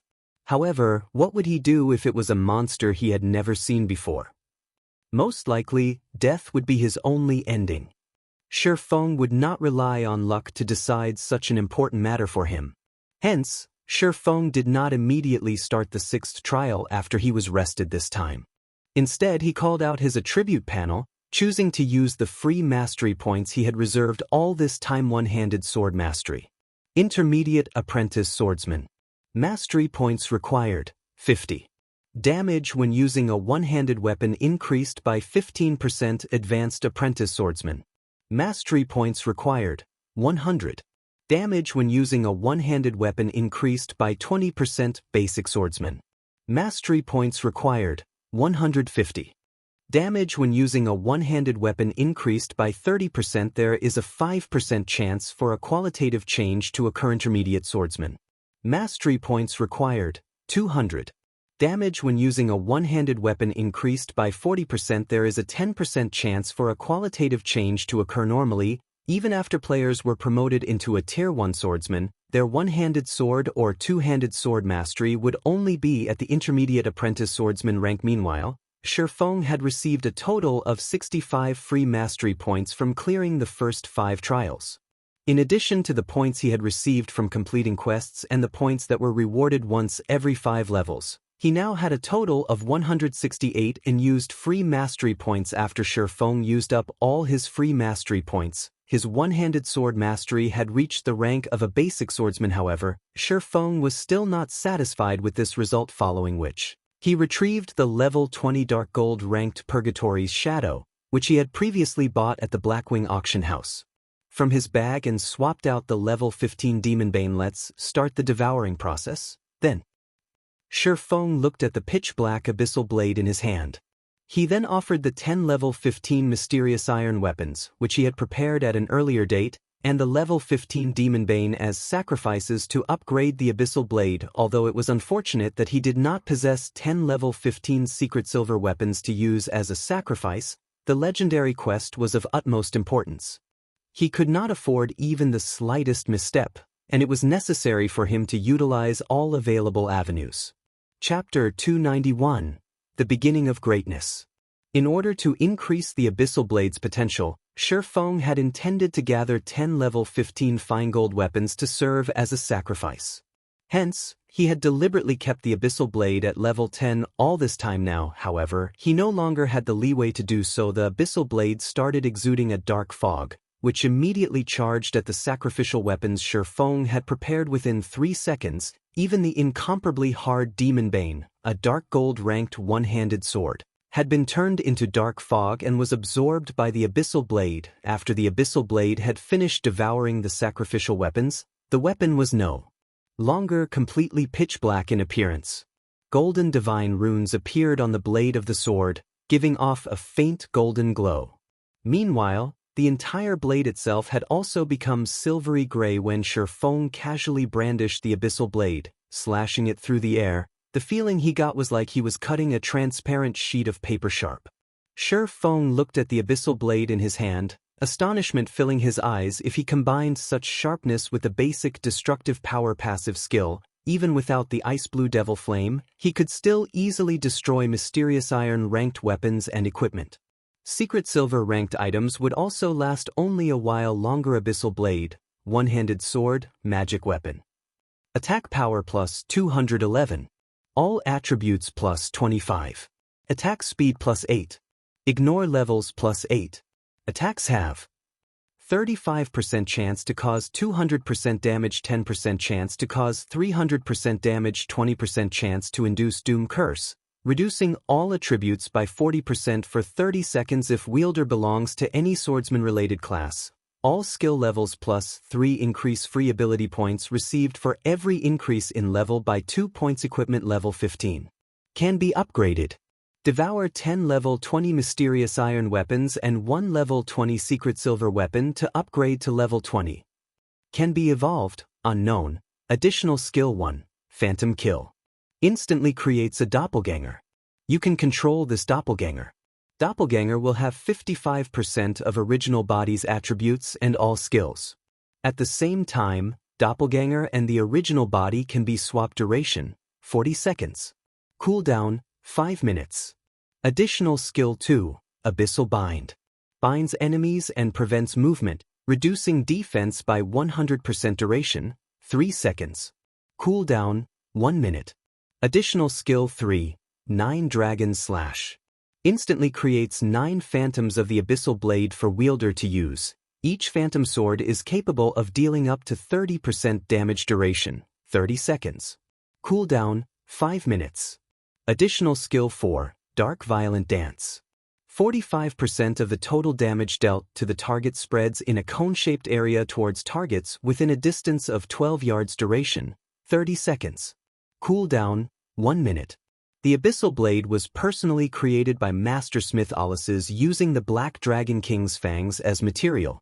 It is one of 36 famed swords, and it is ranked 31st. However, this sword has been cursed by the Black Dragon King. Aside from providing the wielder with immense strength, there will be a backlash every period of time. However, after being remodeled by Jack using a star crystal, the strength of the backlash has been greatly reduced. If the wielder is unable to suppress the backlash, the wielder will receive the curse of the Black Dragon King, permanently reducing all attributes by 50%. Unable to be dropped, unable to be traded as expected of a magic weapon. Even though only 10 mysterious iron weapons and 1 dark gold weapon were used as its sacrifice, its new attack power is even higher than a dark gold weapon of the same level. This attack power could already rival a dark gold ranked two-handed sword. Feng smiled in satisfaction. The level 15 dark gold ranked Demon Bane only had 183 attack power. Meanwhile, the Abyssal Blade had 211 attack power. It was far stronger than the Demon Bane. Not to mention, the other attributes and skills of the Abyssal Blade had also received a significant improvement from the upgrade this time around. Unfortunately, the Abyssal Blade was still far from being a match for the Purgatory's Shadow, a level 20 dark gold ranked one-handed sword. Purgatory's Shadow, one-handed sword, dark gold rank. Level 20, can be upgraded twice. Attack power plus 273. Strength plus 30, agility plus 25. Endurance plus 22. Attack speed plus 2. Attacks have 20% chance to cause 300% damage, 10% chance to reduce damage dealt by target by 20%. Effect not stackable. Additional skill dash. Purgatory power, when activated, increases attack speed by 100% and damage dealt by 30% for 15 seconds. Cooldown, 2 minutes. However, this could not be helped. Level 20 weapons and equipment were essentially more powerful than level 15 ones. At level 20, players could take the promotion to become a Tier 1 class. Hence, level 20 weapons and equipment would all be significantly stronger. Although the attack power has improved greatly, it won't be enough to get me through the 6th trial. Feng knew that a player's combat power could not simply be measured through their attack power alone. An increase in attack power only meant that the damage players dealt would be higher than before. Meanwhile, combat power was the synthesis of various other factors such as strength, agility, endurance, and other basic attributes. Skill level was also a factor to consider. Even if Feng multiplied his current attack power by 3 to 4 times, his HP would still be tens of times lower than the monster in the 6th trial. If he could not dodge the monster's attacks, he would still lose his life after taking a few hits. So, An increase in attack power would not bring too great an increase to his overall combat power. A player was just like a wooden bucket that was used to collect water. How strong they were depended not on their strengths but their weaknesses. Feng called out the system interface. As Eucharis had already opened up the exchange system of the War God's Temple's treasury for Feng, he could now directly exchange his merit points through the system. Feng immediately used 1,500 merit points to exchange for a level 20 dark gold weapon. He then took out another 10 level 20 mysterious iron weapons from his bag. There were plenty of mysterious iron weapons stored inside the guild warehouse.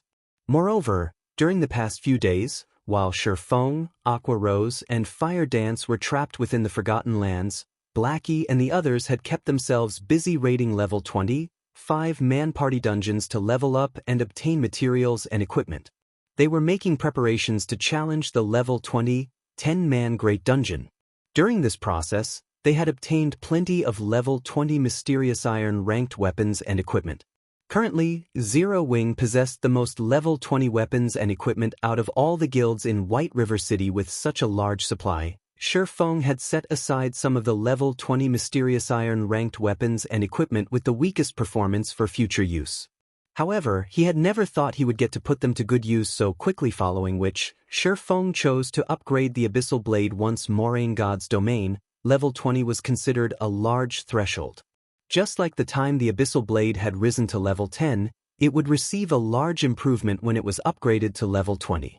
Now, whether or not Feng could clear the next trial would rely solely on the performance of the level 20 Abyssal Blade. The devouring process this time was clearly different from when the Abyssal Blade got upgraded to level 15. After devouring the offerings, the Abyssal Blade erupted and let loose a dragon's roar. The sky and earth trembled in the face of this mighty roar. Immediately after, the Abyssal Blade broke free from Feng's grasp and floated in mid-air. Boom. The Abyssal Blade exploded, transforming into a black tornado. The surroundings went deathly still as if with bated breath. As the black tornado dissipated, a gigantic figure emerged in its place. This figure was none other than the phantom of the Black Dragon King that Feng had previously seen. However, compared to the first time Feng had seen it, the phantom that appeared this time was much more vivid. Moreover, the destructive aura it emitted was far stronger than before. Even when he was faced with the apex powerhouses back at the Eternal Throne, Feng had not been so scared. Of course, this disparity was also due to the fact that those big shots had been intentionally suppressing their auras. At this moment, the Black Dragon King's phantom, which was several hundred meters in height, actually turned to look at Feng and revealed a human-like sneer. Soon after, the phantom dissipated and transformed back into the Abyssal Blade. As the sword landed, its blade stabbed deep into the earth before Feng, with only its hilt remaining above ground. Some time passed before Feng gradually recovered from his stupor. He then slowly extended his hand and pulled out the Abyssal Blade. The appearance of the Abyssal Blade had greatly changed after being upgraded. The entire sword was now silvery gray in color, and it exuded a faint, black aura of death. The image of a black dragon could also be seen fading in and out of existence on the blade of the sword. Meanwhile, the image of a dragon had also been carved out of the hilt of the Abyssal Blade. There were small black chains wrapped around the hilt as well, seemingly acting as a seal for the dragon. Have I just done something I shouldn't have? Feng wondered, laughing bitterly as he looked at the lifelike dragon sculpture. Everything was playing out just as Faust, the legendary character Feng had met back at the Star River Valley, had sight. A magic weapon was a double-edged sword. As one allowed the magic weapon to grow in strength, the curse contained within it would also grow stronger. Meanwhile, the wielder would sooner or later be devoured by the strength of the magic weapon. Chapter 292, Black Emperor. Extraordinary strength comes from an extraordinary will. This was the only advice Faust had given Feng after Feng grasped the Abyssal Blade, which had undergone a huge change in its appearance. He could fully feel the terrifying strength contained within the sword itself. It was like the sword was alive. Feng could even feel pulsations when he gripped the hilt of the Abyssal Blade. It felt as if the Black Dragon King was roaring inside the Abyssal Blade and likely to break through its seals at any given time. Such powerful attributes. When Feng checked the attributes of the Abyssal Blade, he couldn't help but secretly marvel at them. The Abyssal Blade was definitely the best weapon below epic rank. Feng had seen even the Blazing Meteor, which had been crafted by the forging genius Celiora, was not its match currently. Based on the Abyssal Blade's attributes, it would not be an exaggeration to label the sword a pseudo-extraordinary item. Provided that he could continue upgrading it, it would reach the epic rank standard before long. Abyssal Blade, one-handed sword, magic weapon. Attack power plus 302. All attributes plus 30. Attack speed plus 10. Ignore levels plus 10. Attacks have 40% chance to cause 200% damage, 15% chance to cause 300% damage, 20% chance to induce Doom Curse, reducing all attributes by 40% for 30 seconds if wielder belongs to any swordsman-related class. All skill levels plus 3 increase free ability points received for every increase in level by 2 points. Equipment level 20. Can be upgraded. Devour 10 level 25 secret silver weapons and 1 level 25 fine gold weapon to upgrade to level 25. Can be evolved, unknown. Additional skill 1, Phantom Kill. Instantly creates a doppelganger. You can control this doppelganger. Doppelganger will have 70% of original body's attributes and all skills. At the same time, doppelganger and the original body can be swapped. Duration, 40 seconds. Cooldown, 5 minutes. Additional skill 2, Abyssal Bind. Binds enemies and prevents movement, reducing defense by 100%. Duration, 4 seconds. Cooldown, 1 minute. Additional skill 3, 9 Dragon Slash. Instantly creates 12 phantoms of the Abyssal Blade for wielder to use. Each phantom sword is capable of dealing up to 40% damage. Duration, 30 seconds. Cooldown, 5 minutes. Additional skill 4, Dark Violent Dance.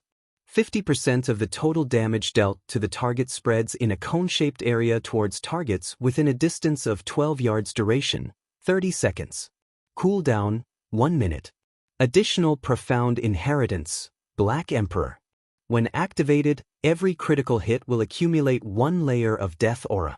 Each layer of Death Aura can be used to increase all attributes of wielder by 2% and attack speed and movement speed by 1% for 10 seconds, or be used to reduce the cooldown of a skill by 3 seconds. Maximum of 30 layers of Death Aura. Duration, 10 minutes. Cooldown, 18 hours. The Abyssal Blade was personally created by Mastersmith Alice's using the Black Dragon King's fangs as material.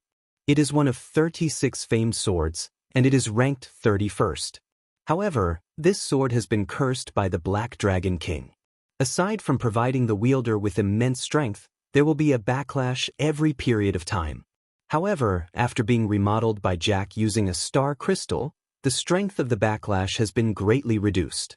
If the wielder is unable to suppress the backlash, the wielder will receive the curse of the Black Dragon King, permanently reducing all attributes by 50%. Unable to be dropped, unable to be traded as expected of a magic weapon. It really doesn't disappoint. Even epic weapons rarely have profound inheritances attached to them. Now, before even reaching the standard of an epic weapon, it already possesses a profound inheritance. Feng breathed a sigh of relief after carefully reading through the introduction of the Black Emperor. With it, he should not have any problems facing the 6th trial. Profound inheritances were rarely seen during the early stages of God's Domain. They only started becoming widely known during the middle stages of the game. Inheritances and skills were different. In God's Domain, the skills provided to each class were made to accommodate the masses of players, so there was no sense of individuality to them.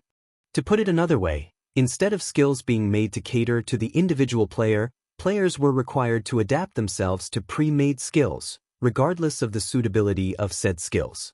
Meanwhile, inheritances could be used by players to create their own unique method of attacking, allowing more freedom in their fighting styles. It could also further increase a player's combat power. The most basic of inheritances in God's Domain would enhance a player's skills, such as increasing the skill's damage or altering the effects of said skill to allow a more flexible fighting style. As for the more advanced inheritances, not only would they alter a player's skills, they could also increase a player's attributes.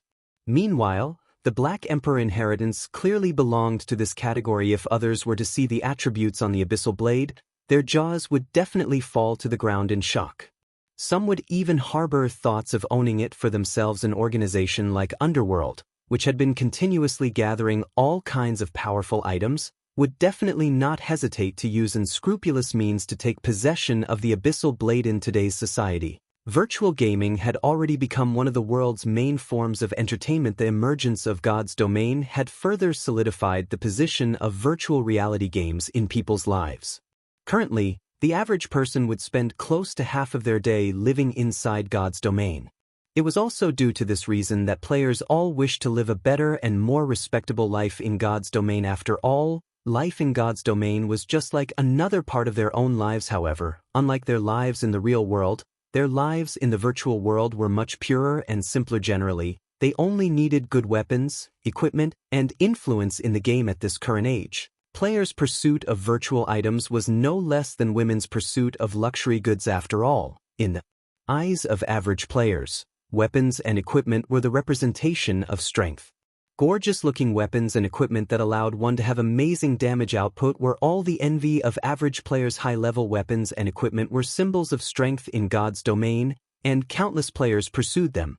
It was also the reason why many players were willing to spend hundreds and thousands, and sometimes even tens of thousands of credits to purchase these powerful items. Some wealthy youths that were born with a golden spoon would even spend several millions without blinking just to obtain a powerful item. These people were willing to go to such lengths because, with powerful weapons and equipment, they could experience the pleasure of being superior to others. In the case of a magic weapon like the Abyssal Blade, it wouldn't be impossible for it to sell for an astronomical price of several tens of millions. Feng recalled that 1 year after God's domain's official launch in the past, a legendary item had appeared in the world auction, which was held in the real world. At that time, the legendary item had been sold off for 60 million credits. The price had thoroughly shocked the entire world. Shortly after the auction, however, the person who sold the legendary item immediately regretted that decision. There was only a limited number of legendary items throughout the entire God's domain, and every single one of them was considered a strategic weapon by guilds. Just by owning one, a player could easily get through their Tier 4 or even Tier 5 class promotions. Meanwhile, the value of a Tier 5 powerhouse could reach up to tens of billions of credits. The reason being, when a guild gave birth to a Tier 5 powerhouse, the guild would have the ability to conquer 2 or 3 additional cities that could each hold a population of several million people. Of course, the Abyssal Blade was still incapable of rivaling a legendary weapon at present. It wasn't even at the level of an epic weapon yet. However, it was what Feng currently needed the most. For Feng, several hundred points of additional attributes weren't as beneficial a powerful skill. And the Black Emperor inheritance just happened to fit the bill. Feng had learned many powerful skills. However, all of them possessed the same fatal weakness. All of them possessed explosive power, but none of them possessed any staying power. Maybe this weakness wouldn't be a problem when these skills were used inside a dungeon or against players with poor equipment. After all, when going against players with poor equipment, Feng did not even need to use up all the skills in his arsenal to finish them off. He could simply overwhelm them with superior attributes, and not even techniques would be required. Meanwhile, when inside dungeons, he would have MTs to tank the monsters at the front lines, healers to heal him from behind, and many other players to support him. He only needed to survive and wait for the cooldown of his skills to end before starting the next volley of attacks. But when fighting against monsters or players that were equal in strength with him, just a short burst of damage would not carry him to victory.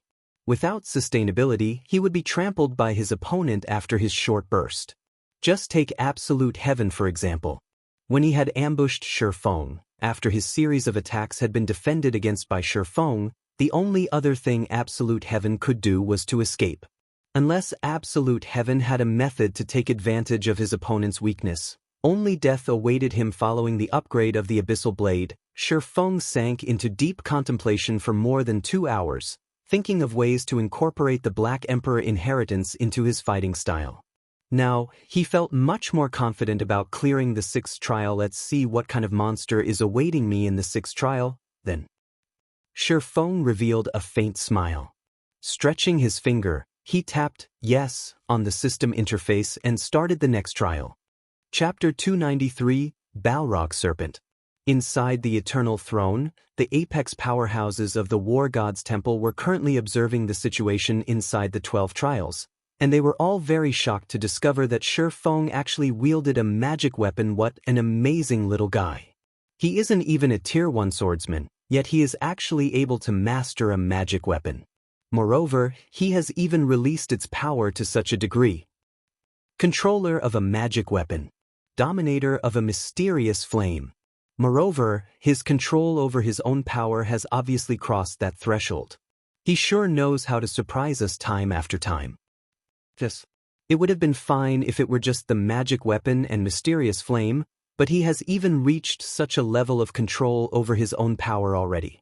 Many of those who have attained a Tier 3 class can't even achieve such a degree of control. It seems he won't have any problems clearing the 6th trial. With such great potential hidden in him, if he had come to us a little later, he might have been able to clear even the 7th trial. Such a pity. The threshold these NPC big shots were referring to was simply one's ability to display 50% of one's own combat power. However, none of these NPCs knew that in the past, Feng had once been a Tier 3 Sword King. Back then, Feng was capable of displaying up to 80% of his personal combat power. If not for his weak physique limiting his brain's development potential and also the quality of his own equipment being a problem, Feng would have long since been promoted to a Tier 4 Sword Emperor. This can't be helped. Who would have known the Endless Abyss would break the seal so quickly? There is no point feeling pity over the matter. We old folks should make some preparations for when the trial ends as well. Otherwise, we'll break our backs from overwork later. The Lords of the Silver Thrones unanimously acknowledged Feng's potential. However, in regard to Feng's managing to clear the 7th trial, they held no hope towards it at all. The reason being, it had been over a millennium since the 7th trial had been cleared. Inside the 12 trials, the stage for the 6th trial was a cave of lava similar to the Flame God's Cave. However, the fire-type mana here was far purer than in the Flame God's Cave.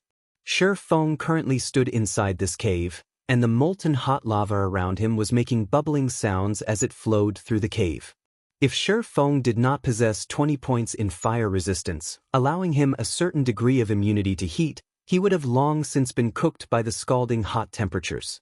Any average player that came here might already be half dead before they even started battling. Before Feng could fully observe the terrain inside the cave, a gigantic flame-covered snake over 20 meters long emerged from the molten lava. Balrog Serpent, Special Elite. Level 20. HP 150, 000/150, 000. Even if Feng did not know exactly how powerful this Balrog Serpent was, he had no doubt whatsoever that this serpent had a very high resistance towards fire-type attacks. Let's use you as a test for my new weapons.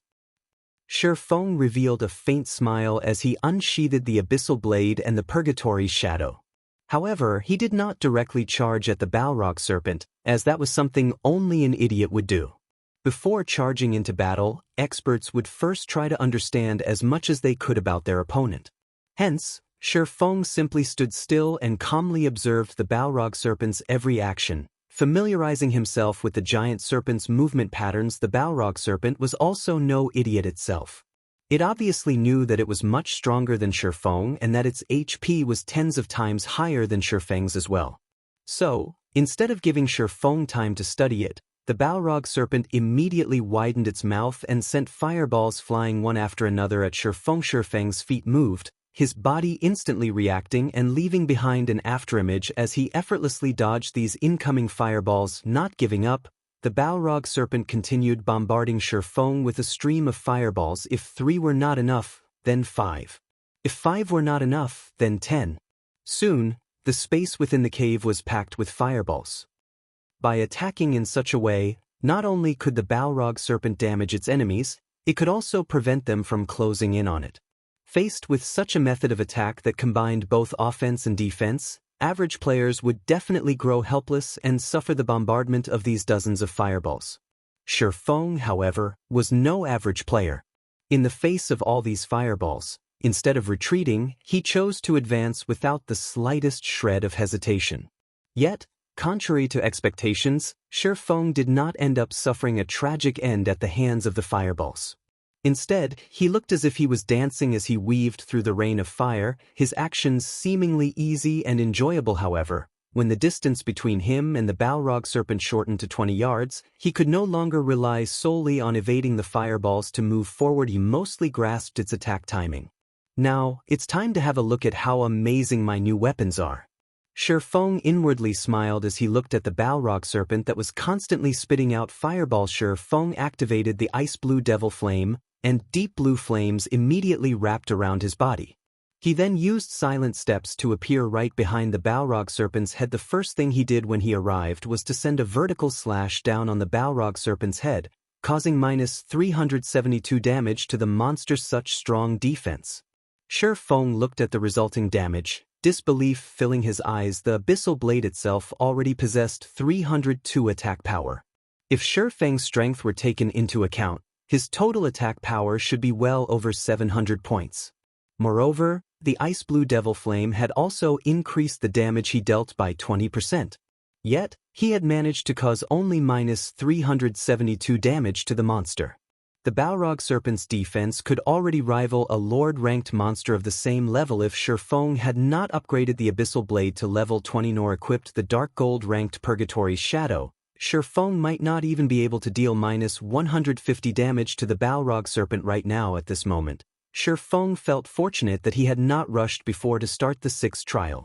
Otherwise, his chances of victory would have been lower than 20%. However, although Feng had allowed this thought to linger in his mind for a moment, his attacks on the Balrog Serpent never stopped. Immediately after his first sword strike, Feng followed up by using Thundering Flash.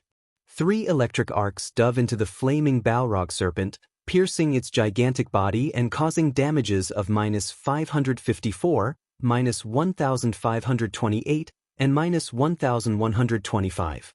The damage he dealt was much higher than before. Simultaneously, he had also inflicted a damage amplification debuff that lasted 20 seconds on the Balrog Serpent, following which, Feng continued with a chop, the attack achieving a critical hit and dealing close to -2,000 damage. When Feng landed on the ground, he immediately followed up with a flurry of sword slashes. The abyssal blade now had a 40% chance to deal a critical hit, so Feng could deal a critical hit with almost every other attack from this series of attacks. The Balrog Serpent had lost over 7,000 HP. However, the giant serpent had 150,000 HP. Feng would need to repeat such a burst of attacks at least 20 more times in order to completely kill it. Originally, Feng felt quite happy with the damage he was dealing. At this rate, even if he did not activate Black Emperor, he still possessed a very high chance of killing the Balrog Serpent. Unfortunately, that happiness was short-lived. The reason being, Feng soon discovered that the Balrog Serpent's HP was rapidly returning to full. It was actually recovering 500 HP every second. That amount was even higher than a single one of Feng's normal attacks. If Feng remained idle, the Balrog Serpent would fully recover in less than 20 seconds. Meanwhile, the Balrog Serpent immediately sent its tail swiping at Feng, finally reacting to Feng's attacks. Feng hurriedly used parry to block the attack. Although he suffered no damage from the Balrog Serpent's tail strike, he was forced to retreat 3 steps, with his hands growing numb from the force of the impact as well. In terms of destructive power, the Balrog Serpent was definitely superior to the Chimera. The Balrog Serpent was also much faster. Feng had actually been forced to use parry because he could not dodge in time. Currently, Feng's parry was at level 7, so it had a cooldown of 21 seconds. Aside from parry, Feng also had Defensive Blade, a skill that had both offensive and defensive capabilities. Currently, Defensive Blade was at level 6, and it had a cooldown of 2 minutes. Although its cooldown was much longer than parry, it allowed Feng to completely block 4 melee attacks and 8 ranged attacks. He would also be immune to charge attacks. Just as the dozens of fireballs were about to hit him, Feng jumped into the air, dodging them completely. Right after that, the Balrog Serpent swiped its tail at Feng again. The sound of wind whistling could be heard as its tail streaked through the air. In the face of this powerful attack, Feng showed no signs of weaknesses. Immediately, he countered the attack with the level 7 Thunder Flame explosion when sword and tail collided, sparks of flame scattered in all directions. The Balrog Serpent's tail was knocked back, the monster itself receiving over -400 damage from the brief clash. On the other hand, Feng landed heavily onto the ground, his feet sinking partly into the molten lava. A damage of over -700 points also appeared above his head. As expected, in a direct confrontation, Feng was definitely a lot weaker than the Balrog Serpent. However, Feng was probably the only player in God's domain right now who dared to actually fight a special elite monster in such a way. Chapter 294, Storm of Swords. Although Feng lost against the Balrog Serpent in a direct confrontation, Thunder Flame Explosion, the skill he used, wasn't just a powerful destructive skill. It was also a control skill. However, the Balrog Serpent was a special elite monster. It possessed a degree of resistance towards control skills, hence, the level 7 Thunder Flame Explosion, which would originally place enemies hit by it in a fainted state for 5 seconds, only managed to incapacitate the Balrog Serpent for 5 seconds for average players. 5 seconds might not seem like a long time. For Feng, however, it was plenty of time. Wind Blade. Feng instantly arrived before the Balrog Serpent. Simultaneously, his attack speed received a 30% increase. However, Feng was still not satisfied with this. He then proceeded to activate the additional skill of the Purgatory's Shadow, Purgatory Power. When activated, increases attack speed by 100% and damage dealt by 30% for 15 seconds cooldown, 2 minutes. Feng then activated 9 dragons/12 phantoms of the Abyssal Blade suddenly appeared, floating around Feng. Each phantom was capable of dealing 40% damage for 30 seconds. However, it had a long cooldown of 5 minutes. Feng brandished his 2 swords using his full strength. In addition to the 12 Abyssal Blade phantoms he was controlling, a total of 14 swords surrounded and madly attacked the Balrog Serpent within moments. The cave was filled with sword images dancing around 14, 20, 56, 112. Countless sword images flashed in the air, forming a storm of swords that devoured the Balrog Serpent whole. Fang's swords slashed at the Balrog Serpent's body one after another, each strike causing close to -500 damage. Moreover, close to half of this barrage of attacks achieved a critical hit, each dealing close to -1000 damage to the monster. Meanwhile, each of the phantoms of the Abyssal Blade had also managed to deal over -200 damage to the Balrog Serpent. The total damage of the 12 phantoms was even more frightening than that of Feng himself, as if the floodgates to the Balrog Serpent's 150,000 HP had been opened, the Balrog Serpent lost HP incessantly. Within a short 3-5 seconds, the Balrog Serpent's HP had already fallen to 61%. When the Balrog Serpent regained consciousness, it immediately released an enraged roar. At this moment, however, Feng pointed the Abyssal Blade at the Balrog Serpent. Now is still not the time for you to wake up. Feng cast Abyssal Bind on the Balrog Serpent right away. If he were to allow the Balrog Serpent to start retaliating, his previous efforts would all go to waste. In the blink of an eye, 9 pitch-black chains emerged from the ground, quickly wrapping around and binding the Balrog Serpent. Meanwhile, the Balrog Serpent could do nothing but roar in anger as it helplessly watched sword after sword piercing its own body, continuously reaping its HP. The Abyssal Bind had a duration of 4 seconds. Moreover, the Balrog Serpent's resistance towards control skills was completely ineffective against it. The Abyssal Bind's effective duration was not reduced in the slightest. In addition, the Abyssal Bind reduced the Balrog Serpent's defense by 100%, rendering the Balrog Serpent's innately powerful defense utterly useless. Now, each of Feng's sword strikes dealt over -800 damage, with the occasional triple critical hit dealing over -2500 damage. A series of splendid numbers appeared above the Balrog Serpent's head. Before the eye-catching number of -2500 disappeared, a damage of over -1700 points appeared on top of it. Practically 1 out of every 2 strikes would achieve a critical hit. Meanwhile, each of the 12 Abyssal Blade Phantoms were now dealing over -350 damage to the Balrog Serpent. For the Balrog Serpent, These 4 seconds were a complete hell. By the time the Balrog Serpent escaped from the chains binding it, it had only 19% HP remaining. However, Feng had long since been prepared for this moment disappear. Feng raised the silvery-gray abyssal blade. The dense fire-type mana in the surroundings started gathering around the abyssal blade, causing the sword to release a blinding glow. This was indeed Feng's ultimate skill, Flame Burst. Flame Burst. Level 5, requires 4 million EXP to upgrade to level 6. Channeling time, 2 seconds. Gathers the power of flames to a single point and causes 420% damage to the target attack count, 6 times. Cooldown, 3 minutes 30 seconds. Before the Balrog Serpent could even start attacking, Feng had already brandished the scorching hot abyssal blades 6 times.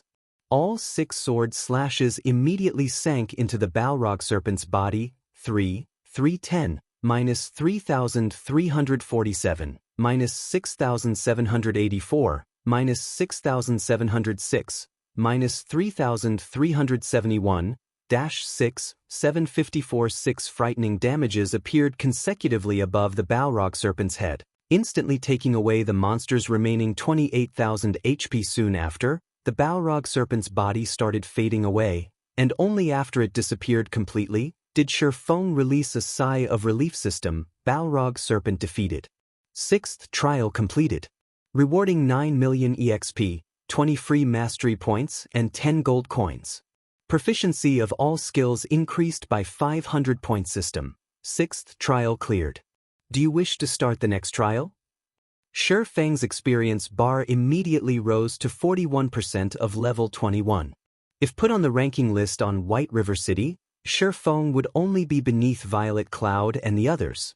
However, he was still 2 levels behind Blackie, the current top-ranking player of White River City. Finally, I've passed the requirement. Should I try to take on the 7th trial, though? Feng looked at the system interface showing the trial's prompt.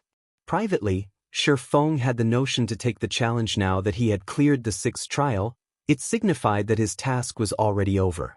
He had no need to brave the dangers and accept the next trial at all. Moreover, if he happened to lose his life in the next trial, he would definitely suffer a heavy penalty. It absolutely wouldn't be limited to just losing a single level. Truth be told, however, Feng felt confident about his chances at clearing the 7th trial. After all, he had not even unveiled the Black Emperor inheritance when he fought the Balrog Serpent. He definitely had the necessary strength to challenge the 7th trial. After clearing the 6th trial, Feng obtained an additional 1,600 merit points. If he were to clear the 7th trial, he could obtain another 3,200 merit points, bringing his total to 4,800 merit points. It would be enough points for him to exchange for an epic-ranked item. Just the prospect of obtaining an epic-ranked item made Feng feel that he should give it a try. Besides, Feng no longer had any burdens to carry, so why not give it a try? However, Feng was unsure of what kind of price he would have to pay if he were to suffer death. If it was only losing a single level, then Feng would gladly proceed to the 7th trial. However, Feng knew such an outcome was not likely. Just the penalty for not completing the Trial of Gods was already considered unbearable for players. Some players might even have to delete and restart their accounts due to the harsh penalties imposed. Meanwhile, the 12 trials was the most challenging trial of the War God's Temple. It would be an insult to the War God's Temple if the punishment for dying was only the loss of a single level. Just as Feng was hesitating, his system communicator rang. Meanwhile, the person calling him was Aqua Rose. Did something happen? Feng asked. Previously, Feng had already told Aqua Rose that he did not wish to be disturbed as he was about to do a quest, and that, unless there was something big happening, she shouldn't try to contact him. Based on Aqua Rose's serious personality, if it wasn't an extremely important matter, then she definitely wouldn't try to contact him. Hence Feng's question. Dark Star has suddenly declared an all-out war against us, and several hundreds of our guild members have already been killed by members of Dark Star while they were out grinding. Moreover, the core team, led by Fire Dance, has also been trapped by Dark Star inside the Silverleaf Forest. Although we've already sent reinforcements, they were blocked by members of Dark Star outside the forest. What I'm trying to say is that, Guild leader, you need to immediately contact Gentle Snow and have her send some people to help contain Dark Star so that our members can take the opportunity to save Fire Dance and the others. Aqua Rose was extremely anxious at this moment. They had already failed to break through the encirclement of Dark Star around the Silverleaf Forest multiple times now. If this situation continued, Fire Dance and the others would truly be finished. Feng Xianyang. You did good. Feng's expression immediately sank, a cold killing intent gleaming in his eyes. If Fire Dance and the others belonging to the main force of the guild were to die a few times, it would be a tremendous loss to Zero Wing. Leaving aside the fame that Fire Dance and the others had accumulated for themselves, just losing a part of the equipment they possessed would be a serious blow to the guild. Just how long would it take for them to recover such precious equipment? Meanwhile, when Feng tried to figure out who was responsible for such a situation, Feng Xianyang came up as his strongest suspect. Feng Xianyang was the true wielder of authority in Dark Star. After Feng's previous forthright rejection, it would not be strange if Feng Xianyang retaliated. Hence, who else could be responsible for Dark Star's declaration of war? Chapter 295, Mirage Beast. Although Feng was incensed by this news, Fire Dance and the others would have long since lost their lives by the time he arrived at the Silverleaf Forest. Alright, I'll contact Gentle Snow immediately. Feng disconnected his call with Aqua Rose after saying so. He then called out his friends list, selected Gentle Snow's name, and chose to contact her. It was a fact that Ouroboros and Zero Wing were allies. Since an ally was under attack, Gentle Snow naturally did not refuse to send reinforcements when Feng asked. Moreover, Gentle Snow had found out about this entire matter a step ahead of Feng. Hence, she had already organized her subordinates even before Feng contacted her, and they were just about to hurry over to the Silverleaf Forest. Right at that moment, Gentle Snow had gathered 2,000 members from Ouroboros to aid Zero Wing. Of them, 500 were elite members of the guild. Such a powerful force would pose a huge threat to the 6,000 members of Dark Star blocking the way into the Silverleaf Forest. Many thanks for your help, Miss Snow. In the future, members of Ouroboros that shop at the Starstreak trading firm can enjoy a 10% discount on all products. Feng said in thanks. You said this yourself. I'll gladly accept your offer, then. Gentle Snow revealed a faint smile. Currently, over half of the player population in White River City was patronizing the Starstreak trading firm. After all, not only were the items sold there of good quality, there was also a large selection available.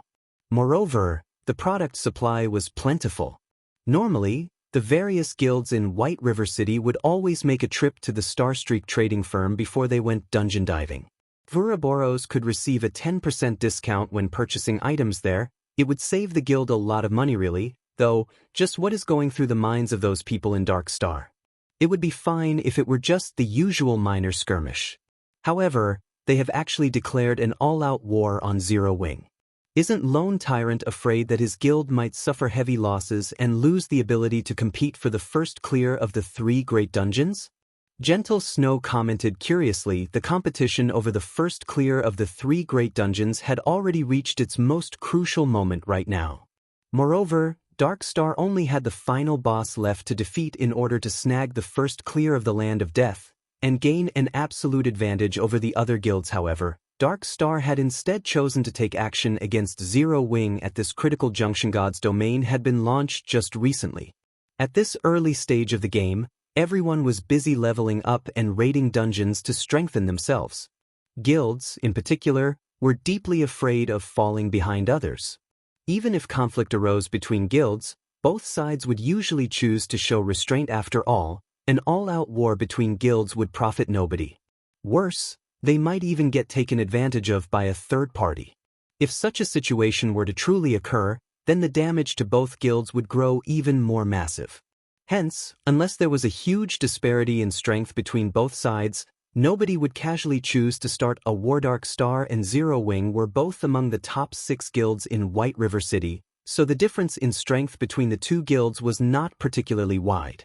No matter how Gentle Snow looked at the situation, she could not figure out why Dark Star would choose to suddenly declare war. I am afraid that the one starting the war this time around isn't Lone Tyrant, but the organization that's backing him, Underworld, Feng said, laughing bitterly. Underworld. Gentle Snow couldn't help but wrinkle her eyebrows at this revelation. So that's how it is. I've been wondering how Dark Star had managed to suddenly obtain so many experts. It turns out the mysterious power supporting Dark Star is Underworld. However, how did you manage to find out about this? Even though I've planted many spies inside Dark Star, I never managed to uncover the forces hidden behind Dark Star. Feng Xianyang from Underworld came looking for me to buy some of Zero Wing's shares. However, the price he offered was simply too low. I rejected his offer, so now he is trying to get back at me by destroying Zero Wing. Feng revealed the truth. Gentle Snow immediately understood the situation after listening to Feng's words. It was no wonder Dark Star was completely unafraid of commencing an all-out war. With Underworld's background, it only needed to field a part of its forces located in the eastern region of Star Moon Kingdom to completely destroy Zero Wing. With such a large disparity in strength, it was natural for Dark Star not to fear a war, so it is Feng Xianyang. He is indeed a person who would take revenge for the slightest of offenses. However, with Underworld's financial power, his offer to buy Zero Wing, which possesses a guild residence, should not have been low. At the very least, he should have offered 500 to 600 million, right? Gentle Snow came to an abrupt realization. However, she also felt curious about this matter, as the Feng Xianyang she knew was not a tight-fisted person. 1 billion credits and several hundred experts. In addition, they would also provide 100 gold coins as support every week. Feng said 1 billion credits and also 100 gold coins per week? Feng Xianyang sure is generous. Even I might feel tempted if given such an offer. Yet, you actually complain that it's too little? No wonder he's angry. Gentle Snow chuckled softly. Feng simply replied with a faint smile, not bothering to give an explanation on the matter. Aside from a few core guild members knowing about the Purple Sun Mansion being their new guild residence, nobody else knew anything about it. The others only knew that Zero Wing possessed a guild residence. They were not clear where exactly it was located. After all, there were simply too many plots of land available in White River City. Moreover, the Purple Sun Mansion was currently under reconstruction. It would take 2 more days before it can be used and also unveiled to the public, following which, Feng made some small talk with Gentle Snow before ending the call. He then proceeded to start the 7th trial. If nothing unexpected happened, the 2,000 players led by Gentle Snow could definitely break apart Dark Star's encirclement around the Silverleaf Forest. Hence, what Feng needed to do now was to increase his own strength by obtaining even better tools and equipment, slowly and gradually enhancing their guild's foundation. In regard to the battle at the Silverleaf Forest, Feng could only play the role of an observer. Even if he were to rush over there right this instant, everything would have long since been over by the time he arrived. However, Feng would definitely remember this debt of hatred. Sooner or later, he would repay this debt to Dark Star and Underworld 10 times over. The stage for the 7th trial was an ancient coliseum. The moment Feng laid eyes on his opponent, he was immediately shocked by what he saw. Why is it myself?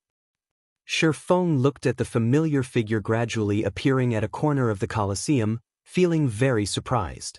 However, when he used observing eyes on this twin of his, he immediately came to an understanding. Mirage Beast, Rare Special Elite. Level 20. HP 200, 000/200, 000. This Mirage Beast was capable of replicating the appearance and skills of an enemy. However, unlike players, it had a frightening amount of HP. In a one-on-one situation, players would find it extremely difficult to kill the Mirage Beast in God's domain. The only advantage players had over monsters was the diversity of skills they possessed. Meanwhile, players could use these skills in various combinations to exert even stronger power. Yet, if the Mirage Beast possessed the same skills that players did, then players would lose even that little advantage they had. When comparing the power of skills, the Mirage Beast's skills might even be more powerful than the player's good timing. I was just thinking of trying out a few things.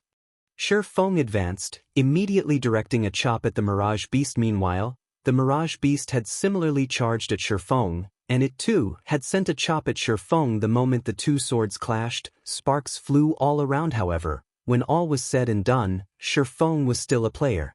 In terms of strength, he was still far inferior to the Mirage Beast. Hence, Feng was easily repelled, forced by the Mirage Beast to retreat step by step. Meanwhile, the Mirage Beast was also superior in terms of attack speed. Although the ensuing damage from a collision of weapons was small, after clashing for tens or even hundreds of times, Feng would eventually lose his life. After all, the Mirage Beast possessed 200,000 HP, while Feng's HP was just slightly over 2,600 after reaching level 21. Moreover, Feng was receiving more damage than the Mirage Beast from their exchanges, not to mention, both sides were also executing various skills. When Feng used Thundering Flash, the Mirage Beast would activate Windwalk to dodge the attack. It would then counter with a Thundering Flash of its own. Knowing that he could not receive the attack directly, Feng, too, activated Windwalk to dodge. However, the Mirage Beast activated Wind Blade to immediately appear before Feng. It then followed up with a chop, sending an extremely quick vertical slash down towards its prey. Feng hastily used parry to block the Mirage Beast's chop. He countered with a Thunder Flame explosion right away. In the end, however, the Mirage Beast used parry to fend off the powerful attack. Feng then followed up with a Flame Burst, which was promptly countered with a defensive blade by the Mirage Beast. The exchange between both sides was extremely intense. After a dozen seconds or so, Feng's HP had fallen to 60%. On the other hand, the Mirage Beast had lost only a negligible amount of HP. Just the Mirage Beast's battle recovery negated most of the damage Feng had caused. As expected of the 7th trial, even the monster's normal attacks and skills are used with such viciousness. However, instead of feeling afraid, a sense of excitement was bubbling within Feng at the moment. However, do you know this move? Feng looked at the Mirage Beast, a faint smile appearing on his face. He then proceeded to activate the Black Emperor Inheritance. Dark fog immediately started emerging from the Abyssal Blade and then entered Feng's body. Chapter 296, Perfect Combination. Although the Mirage Beast was capable of duplicating a player's every skill, Feng had already obtained a clear understanding of the Mirage Beast during this short period of time. Feng had previously activated the Ice Blue Devil Flame after starting the battle. Yet, the Mirage Beast had not done so. The Ice Blue Devil Flame was not a skill Feng had learned. Instead, it was an additional effect provided by the item known as the Ice Blue Devil Flame. Hence, Feng could say with certainty that the Mirage Beast was incapable of duplicating the additional skills of a player's equipment. The moment the dark fog, which emanated from the Abyssal Blade, started permeating Feng's body, a faint silvery gray aura of death emerged on the surface of his body. Immediately, he charged at the Mirage Beast, while simultaneously activating 9 Dragon's Slash. The 12 Abyssal Blade Phantoms promptly started attacking the Mirage Beast the moment they came into existence. When the Mirage Beast saw the 12 Phantoms striking at it, it cleverly chose not to block them. Instead, it bombarded Feng with a Thunder Flame explosion. As long as Feng died, the 12 Abyssal Blade Phantoms would naturally disappear along with him. Seeing the Mirage Beast's actions, Feng simply revealed a calm smile. Rather than dodge the attack, however, Feng chose to activate Defensive Blade and proceeded to assault the Mirage Beast's Vital Point. Defensive Blade provided Feng with complete immunity to 4 melee attacks. He could simply allow the Mirage Beast's attack to connect without needing to defend using his sword at all. Meanwhile, Feng's twin swords had also landed on the Mirage Beast's body previously. In order to block Feng's Thunderflame explosion, the Mirage Beast had used up its own defensive blade. Hence, it had no choice but to endure Feng's attacks. Right now Feng took this chance to make 7 consecutive slashes on the Mirage Beast's body. His normal attacks caused over -500 damage, while critical hits dealt over -1000 damage. Meanwhile, each of the Abyssal Blade Phantoms could also inflict over -200 damage. Out of the 7 sword strikes Feng landed on the Mirage Beast, for achieved a critical hit. Coupling those sword strikes with the attacks of the Abyssal Blade Phantoms, Feng dealt over -7000 damage within this brief moment. It was a very impressive amount of damage. However, the Mirage Beast, which had taken on Feng's appearance, simply gave Feng a smile of disdain. The Mirage Beast looked as if it was saying, "This is your limit." The Mirage Beast had 200,000 HP, so minus 7,000 damage was only a scratch to it. It would be perfectly fine again once it rubbed some spit on its wounds. On the other hand, now that Feng no longer possessed any life-saving skills, only death awaited him. A high HP is really a great asset. Feng sighed when he looked at the Mirage Beast's HP bar. In the next moment, though, Feng revealed a smile, saying, "However, you are still 10 years too early if you think you can overpower me just with this asset of yours alone." Feng activated the Purgatory Shadow's additional skill, Purgatory Power, increasing his attack speed by 100% and damage by 30% for 15 seconds. Feng then pointed the Abyssal Blade at the Mirage Beast, charging at him. Abyssal Bind 9 chilling chains instantly emerged from the ground, wrapping around and restraining the Mirage Beast. Abyssal Bind had a duration of 4 seconds. Despite being sealed, however, the Mirage Beast showed no signs of panic at all. It did not even try to resist in the slightest. Instead, it revealed a mocking expression as it looked at Feng, as if telling Feng to slash it as much as he wanted to. Previously, Feng had only managed to take away around 7,000 of its HP after attacking it for slightly over a second. Even if the Mirage Beast allowed Feng free reign for 4 full seconds, the most it would lose was around 30,000 HP. That was not even a quarter of its total HP. Moreover, after Feng exhausted all his skills, he would also lose his means of dealing bursts of damage with neither life-saving skills nor bursting skills. The end result was obvious. Hence, the Mirage Beast felt very assured of its victory. Since the very beginning, this human never had a chance of defeating it. However, the Mirage Beast quickly discovered that reality was much crueler than fantasy. The Abyssal Bind indeed had a duration of only 4 seconds. However, the skill also possessed the effect of reducing its target's defense by 100%, and this allowed Feng's damage to abruptly soar. Now, each of Feng's normal attacks could deal over minus 700 damage. Miraculously, one of his attacks even triggered the Doom Curse, one of the Abyssal Blade's effects.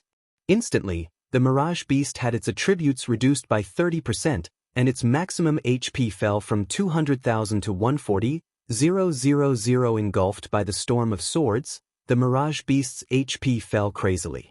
Feng also achieved critical hits with his attacks one after another, stacking layer upon layer of death aura around his body. In this situation, the 9 Dragons slash could be said to be a perfect match for the Black Emperor inheritance. After activating the 9 Dragons slash, Feng would not be lacking in death auras at all. Before the 4 seconds were up, the Mirage Beast's HP had already gone below the 70% threshold. Just as the Abyssal Bind was about to lose effect, and the Mirage Beast was about to regain its freedom, Feng abruptly leaped into the air and switched sword techniques. Simultaneously, he used 10 of the 30 layers of death aura he had accumulated to reduce the Thunder Flame Explosion's cooldown. The level 7 Thunder Flame Explosion had a cooldown of 30 seconds. Meanwhile, each layer of death aura could reduce a skill's cooldown by 3 seconds. After using 10 layers of death aura, Thunder Flame Explosion could be used again. However, Feng was still not done.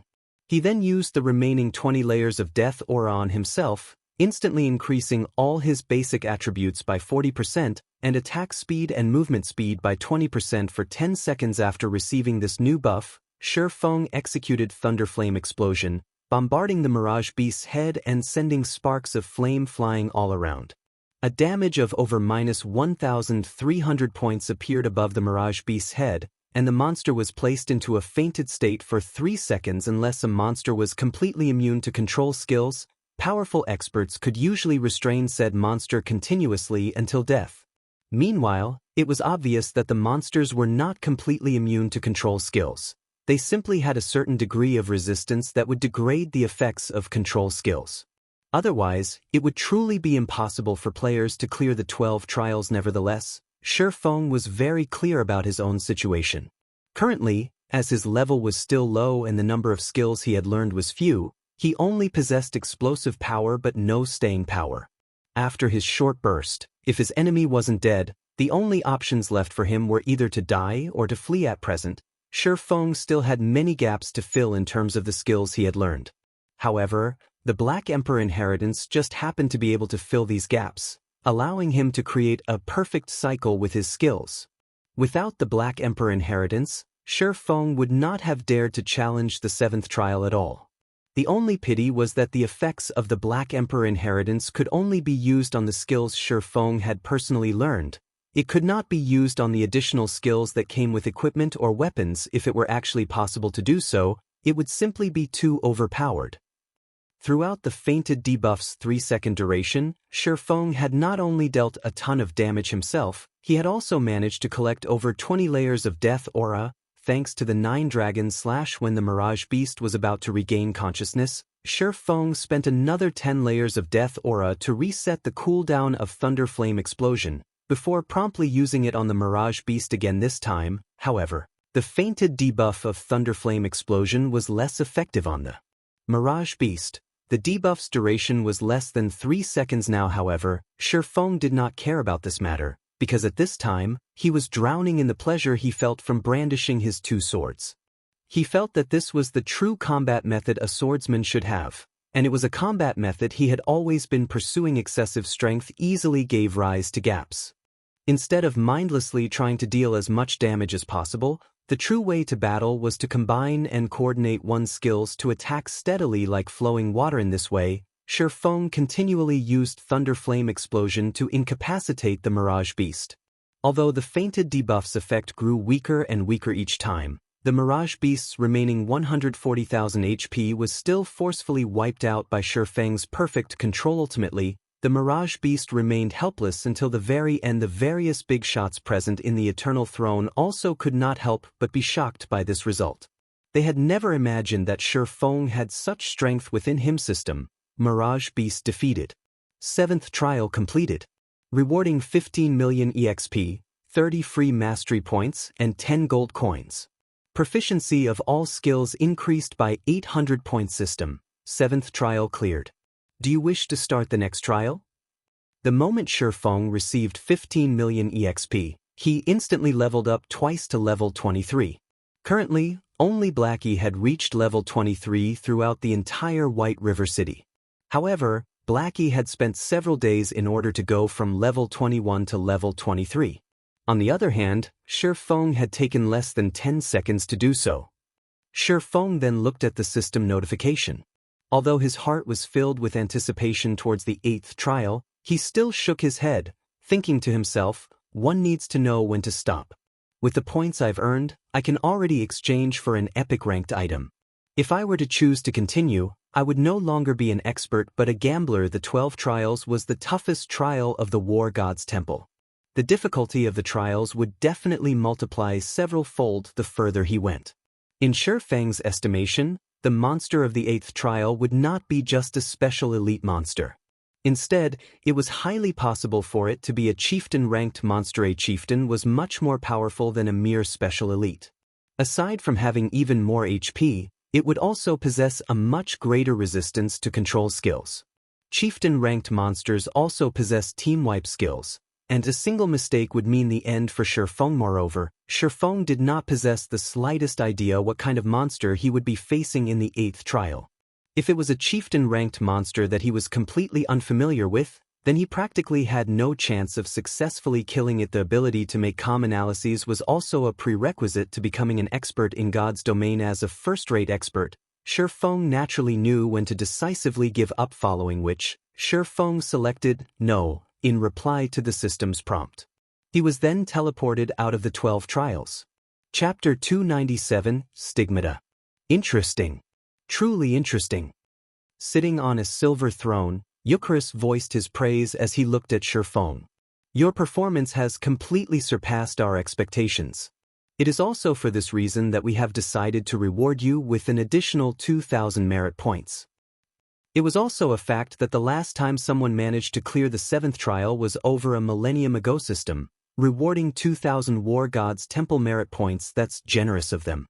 An expression of joy appeared on Feng's face. With 1,500 merit points, Feng could afford to exchange for a dark gold ranked item. Meanwhile, 4,000 merit points would be equivalent to an epic ranked item.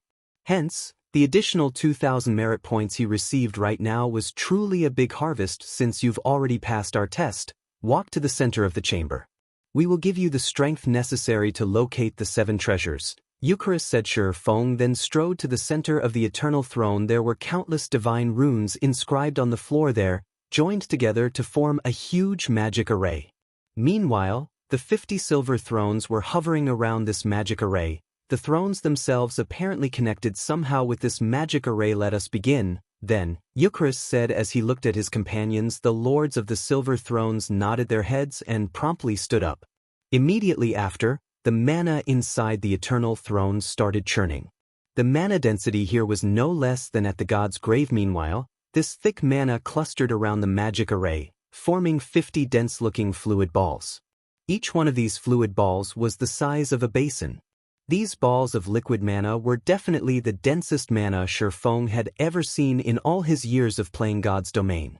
At this time, Eucharis had also turned his head to look at one of the lords of the golden thrones. My lord, the preparations are completed, Eucharis said respectfully. It is still not enough, the phantom sitting in a golden throne said in a low tone. Eucharis was confused by these words. The liquid mana they had formed was several hundred times more precious than even 7 Luminaries crystals, and each and every drop had taken the 50 of them great efforts to form, not to mention 50 basin-sized liquid mana. Such an amount of liquid mana was more than enough to cast a silver stigmata. It is rare to find good talent. Let us lend a hand as well, the phantom sitting in a golden throne said to his 8 other companions. Very well, then. A person capable of passing the 7th trial is indeed worthy of the 9 of us taking action. The other 8 lords of the golden thrones nodded their heads in reply to their companion's suggestion. They then stood from their seats, floating in midair as they started to condense mana as well. In the blink of an eye, 9 house-sized balls of liquid mana appeared in the air above the thrones in the eternal throne. Eucharis and the others were shocked by this sight. Never would they have imagined that these 9 lords would actually take action and work together to cast a stigmata for a minor existence like Feng. This was the first time since the appearance of that absolute genius thousands of years ago. As for Feng, at this moment, he could no longer keep his mouth closed in regard to liquid mana. Feng had seen this item before in the past. Mages considered it a priceless treasure. Even when offered epic-ranked items in trade, mage players would not be willing to part with the liquid mana they possessed. Just the basin-sized balls of liquid mana that each of the lords of the silver thrones had formed had already given Feng a great shock. Now, the 9 peerless existences floating in front of the golden thrones had actually managed to each form a house-sized ball of liquid mana. Judging based on sizes, the total liquid mana summoned by the 50 people from before did not amount to even 1/10 of a single house. In the next moment, all of the liquid mana summoned was injected into the magic array. The divine runes engraved into the chamber started lighting up one after another, and within moments, every single divine rune inside the grand chamber was giving off a golden glow. In the center of the eternal throne, a golden divine pattern took form. This divine pattern then melded with Feng's body. Feng immediately felt his body being filled up with an infinite amount of power, his mind clear as day, as if he knew everything there was to know in the world. However, this feeling only lasted for a few short seconds before it completely dissipated. Meanwhile, Feng's pupils, which were originally pitch black in color, had also turned golden for a brief moment. Although his pupils regained their original color, careful observation would reveal innumerable bright stars flashing within them, looking just like the starry skies at night. System. Congratulations! Player has obtained golden stigmata. Reputation with the War God's Temple increased by 3,000 points. The seal on the Endless Abyss has been broken. If we wish to reseal the Endless Abyss, we need the assistance of the 7 treasures, which the gods had bestowed upon the human race. However, the 7 treasures have been missing for hundreds of years now, scattered throughout this large continent. A few of these 7 treasures have even been damaged. It would be extremely difficult to locate and gather the 7 treasures.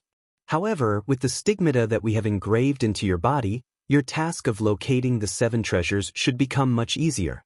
As long as you come within a certain range of one of the 7 treasures, the stigmata will produce a response to notify you of it.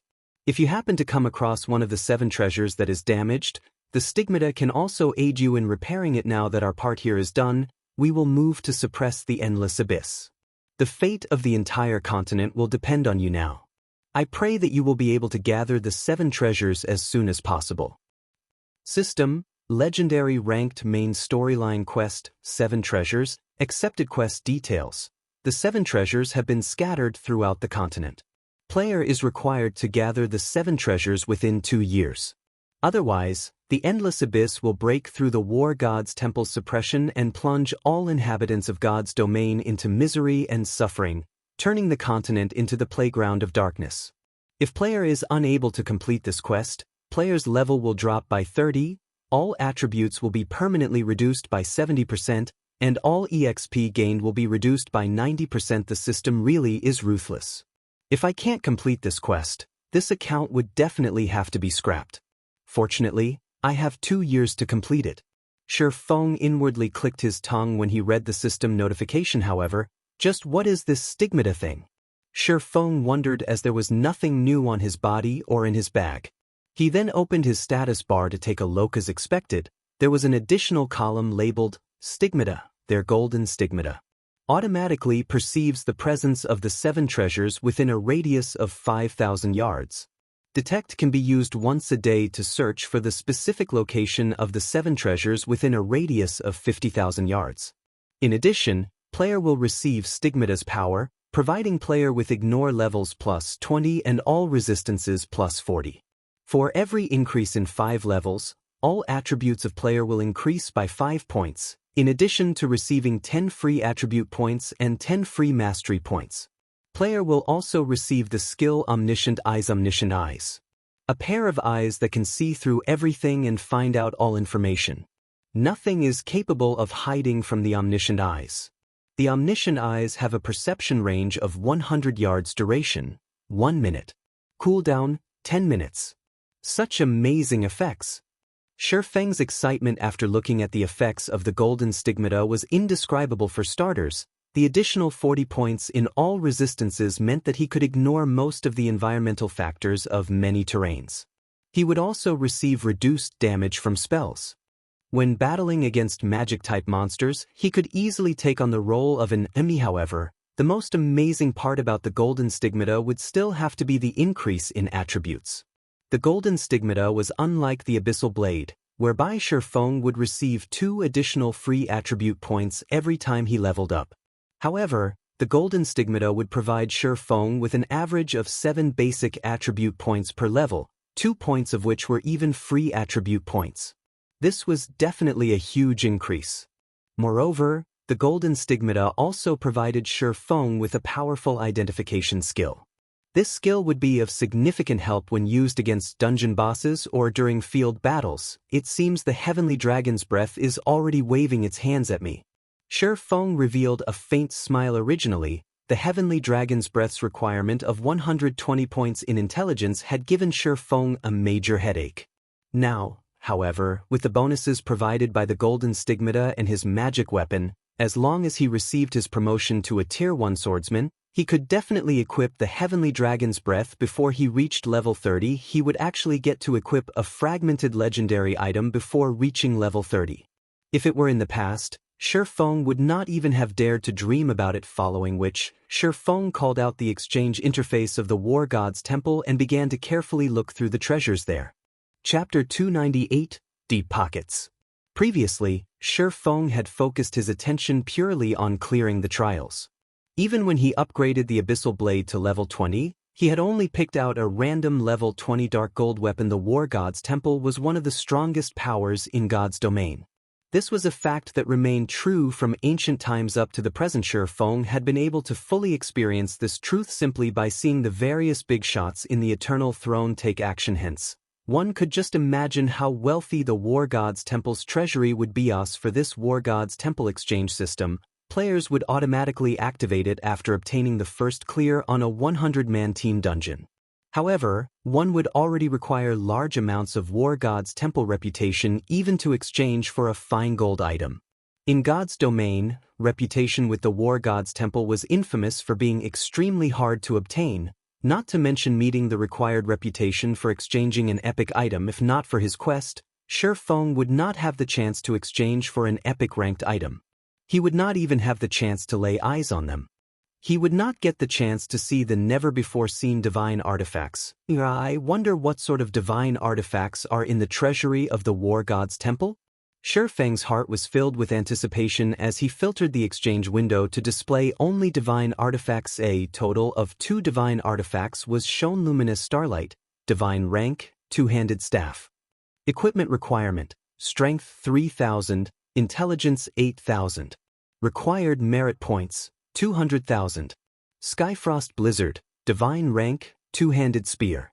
Equipment requirement: strength 10,000, intelligence 4,000. Required merit points: 250,000. Although he could not see the exact attributes of these 2 items, just the merit points demanded and the equipment requirements of these 2 divine artifacts left Feng utterly speechless. Can a person really equip these divine artifacts? Feng had his doubts. It was simply unthinkable for a person to possess 10,000 strength. Even during his prime, Feng had not even been close to meeting such a requirement. After having his fill of looking at the divine artifacts, Feng filtered the window to display only epic-ranked items. Immediately, an endless list of items appeared before him. A simple glance told Feng that there were more than 10,000 items listed, and he could not help but wish he could take them all to enrich his own guild warehouse. If Zero Wings Guild Warehouse had so many epic-ranked items stored within it, then dominating the entire Starmoon Kingdom would not be a problem, let alone conquering White River City. However, this was only a passing thought. Feng currently had 6,800 merit points, and he could exchange for only a single epic-ranked item at most. However, it was also not a simple task to choose a suitable item for himself out of these tens of thousands of items. For starters, let's forget about weapons. Armor should be a good place to start from, Feng thought. Presently, he already possessed a magic weapon, the Abyssal Blade. The dark gold-ranked Purgatory's shadow he now wielded was also sufficient for his current self. If he wished to further increase his strength, then he needed to replace some of the mysterious iron and secret silver-ranked equipment he was still using. Yet, when Feng looked at the long list of equipment, his mind was racked with indecision. However, Feng still managed to pick out a few good breastplates that caught his fancy. Not only did these breastplates offer large amounts of strength and agility, some even provided additional intelligence, an attribute that Feng was currently in need of. Meanwhile, the usage levels for these breastplates ranged between level 20 to level 80, and they all were epic equipment that could level up to level 100. One of these breastplates was called the Purple Fire Battle Armor, and it required 5,000 merit points. It was a breastplate that mainly focused on the strength attribute, in addition to providing a certain amount of intelligence. The other one was called Merciless and required 5,300 merit points. It was similarly a breastplate that mainly focused on the strength attribute, and likewise it provided a certain amount of intelligence. The final breastplate that caught Feng's fancy was a breastplate called the Carnage Chest Protector. It required 6,000 merit points to exchange for, and it provided a balanced amount of strength, agility, and intelligence. The design of the breastplate was also very good, and it was also Feng's favorite out of the 3 breastplates. However, if he were to exchange for the Carnage Chest Protector, he would not be able to do much with his remaining merit points. Let's take a look at some other items for now. After some contemplation, Feng filtered the exchange window to display ornaments that had a minimum equipment requirement of level 20. The merit points of the War God's Temple were extremely precious, so he needed to be extra careful when spending them. After browsing through the list for some time, Feng suddenly discovered an item he was extremely familiar with: Space Ring. However, instead of being of mysterious iron rank, this space ring was of epic rank. It was capable of storing up to 2,000 slots of items and cost 4,500 merit points. However, it would simply be a luxury to spend 4,500 merit points on this item, and Feng was definitely not willing to waste his precious merit points to purchase it. Isn't this the ring mentioned in the legends? Why is it categorized under epic-ranked items?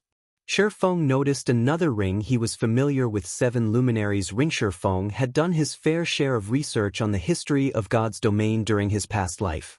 The 7 Luminaries ring was a ring crafted by one of the ancient gods, the Twilight Goddess.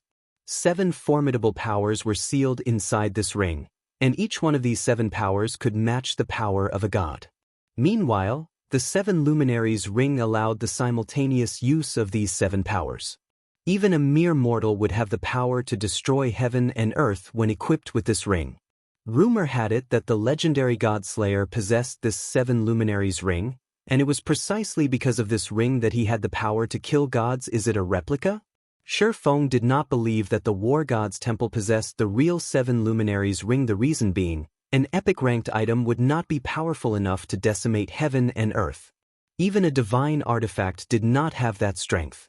According to Feng's understanding, the 7 Luminaries ring was a true godly relic. However, even a replica was an extremely rare find. To put it bluntly, replicas were weaker copies of the real deal.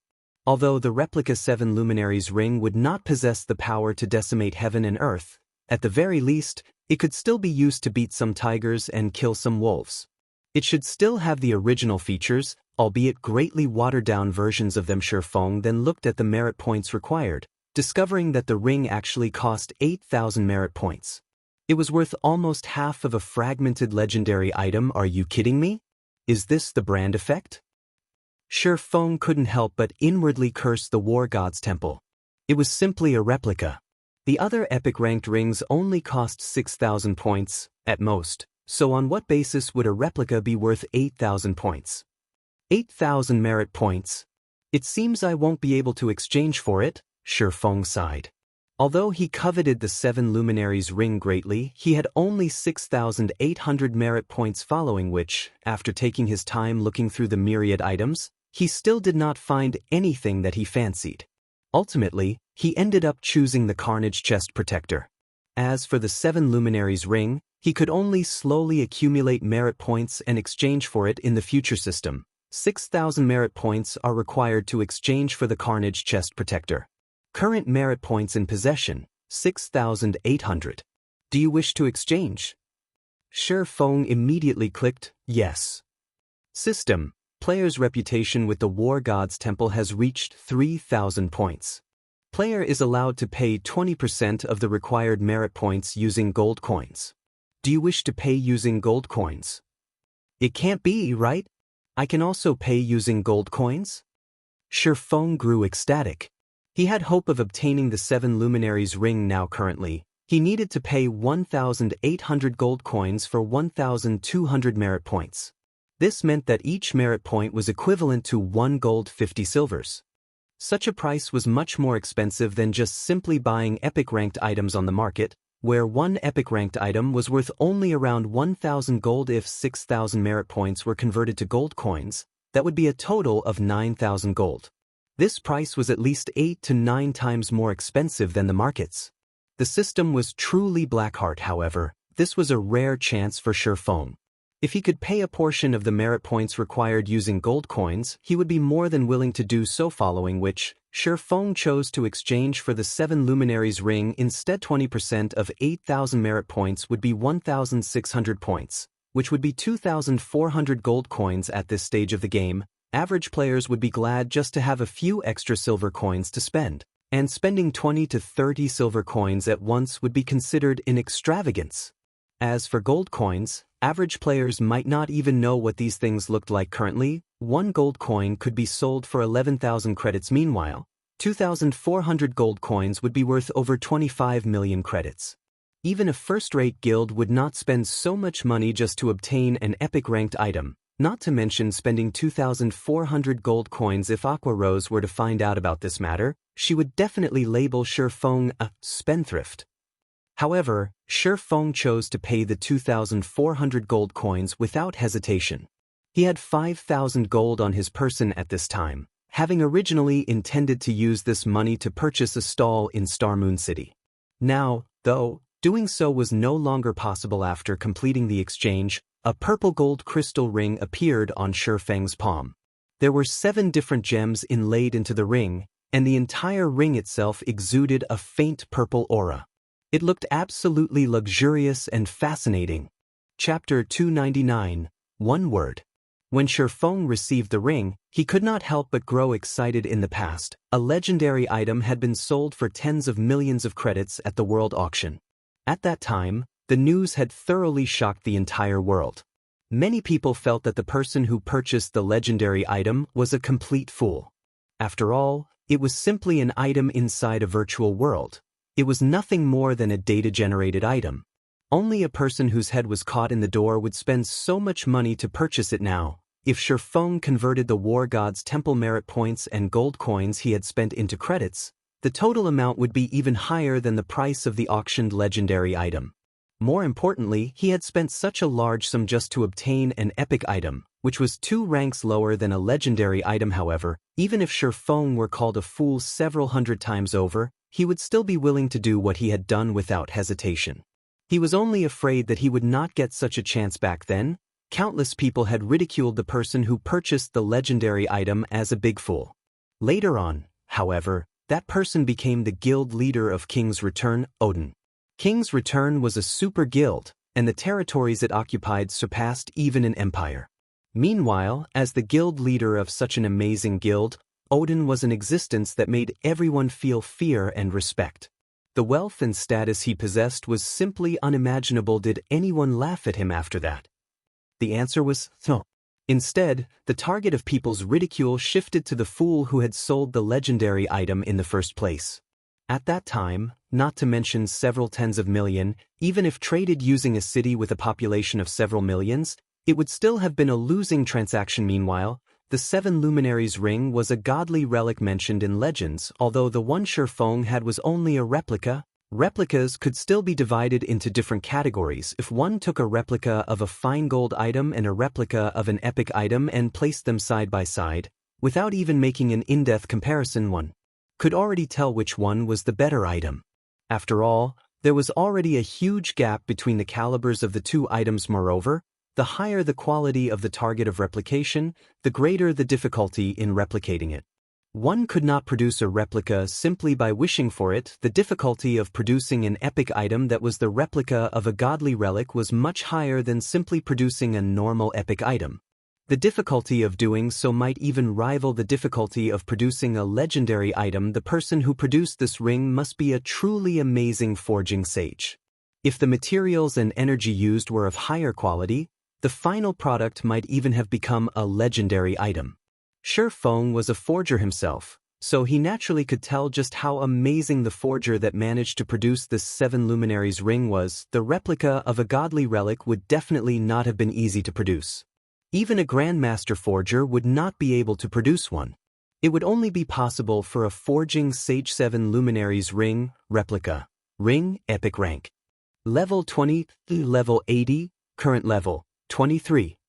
Equipment requirement, strength 200. Attributes will be adjusted according to user's level. Strength plus 45, agility plus 35, intelligence plus 35, endurance plus 30, vitality plus 30, damage plus 10%, maximum HP plus 15%, ignore levels plus 10. All skills plus 2 levels. All items level requirement reduced by 5 levels. Additional skill dash. 7 Luminaries aura. There are 7 different auras: earth, water, wind, fire, time, illusion, and space. Only one aura can be used each time, and there will be a cooldown of 1 minute when changing between auras. Aura of earth. Level 1 requires 1 million EXP to upgrade to level 2. Defense increased by 30%. Damage taken reduced by 20%. Activatable skill dash. Absolute defense provides immunity to 7 attacks. Cooldown 1 minute 30 seconds. Aura of water. Level 1 requires 1 million EXP to upgrade to level 2. Received healing increased by 30%. Cast consumption reduced by 20%. Activatable skill dash. Life bloom heals selected target for 10% HP every second for 30 seconds. Cooldown 1 minute 30 seconds. Aura of wind. Level 1 requires 1 million EXP to upgrade to level 2. Movement speed increased by 20%. Attack speed increased by 20%. Agility increased by 15%. Activatable skill dash. Wind Rider enables temporary flight and movement speed increase of 100% for 15 seconds. Cooldown 2 minutes. Aura of fire. Level 1 requires 1 million EXP to upgrade to level 2. Damage increased by 30%. Target's defense reduced by 20%. Activatable skill dash. Firestorm inflicts 500% damage within a range of 10 by 10 yards for 5 seconds. Cooldown 5 minutes. Aura of Time. Level 1. Requires 2 million EXP to upgrade to level 2. Cooldown of all skills reduced by 20%. Enemies within a 100-yard radius will have their movement speed and attack speed reduced by 20%, and cooldown of skills increased by 20%. Activatable skill dash. Absolute Time. Prevents enemies within a range of 50 by 50 yards from using any skills or tools for 20 seconds cooldown, 3 minutes. Aura of Illusion. Level 1. Requires 2 million EXP to upgrade to level 2. All attributes increased by 20%. Enemies within a 100-yard radius will have all their attributes reduced by 20%. Activatable skill dash. Fantasy World. Immunity to all magic damage and 10% of magic damage received will be converted to healing to recover players' HP for 10 seconds cooldown, 3 minutes. Aura of Space. Level 1. Requires 2 million EXP to upgrade to level 2. Immunity to all control and restricting effects. Activatable skill dash. Space Movement. Instantly move to any location within a radius of 300,000 yards cooldown, 10 minutes. As expected of a Godly Relics replica. Even if it is only at epic rank, apart from the basic attributes it provides being inferior to a legendary item, its other aspects are much stronger. Feng's surprise reached its limits after he read the attributes of the 7 Luminaries ring. This was the first time Feng was seeing the exact abilities of the 7 Luminaries ring at this moment. Feng finally understood why the legends had said that even an ordinary mortal would have the ability to decimate heaven and earth when in possession of the genuine 7 Luminaries ring. One could even kill gods with this ring. Meanwhile, the 7 Luminaries ring in Feng's hand was only a replica. It was also only at epic rank, and it was tens of thousands of miles away from being comparable to the genuine article. However, even if it was only an epic-ranked replica, in Feng's eyes, it was already a miniature godly relic. It could easily outshine any other epic item. It would be great if I could upgrade this epic-ranked 7 Luminaries ring to legendary rank. Feng could not help but start fantasizing. If he could raise the 7 Luminaries ring's rank to legendary, then its value would become immeasurable. At that time, only divine artifacts would be able to suppress it. After Feng equipped the 7 Luminaries ring, his attributes greatly increased.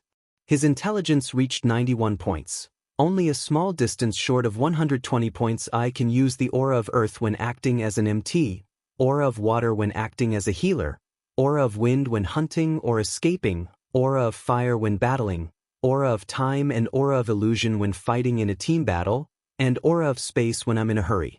This ring covers almost every possible situation. It truly is the most powerful epic item. Feng had mostly grasped the uses of the 7 auras in the 7 Luminaries ring. It really made one wonder just how powerful the genuine godly relic was. Just as Feng was fantasizing about the genuine godly relic, he suddenly thought of another matter. If he used the Aura of Space, he could still make it if he hurried to the Silverleaf Forest right now. After all, a distance of 300,000 yards could generally cover 2 regions. Feng could first teleport to Streamfort from White River City. Afterwards, he only needed to pass through 4 regions in order to arrive at the Silverleaf Forest. Under normal circumstances, even if Feng ran with all his might, he would still need around 5 hours to travel across these 4 regions. However, now that Feng could instantly travel across 2 regions, he might even arrive at the Silverleaf Forest before Gentle Snow's reinforcements did. Thinking so, Feng immediately departed from the War God's Temple and headed towards the teleportation hall of Starmoon City. Chapter 300, Midway Interception. The Silverleaf Forest, also called the Silver Forest by players, was a place filled with monsters ranging from level 18 to level 25.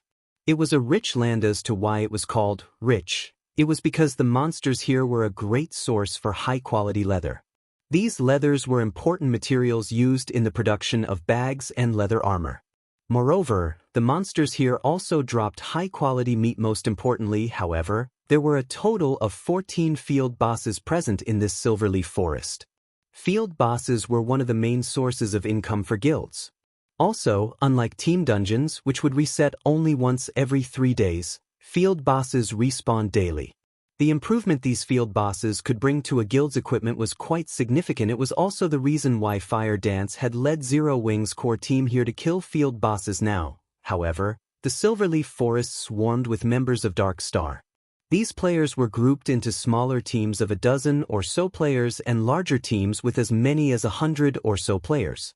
Meanwhile, each and every one of these players was currently out searching for members of Zero Wing Master Tyrant. We need to speed up our operations.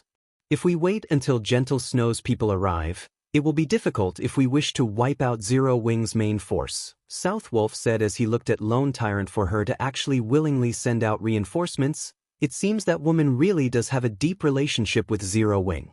Lone Tyrant was slightly surprised. His lips then curled into a sneer as he said, "Even so, she is too late. We've already searched through the majority of this Silverleaf Forest. We've also tightly blockaded the 3 exits for this place. In addition, we've also placed a guild war order to seal off the entire Silverleaf Forest, so the bastards won't be able to simply return to the city using a return scroll. It won't be long before we will find them and get rid of them. However, even if they did use a return scroll and return to the city, their red names would get them killed by the guards the moment they arrived. They would also get locked up and lose their freedom for a long period of time. Such a penalty would be much worse than simply getting killed by us." Southwolf nodded in agreement. In order to deal with Zero Wing's main force this time, Dark Star had spared no effort, sending out all the elite members it had. Even Underworld had sent a team of Underworld guards into the fray. There were over 10,000 players participating in the hunt this time around, and of those, 6,000 were used to hinder Zero Wing's reinforcements. With its current power, Zero Wing definitely could not contend against these 6,000 players. However, Southwolf himself could not help but admit that Zero Wing indeed possessed some real ability. Even when they were ambushed, they had still reacted in an extremely calm manner. They had immediately launched a counterattack and bravely fought back. Moreover, many within their ranks possessed relatively good techniques this time. In order to kill the few hundred elite members of Zero Wing, Dark Star had lost over 1,000 members. Southwolf found this result simply unbelievable. The reason being, of the 1,000+ members that died, over 300 were elite members of Dark Star. Their fighting techniques could definitely be considered first-rate. The most unbelievable part was that even a few members of the Underworld Guards had been killed by Zero Wing. However, that was it. So what if Zero Wing was top-notch when it came to dungeon raiding? In a field battle, numbers triumphed over everything else. This was an unchangeable fact for all games. It's a pity that we didn't manage to locate Black Flame or Yi Feng. If we could deal with them as well, we can thoroughly remove Zero Wing's name from White River City. We'll see if they dare act presumptuously in front of young Master Feng again. Southwolf's hatred of Sir Feng had never dissipated in the slightest, and he had always intended to fulfill the words he had spoken before. However, now that they were about to get rid of Zero Wing's main force, the anger in his heart had lessened slightly. Relax, those two will soon be finished as well. In White River City, nobody can protect them. Even the elites led by Gentle Snow won't be able to do so, Lone Tyrant said proudly. How so? Asked Southwolf, somewhat surprised. If Zero Wing can make allies, why can't Dark Star do so as well? Lone Tyrant softly chuckled. Allies? This was the first time Southwolf was hearing about this. Of course you wouldn't know about this matter. This is a heavily guarded secret of Dark Star. I made this alliance precisely to forestall Gentle Snow's intervention, and also to prevent them from joining together with Zero Wing to deal with us, Lone Tyrant said pridefully, as if he had full control over everything. If Gentle Snow wishes to bring reinforcements over, she'll have to first see if she can arrive at the Silverleaf Forest's entrance. Regarding the matter of exterminating Zero Wing, this time, you can rest assured. You just need to remind Vice Leader Feng of the agreement we made. Guild Leader Tyrant can rest assured on this matter. As long as you complete the task this time, we will definitely deliver the 100 million credits and weekly funding of 150 gold that we promised. Southwolf laughed. Fine, as long as you guys don't forget your promise. Lone Tyrant nodded in satisfaction. In truth, he did not place much importance on Zero Wing. When Feng Xianyang had asked him to deal with Black Flame and Zero Wing, Lone Tyrant had simply agreed, not giving the request much thought. After all, Lone Tyrant had never acknowledged Zero Wing as Dark Star's opponent. His true enemy was only one person, Gentle Snow. However, the capital injection offered by Feng Xianyang this time around was quite attractive, so Lone Tyrant naturally yielded to his request. With this capital injection, he would be able to contend against Gentle Snow for White River City on an equal footing. As an added bonus, he could also gain plenty of good equipment from Zero Wing Guild leader. "We found them," an assassin suddenly said in the team chat. "Good, we'll head over there immediately." Lone Tyrant softly chuckled. He then gave a command through the guild channel, saying, "Everyone, hurry over to that location. We mustn't let them escape this time. The precious equipment on their bodies are waving their hands at us." Immediately, all the members of Dark Star that had come to the Silverleaf Forest cheered loudly. They had long since been drooling over Zero Wing's precious equipment. What secret silver equipment? Many members of Zero Wing's main force possessed fine gold equipment, and some even dark gold equipment. Meanwhile, at one of the dense thickets of the Silverleaf Forest, space suddenly ruptured. One man walked out from this rupture in space, and this person was none other than Feng, who had arrived using space movement. Space movement sure is convenient. Too bad it has a slightly long cooldown. Feng was liking the 7 Luminaries ring more and more now. Feng had taken less than an hour to get here from Star Moon City, even arriving ahead of Gentle Snow. Just as Feng was about to contact Fire Dance, a call came from Gentle Snow. "We got ambushed by 500 or so elite players, so it may be a little later before we can reach the Silverleaf Forest." Gentle Snow apologized. "Ambushed?" Feng was surprised. To actually muster so much manpower, that Lone Tyrant sure came prepared. "We weren't ambushed by players from Dark Star." Gentle Snow shook her head. "No? Is it Underworld, then?" Feng couldn't help but feel amazed by Underworld's strength. It definitely should not be easy to field so many players for this hunt. Yet, they were actually able to deploy another 500+ elites to hinder Gentle Snow. The organization known as Underworld really possessed a powerful framework. No. They're elites from world dominators. My guess is that Dark Star has already joined hands with world dominators. Gentle Snow then suggested, "It won't be possible for my side to break through anytime soon. If your reinforcements really can't break through, you all should just give up. If we wait until world dominators' troops head over there and carry out a pincer attack against you, then Zero Wing will truly be finished." "I know." Feng fully understood the situation now. Dark Star wasn't planning on just giving a huge blow to Zero Wing this time. Instead, they intended to wipe out Zero Wing, removing it as a threat completely. Chapter 301, Fangs. The reinforcements from Ouroboros definitely won't make it now. Zero Wing's forces had also been blocked at the outer perimeter of the Silverleaf Forest. According to Feng's understanding, Dark Star currently had over 3,000 members searching inside the Silverleaf Forest, including practically all of Dark Star's elites. The 6,000 or so players blockading the outer perimeter were merely cannon fodder. If this stalemate continued, world dominators might succeed in carrying out a pincer attack with Dark Star, annihilating Zero Wing's forces. "Aqua, would it be possible to break through on your side?" Feng contacted Aqua Rose and asked, "With the current numbers we have at hand, definitely not. However, I've already mentioned this matter in the guild channel and have sent for more members to hurry over. We should be able to gather another 3,000 members in half an hour. The level and quality of equipment of our guild members are much higher than Dark Star's, so as long as we can join with these 3,000 members, we can break through their blockade," Aqua Rose said confidently. She had faith in their guild's combat prowess. Although Zero Wing had far fewer members than Dark Star, with Dark Star having well over 30,000 members, there wasn't much of a difference in the number of elite players each guild possessed. Of Dark Star's 30,000 members, more than 10,000 were newbies around level 10. Meanwhile, the elites that managed to reach level 16 only numbered around 6,000.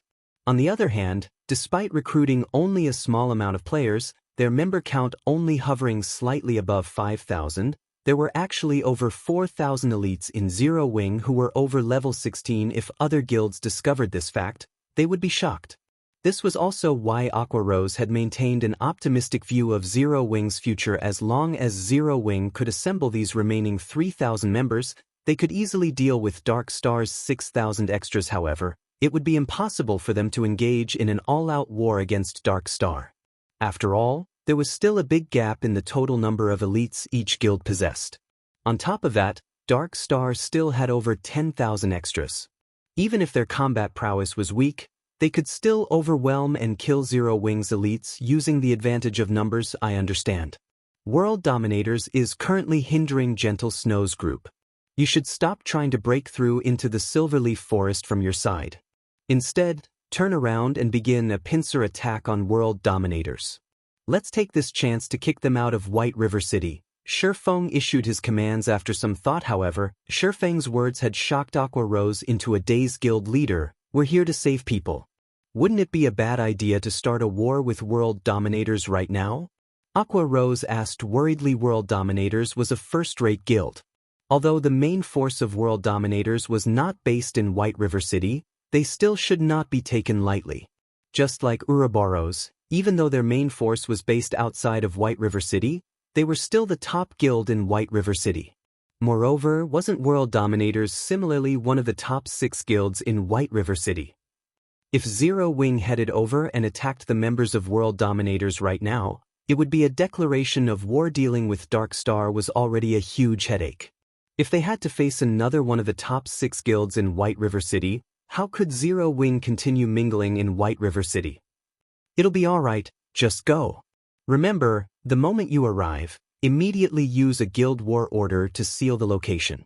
Don't allow anyone from World Dominators to use a return scroll to leave that area, and make sure you kill every single one of those bastards. Teach them that there is a price to pay if they wish to take advantage of Zero Wing. Feng growled murderously. Although Feng advocated a low-profile and secretive development, that did not mean that he would receive enemies with a smile, even when said enemy banged on their front door, whether it was Dark Star or World Dominators. If they really thought Zero Wing was a sickly animal that they could easily bully, they should get ready to pay a heavy price. But what do we do about Fire Dance? And the others? There are still more than 50 players with them, and they are all the cream of the crop of our guild. Now that they are all red names, if they die, our guild will suffer tremendous losses. Although Aqua Rose could discern Feng's rage and killing intent from the tone of his voice, she still tried to dissuade him. I'll save Fire Dance and the others. Feng answered with absolute confidence. Aqua Rose sighed at Feng's answer. However, she no longer chose to pursue the matter, and instead she said, "Fine, but as the guild leader of Zero Wing, don't you think you should say a few words to your fellow guild members as well? You haven't expressed your intentions since Dark Star declared war against us." Although nobody in the guild has said anything about it, considering the weight of this incident and the declaration of war against World Dominators, how can you stay silent? After the war with Dark Star began, both murderous intentions and excitement swept through everyone in Zero Wing. Many in the guild had expressed their eagerness for vengeance, speaking in the guild channel about how they were going to teach the bastards from Dark Star a lesson and show Dark Star know how amazing Zero Wing was. However, as the intensity of the battle between both guilds grew, and the number of deaths increased, the atmosphere in Zero Wing became heavy. Even though they had fought for so long, they still hadn't managed to break past Dark Star's blockade around the Silverleaf Forest. The number of dead Zero Wing elites inside the Silverleaf Forest also grew as time passed. Hence, it was inevitable that Zero Wing's momentum would falter. At this point, most of the Zero Wing members had already lost their motivation to continue fighting, not to mention carrying out a pincer attack on World Dominator. Feng, of course, was aware of Aqua Rose's concerns. However, compared to just speaking through the guild channel, Feng had taken more decisive action and directly uploaded a post to the official forums. Dark Star, today you've dared to send tens of thousands of players to hunt the hundreds of players of Zero Wing. My Zero Wing guild will return this slight 100-fold. Even if we're down to our very last breath, we will massacre your 30,000 members as payback. The name of Black Flame, the chief forger of Star Moon Kingdom, had long since spread throughout the Star Moon Kingdom. Moreover, Zero Wing was also the first guild to own a guild residence. The moment this post uploaded, it immediately garnered the attention of the residents of Star Moon Kingdom. Crap. Are they starting an all-out war? I show my support for Zero Wing. Zero Wing is as amazing as expected. Even though there are only several hundred, Dark Star actually had to send tens of thousands of players to hunt them. Does anybody know the final result? I heard that Zero Wing had lost over 300 members to Dark Star already, and there are still a few dozen being hunted down. On the other hand, Dark Star has already lost over 1,000 members. Right now, every player in White River City is discussing this matter. Amazing! With just several hundred players on their side, even when faced with more than 10,000 players, they can still kill over 1,000 players. Dozens are still alive too. I also want to join Zero Wing and become an expert. I despise Dark Star. If they can, they should duel Zero Wing fairly. What's so great about using numbers to bully someone? I am one of the members of Zero Wing that had been surrounded and killed. You guys should have seen how amazing our guild's Sister Dance and Brother Black fought. Sister Dance weaved across thousands of players, killing over 100 Dark Star members in a row. Brother Black's spells instantly vaporized hundreds of Dark Star members the moment it landed. I have a video recording of the battle, so come to Zero Wing's forum section if you want to have a look at it. After Feng uploaded his post, the entire forum exploded in a storm of comments. The players that had only recently started playing God's Domain also started paying attention to Zero Wing as a result of this commotion, especially after seeing the battlefield containing thousands of players. In comparison, the battle scenes they usually saw in movies were boring. The scene where countless stars crashed onto the battlefield, destroying the land and instantly turning hundreds of players into ash, especially stunned them.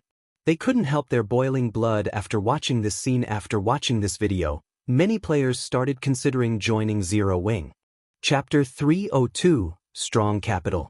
Feng had used the name of Black Flame when he uploaded his post. Hence, just a few minutes after the post went live, it had already received a massive amount of visitors. The number of replies easily passed 10,000. Shortly after, the post had been automatically pinned at the top of the forums by the game officials, and there was also an additional bright red war tag on the post. This single word was eye-catching. Meanwhile, due to Feng's post, the originally crestfallen guild members' fighting spirits immediately reignited, and they hungered for Dark Star's death. Moreover, the video of Dark Star's ambush of Zero Wing had also shocked its viewers. The video allowed everyone to understand that even players could become so powerful. When the stars of light descended, the scene seemed as if the world was coming to an end, and within an instant, hundreds of players had been vaporized. Even players outside of the spell's damage range were not spared, as the wind generated by the spell's impact sent them flying. Seeing the power of this skill, everyone finally understood why Blackie had such a high level. While everyone else struggled to kill a single monster, Blackie could simply lure several hundred monsters and kill all of them with a single move. How could anybody hope to compare to such a leveling speed? After watching this video, countless players started dreaming of the day that they, too, could possess such power. Such a skill was far more useful than any piece of quality equipment. Dark Star, just you wait. I will kill everyone who tries to block our way. That's right. Brother Black and Sister Dance are waiting for us right now. How can we be so shameful? Aren't they just 6,000 monkeys? Even if I have to die 10 times over, I will extinguish Dark Star. The members of Zero Wing all released spirited battle cries as they glared at the members of Dark Star blocking their path. As long as Aqua Rose gave the command, they would charge and take action. However, just as they turned their gazes to Aqua Rose, Zero Wing's vice leader, Feng's voice suddenly dominated the guild channel. I'm sure everyone is clear about what has happened today. Dark Star has declared all-out war against us, and they wish to wipe our names from White River City. Although we, Zero Wing, have just started our journey and the member count of our guild cannot compare to the other guilds in White River City, Dark Star has actually started a war with us, thinking that we are easy to bully. What do you all think we should do about this? Kill them all. That's right. Why should we fear fighting back? Now, let's show those bastards that, if they wish to swallow us whole, they should prepare to lose a few teeth. Since everyone is going to try their best as the guild leader, I cannot be stingy. Before the battle, I sent for someone to retrieve some battle tools stored inside the guild warehouse. Everyone should now look for Vice Leader Aqua Rose for your share. Also, for those who participate in today's battle, you will gain 10 guild points for each enemy you kill. Those who manage to accumulate 10 kills will be rewarded 1 piece of secret silver equipment, while those who kill 50 will get a piece of fine gold equipment. If you manage to kill 100, you will even receive a private room in the guild residence. Even if you die in battle, you will still receive 10 guild points as compensation. The moment Feng finished his monologue, everyone's hearts beat fervently, and their eyes glowed with excitement. Zero Wings administration was very thorough, and one could only use guild points to exchange for items from the guild warehouse. However, it was extremely difficult for members to earn guild points. If converted to coins, each guild point was worth around 30 copper. Meanwhile, trading them for a level 10 bronze equipment required 30 guild points, which would be 9 silver coins.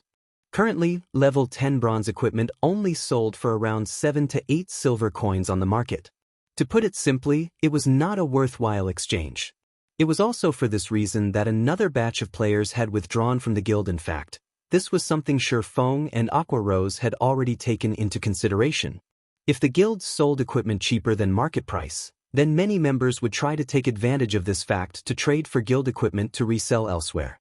They could then use the money to buy guild points again. Hence, the high prices were set to prevent an outflow of guild equipment and items. However, after the emergence of the guild residence and the additional benefit of renting private rooms, everyone in the guild no longer had a disfavorable opinion of the guild's administration. On the contrary, they all felt that the administration was extremely fair. Private rooms were something ordinary players dared not even dream of obtaining in other guilds. After all, the land in White River City and each guild residence could only contain a limited number of private rooms. Meanwhile, the higher-ups of the guild would surely occupy these rooms. Ordinary members would never be able to enjoy this benefit. Yet, Zero Wing had defied all expectations and actually opened up a few private rooms for ordinary members. Ordinary members of Zero Wing could actually rent these private rooms for a low cost of only 2 guild points per day, although the price was slightly higher than staying a night at a hotel. Unlike hotels, one could accumulate double EXP buffs from private rooms. With this feature, it was definitely worth spending a few extra copper coins. The members present in this battle also heard of the benefits provided by other guilds. Although other guilds also provided rewards and compensation to its members for killing and dying in battle, the amount offered was far worse than Feng's 10 guild points equaled 3 silver coins. There were 3,000 members participating in this battle. If each one of them managed to kill one enemy, the total guild points awarded would be the equivalent of 9,000 silver coins or 90 gold. This was a massive sum of money. Moreover, Feng also promised to compensate for each guild member's death.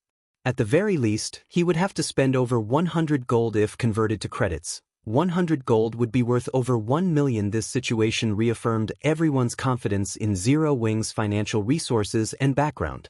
With such great benefits, powerful financial resources, and most importantly, such an amazing guild leader, was it possible for such a guild not to grow powerful? Even if I have to die, I'll still drag at least 10 guys with me. Humph, don't you have any ambition? Didn't you hear the guild leader say that he would reward those who manage to get 100 kills with their own private room? You have to be capable of actually doing that first. Have you not seen how easily Brother Black and Sister Dance managed it? The momentum pushing the guild members to kill their enemies was stronger than ever now. Although the guild would only rent out, not sell, any of the private rooms, one could imagine how much a private room would cost. It was definitely not something worth a measly 1,000 guild points. Although their chances of actually killing 100 people were slim, there was still a small possibility. Naturally, they would fight for that glimmer of hope. Everyone, come to me to receive the frost grenades. Each person will only get 2. Party leaders will get 3 frost grenades and 1 tier 0 attack or defense magic scroll.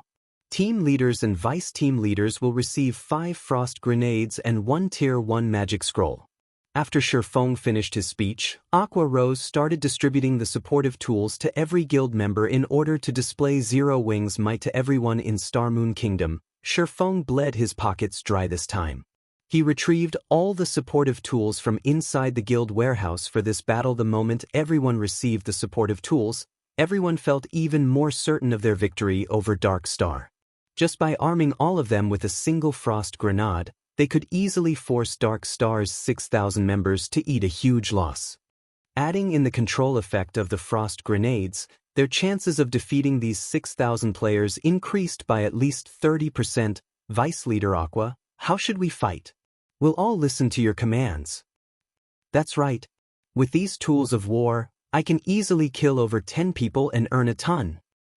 100 people, here I come. Let's hope that those bastards don't run away. Everyone started joking around as they felt confident in defeating Dark Star now. Since everyone is ready, follow me. Aqua Rose nodded. The next moment, however, she turned around and ran in the opposite direction of the Silverleaf Forest. Chapter 303, Hold Nothing Back.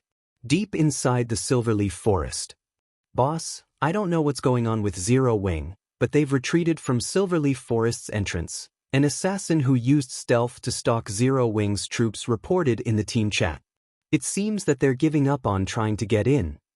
That black flame made such a bold statement, yet, now, he's fleeing with his tail between his legs? If we upload this news to the forums, he will definitely become a laughing stock.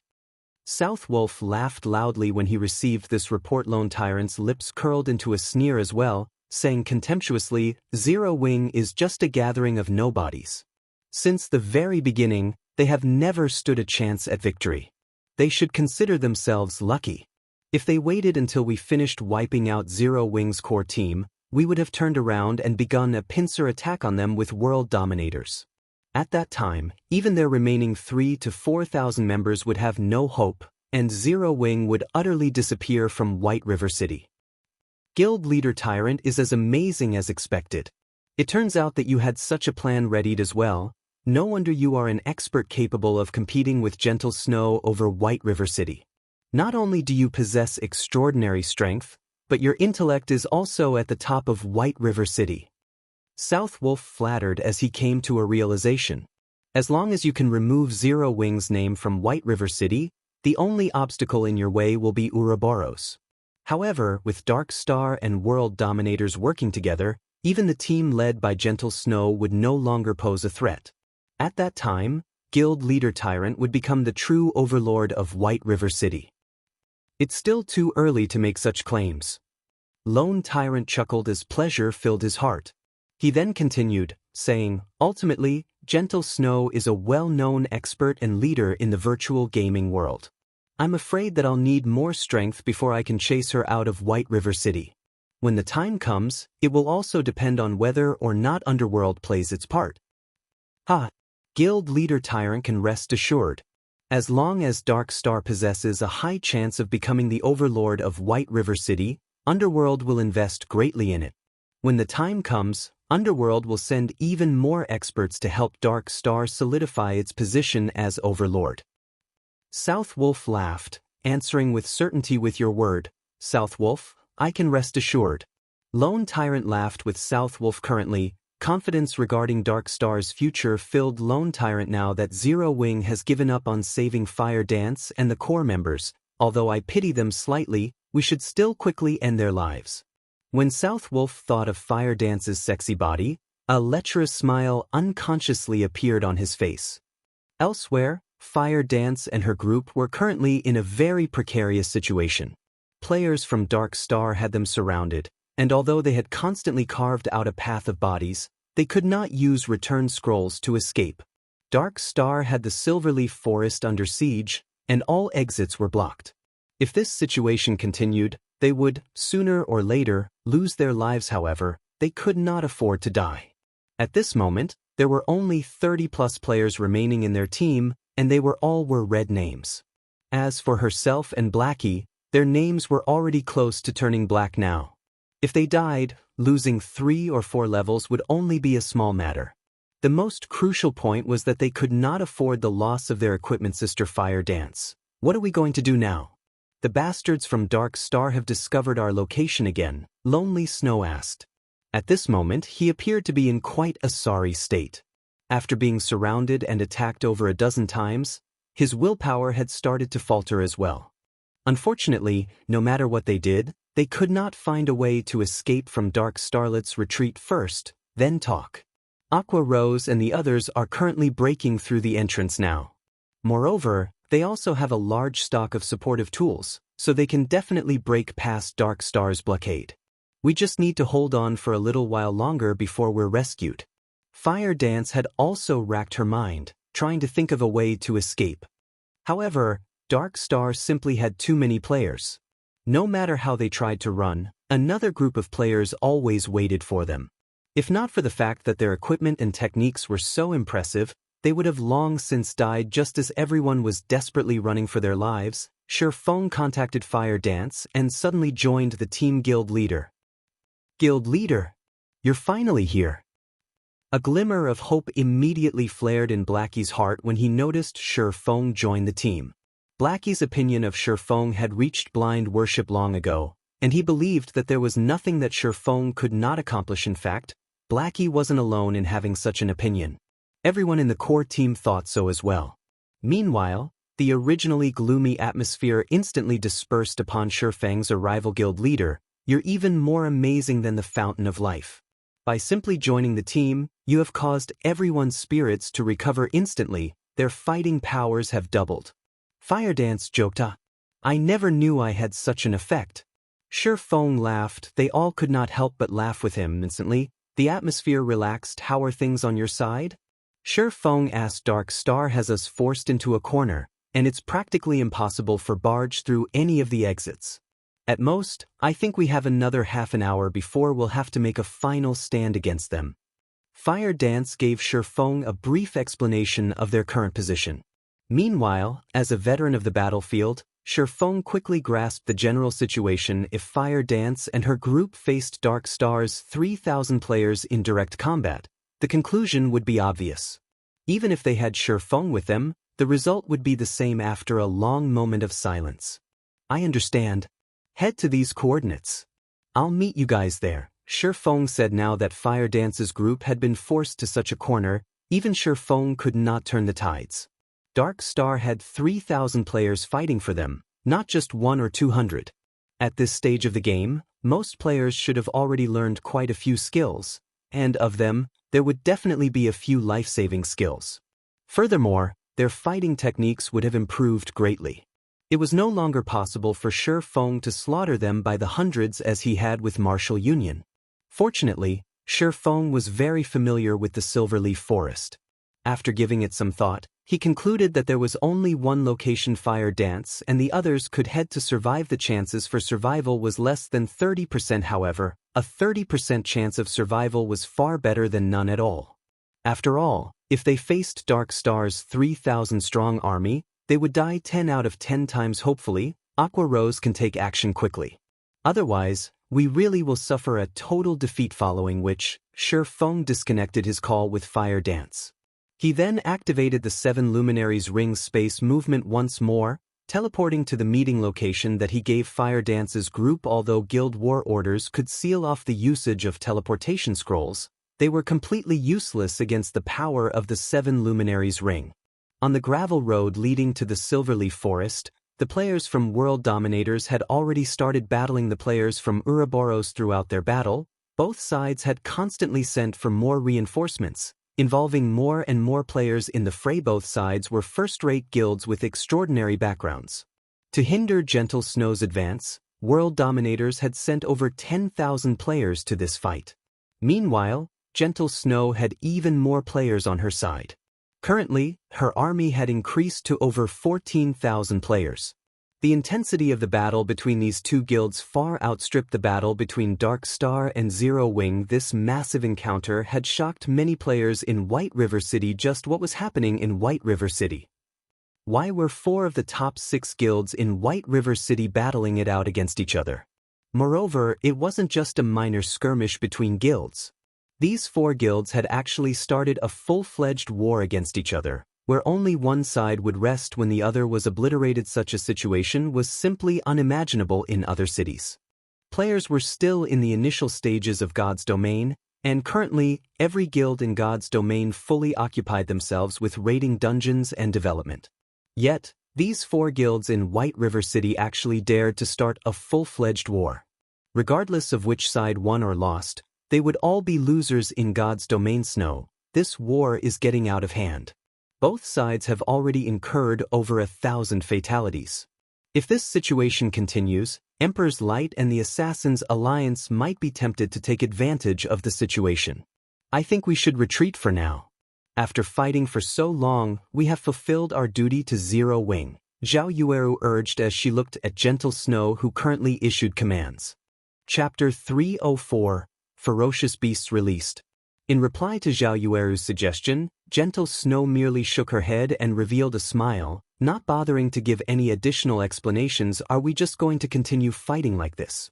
Although we have the advantage right now, if we wish to repel world dominators, our losses will be immense. We might very well ruin the great advantage we have in White River City. Snow, you should know that the people of Star Moon City have long since had an opinion of you. If we lose the advantage we have in White River City, they will take advantage of the situation and cause you trouble. Zhao Yueru could not make sense of Gentle Snow's thoughts. Although they were good friends with Black Flame, it wasn't enough of a reason to destroy the influence they had obtained through painstaking efforts. The fight between their two guilds was no longer a simple skirmish, but a war that involved over 10,000 people without sufficient benefits. One should never start a war. War was not a child's game. Not only were they required to give out rewards and compensation to the participants, but they also needed to pay for many other expenditures. To put it plainly, war was just a way for players to waste money. Though, it would not have mattered as much if they could pay these expenses using credits. After all, their families in the real world were both wealthy and influential. They could easily ignore such insignificant expenses. However, what they were not spending credits, but coins, a commodity that could not be easily obtained if they continued fighting this war. The advantage they previously held over the other guilds in White River City would fall behind significantly. Zhao Yueru knew that Gentle Snow was a person who spoke of righteousness and possessed high morals. If it were for a personal matter, she would never allow her companions to fight in such a desperate war. It was also the reason many experts willingly followed and respected her. Even if it were for personal reasons, Gentle Snow absolutely would not drag in the entirety of Ouroboros in White River City. Is Zero Wing truly worth the effort to attempt to win this battle and protect them? Zhao Yueru asked in confusion. Yes. I believe my own foresight. Gentle Snow's crystal-clear eyes glowed with firm confidence. In truth, Gentle Snow wanted to say that she believed in Black Flame and Yi Feng's potential. In addition, there was also a great power hidden behind Black Flame.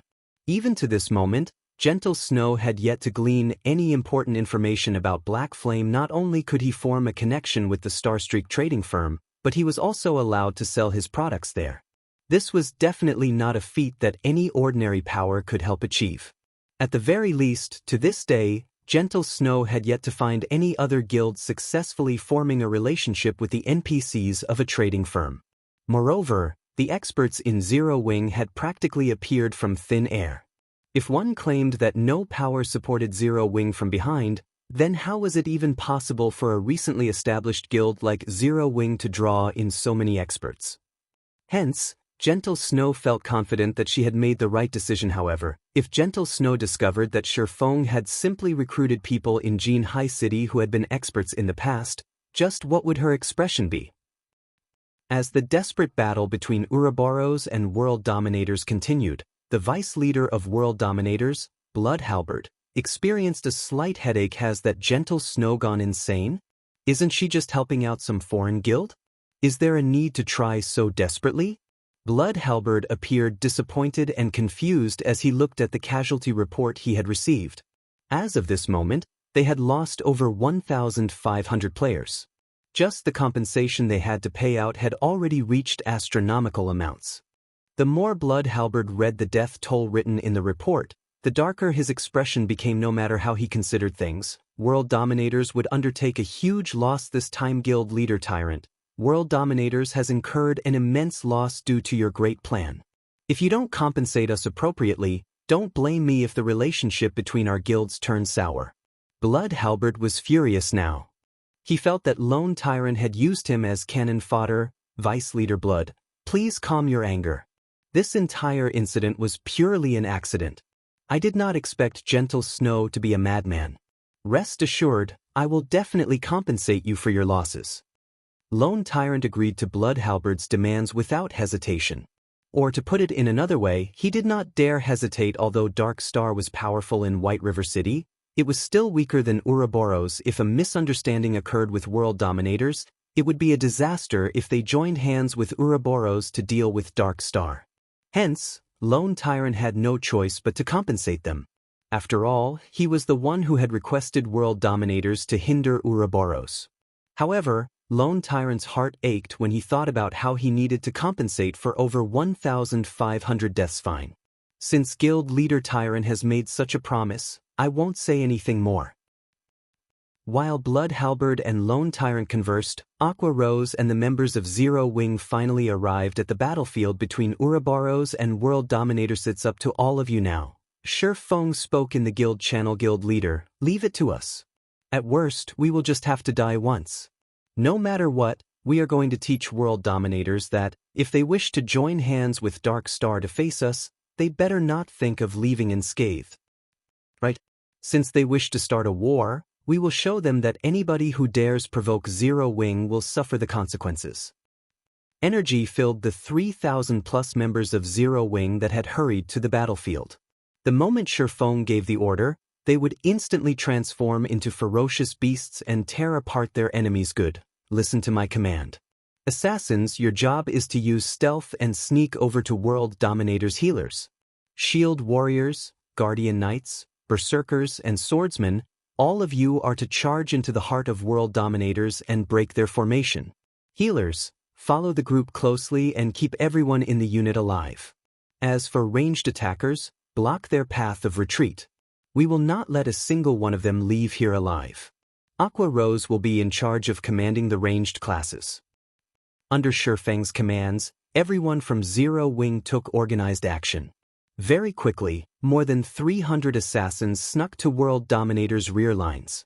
Meanwhile, as all of the players from World Dominators were occupied with their battle against Ouroboros, none of them managed to discover the forces of Zero Wing arriving behind them, let alone the assassins sneaking up on them. Assassins, confirm your targets. Have 2 people deal with each target and kill the healers with certainty. Do not give World Dominators a chance to react. Feng said in the guild channel. Guild Leader, we're in position. The assassin party leader reported. Good. On the count to 5, take action together. After the assassins make their move, Shield Warriors and Guardian Knights, remember to activate your life-saving skills immediately as you start your charge. You all are to become a wall for everyone else and block of every bit of damage sent at you.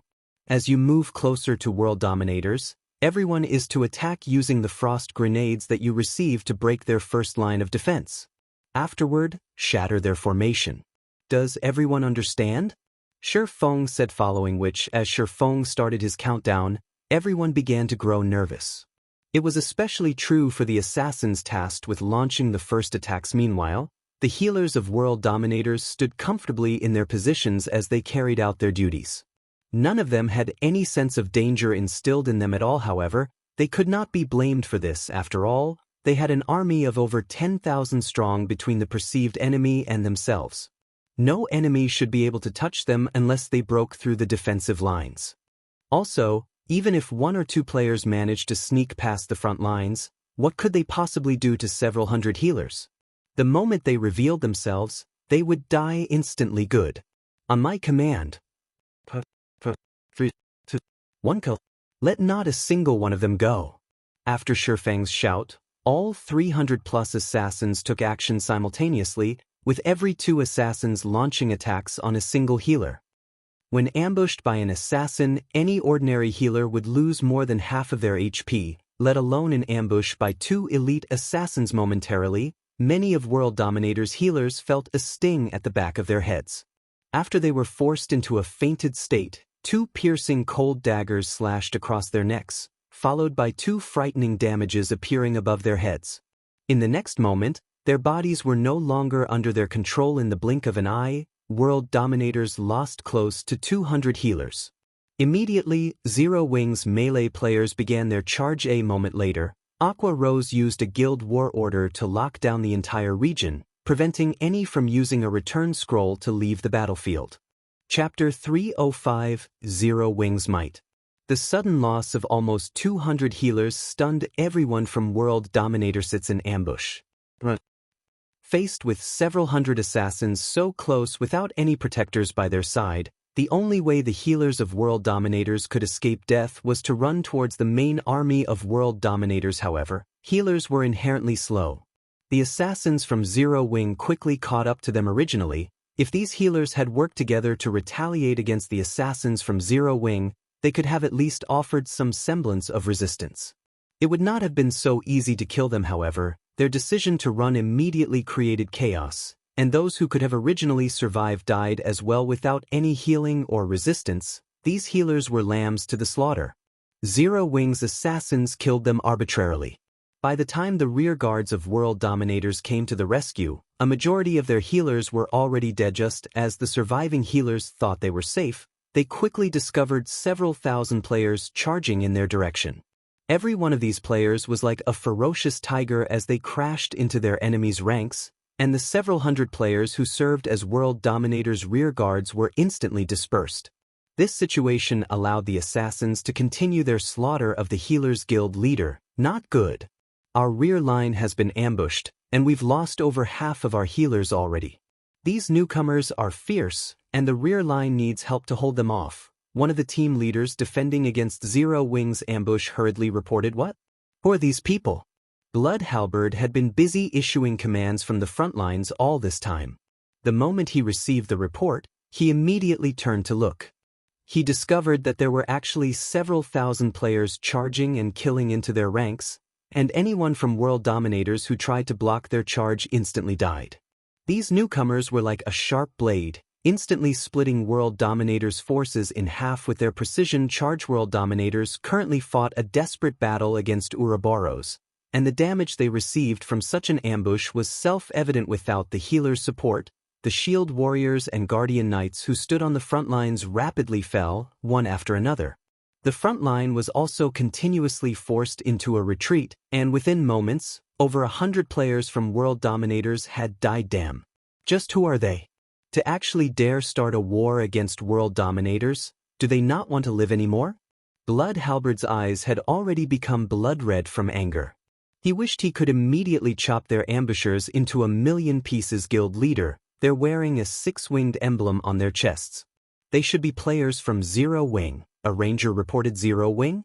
Weren't they fighting Dark Star? Why have they suddenly appeared here? Questions filled Blood Halberd's mind. However, he halted his thoughts as he spoke through the guild's war channel. These losers have actually dared ambush us. They're simply overestimating themselves. Everyone, turn around and focus all your attacks on Zero Wing. Wipe these fools from Zero Wing out first. Blood Halberd was one of the upper echelons of World Dominators, and he had experienced many battles that involved tens of thousands of players in the past. Thus, he was very clear on what actions he needed to take right now. World Dominators was no longer a match for Ouroboros in this battle. Now that Zero Wing had ambushed them from behind, launching a pincer attack with Ouroboros, World Dominators was in a fatal situation. If they continued this battle, they would suffer total annihilation. The only options they had was to either break through from one side, or defend their positions and wait for help. Since the second option was clearly not viable, the only option they had left was to break through and escape this battlefield. However, it was clearly impossible for them to break through from Ouroboros' side. That left them with annihilating Zero Wing. Regarding numbers and total combat power, World Dominators was above Zero Wing by leaps and bounds. Meanwhile, on Ouroboros' side, Gentle Snow very quickly noticed that someone had ambushed World Dominators. Moreover, the ambush came from directly behind World Dominators. Although Gentle Snow did not know who launched the attack, this was a great chance that she could not miss. They might even be able to give World Dominators a huge blow in this situation. Everyone, charge forward. Don't let World Dominators reorganize their formation. Gentle Snow commanded her forces, wearing a faint smile on her face to readjust their formation. World Dominators turned around to attack Zero Wing. Unfortunately, that decision came at a high price.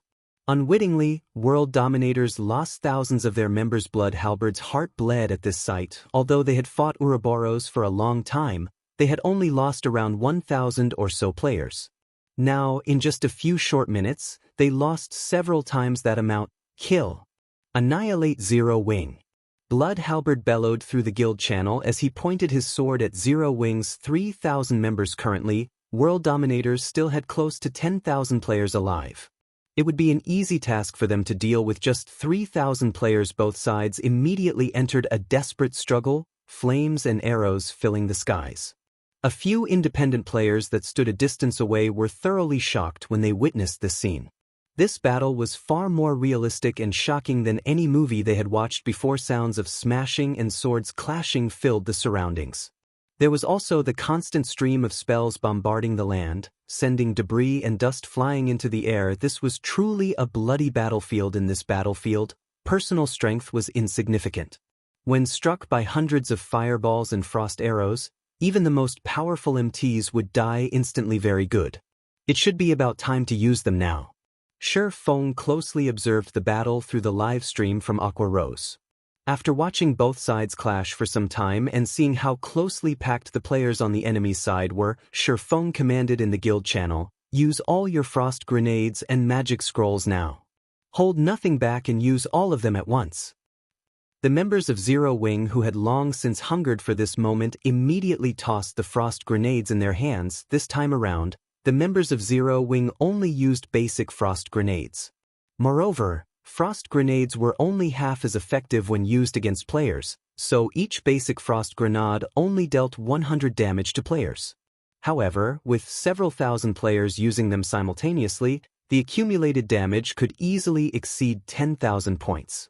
Currently, a majority of the players in God's domain were around level 15, and even top-tier experts would be level 20 at best. Meanwhile, a level 20 shield warrior or guardian knight would only have around 3,000 HP.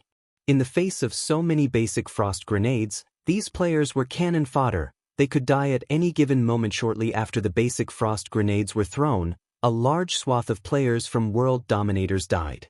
As for those lucky enough to survive, they transformed into pure white ice sculptures. Immediately, the reinforcements from world dominators who were just about to charge over were stunned stiff on the spot, intense fear permeating their hearts. As for Gentle Snow, who stood at a far distance, she had only noticed the center of the battlefield suddenly transforming into a snowy field. In this lush, green land surrounded by blistering hot temperatures, this white contrast made for relatively beautiful scenery. However, Blood Halberd was not in the mood to appreciate this pleasing sight. Zero Wing's combined frost grenade attack had instantly killed over 1,000 players. Adding in the follow-up control effect of the frost grenades and Ouroboros' continuous assault from behind, the death toll in this brief moment was at least 3,000. Moreover, even without this wave of frost grenades, Blood Halberd had discovered something very important. Although Zero Wing only had around 3,000 members, a large majority of them were elite players. Not only did they possess high levels, but their equipment was also of good quality. With these two advantages, these players could easily take on 2 to 3 average players. If the 10,000 or so players of world dominators faced off against 3,000 average players, it would not take them very long to annihilate the latter and break out of this pincer attack. However, it was a completely different story if they faced 3,000 elite players. There was absolutely no way to break through this hurdle in a short time. Not to mention, they also had to pay a huge price to do so. It was the same situation when world dominators had initially hindered Ouroboros' advance towards the Silverleaf Forest. At that time, they had only used several hundred elite players to block Ouroboros' army of 2,000 players. Now that world dominators faced 3,000 elite players, in addition to the previous frost grenade attack, Blood Halberd began to consider suicide. If he had known about this earlier, he would have chosen to break through the pincer attack through Ouroboros' side. It would have been much easier that way. How did Zero Wing come into possession so many elite players? Blood Halberd could neither understand why nor did he try to understand it, as there was only one thing he could do right now. Everyone, listen to my command. All of you use return scrolls and leave this place immediately. Blood Halberd shouted reluctantly in the guild channel. This could not be helped. If they received several more waves of frost grenade attacks from Zero Wing, in addition to Ouroboros' assault, world dominators would be annihilated. There was only one thing they could do now: escape. Although it would be both costly and time-consuming to use return scrolls, and even more people would die, it was a much better alternative than suffering total annihilation. Guild leader, this is not good. This area has been sealed. We can't use return scrolls.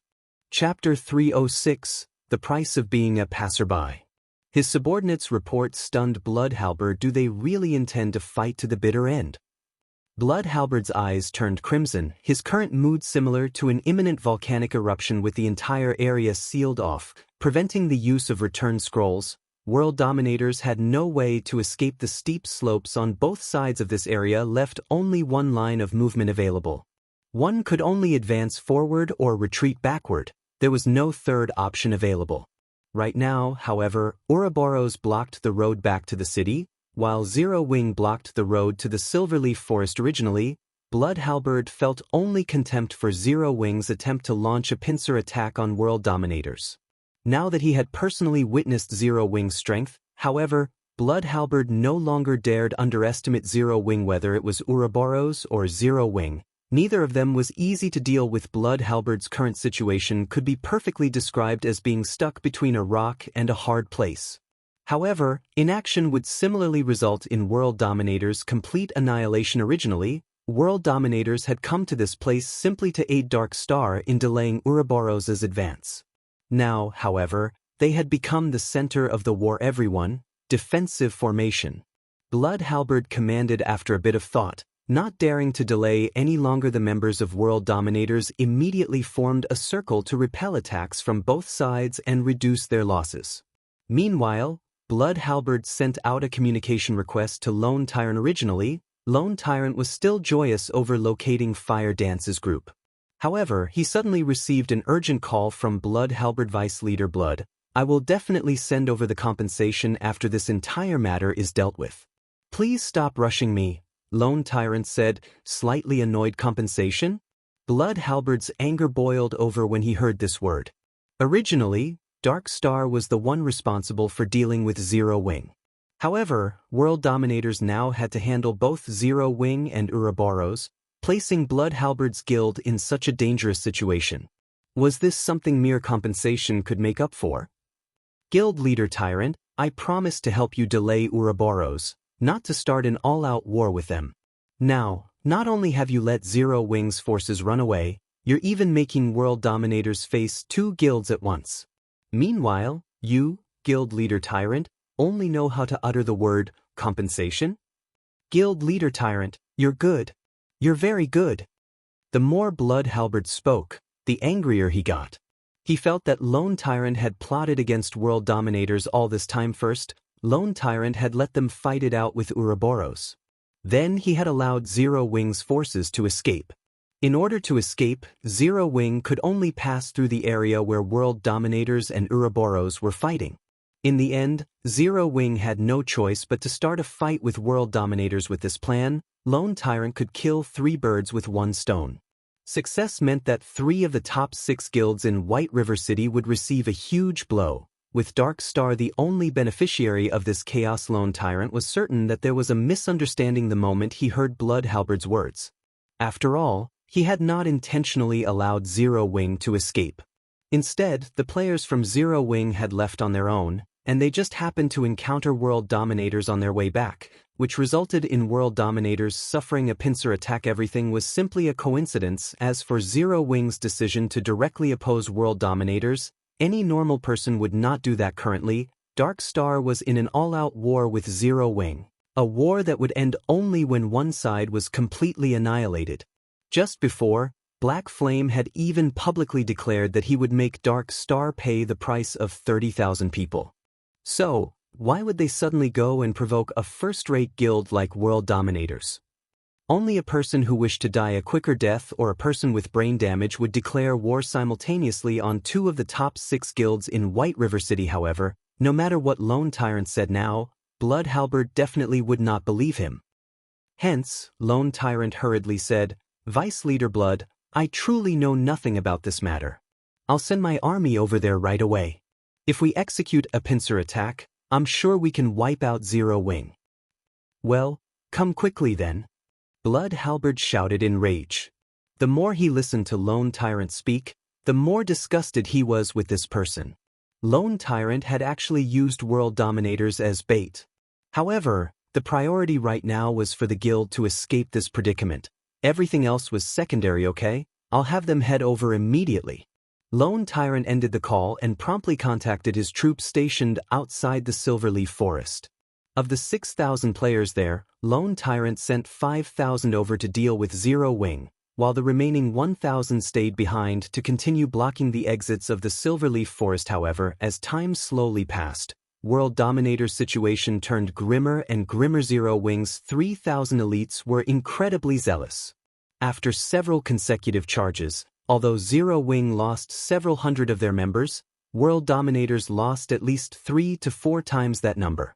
Not to mention, Ouroboros was also madly assaulting them on the other side. After gathering up his courage, one of the team leaders of the elite teams, Lonely, walked up to Blood Halberd and asked in a soft tone, "Guild leader, if this situation continues, we'll definitely be finished. Are the reinforcements from Dark Star not here yet?" If the elite members of World Dominators were to lose 2 or 3 levels, in addition to most of the weapons and equipment on their bodies, World Dominators would definitely not be able to compete for White River City any longer. I know that. But they still need around 10 minutes before they can arrive. At this moment, Blood Halberd's heart was bleeding in pain. However, he was helpless in this situation, unless of course Zero Wing or Ouroboros showed mercy and let them go. Blood Halberd's eyes shone when this thought occurred to him. He was not out of options yet. World Dominators and Ouroboros were bitter enemies, so it was obviously impossible to ask Ouroboros to show mercy.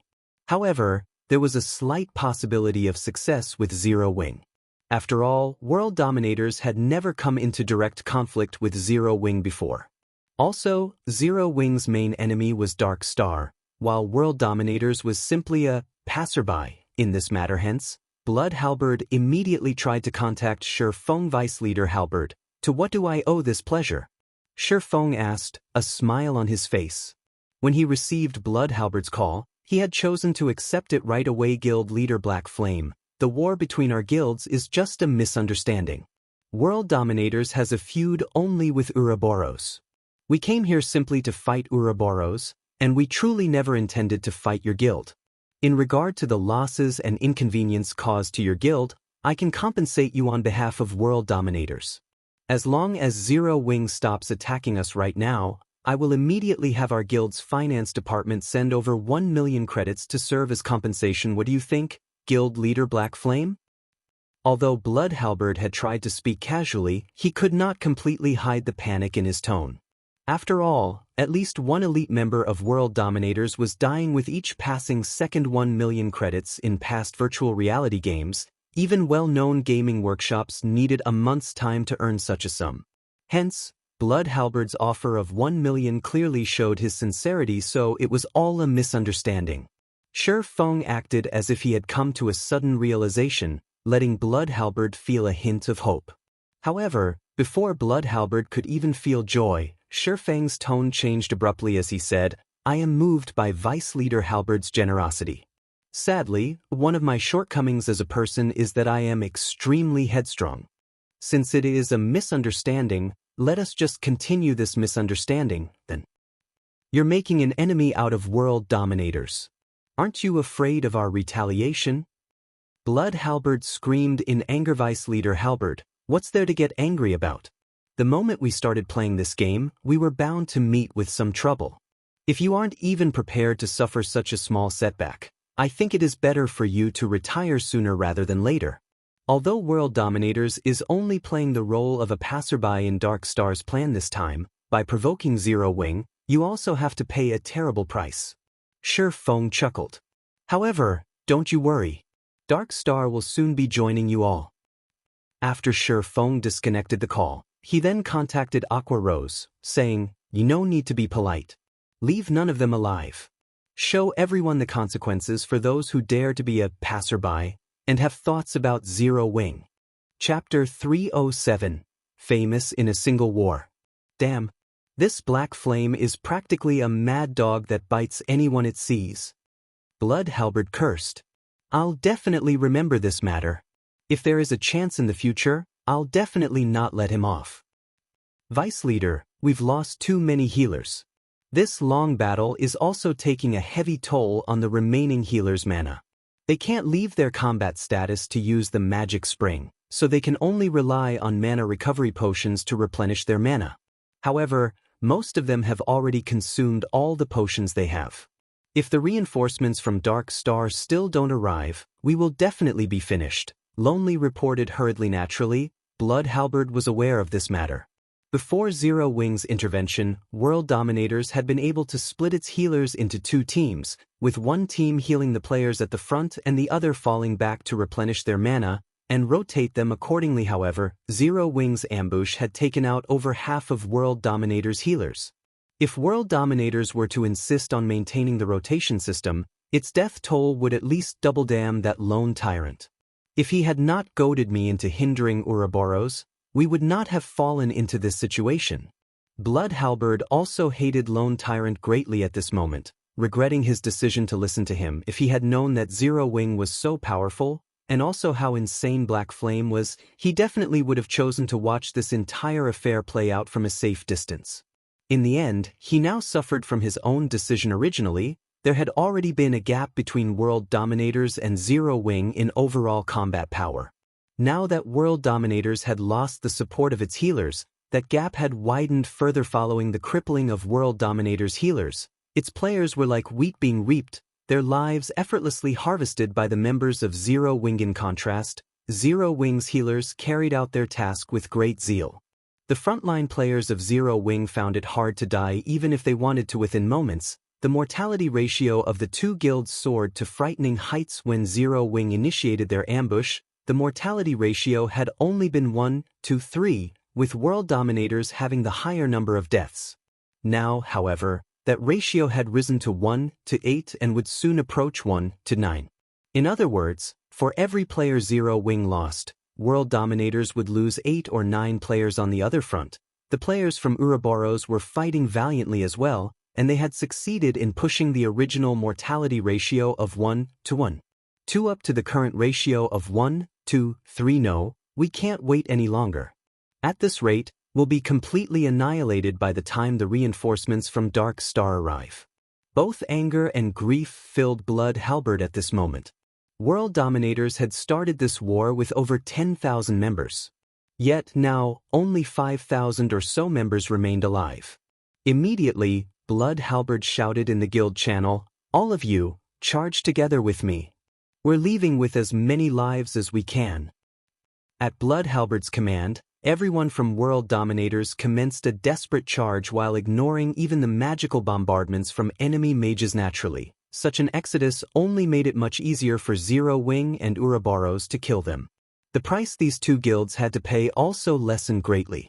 However, with 5,000 plus players desperately trying to escape en masse, it was also impossible for the two guilds to kill every single one of them. In the end, less than 500 of the 10,000 plus members World Dominators had started this war with made it out alive. Everyone else died after suffering such a massive loss. World Dominators no longer had any chance of competing for dominance in White River City. Zero Wing really is amazing. Although they only number around 3,000 or so, a large majority of them are actually elite players. After obtaining victory in this battle, Zhao Yueru had a renewed opinion of the guild called Zero Wing. With only around 5,000 members in Zero Wing, its total member count was not even comparable to a third-rate guild's. However, after Zhao Yueru witnessed the combat power its 3,000 plus members displayed in this battle, she no longer found it strange for Zero Wing to be considered one of the top 6 guilds in White River City. Zero Wing was indeed worthy of its fame. Second-rate and third-rate guilds would be no match for Zero Wing at all. Moreover, the destructive force displayed by the frost grenades that Zero Wing had used was simply too shocking. If not for those tools of mass destruction, this war might still be ongoing right now, while the price Ouroboros had to pay would also be greater. Snow, your foresight is as diabolical as always. Zero Wing is indeed not a simple existence, Zhao Yueru giggled.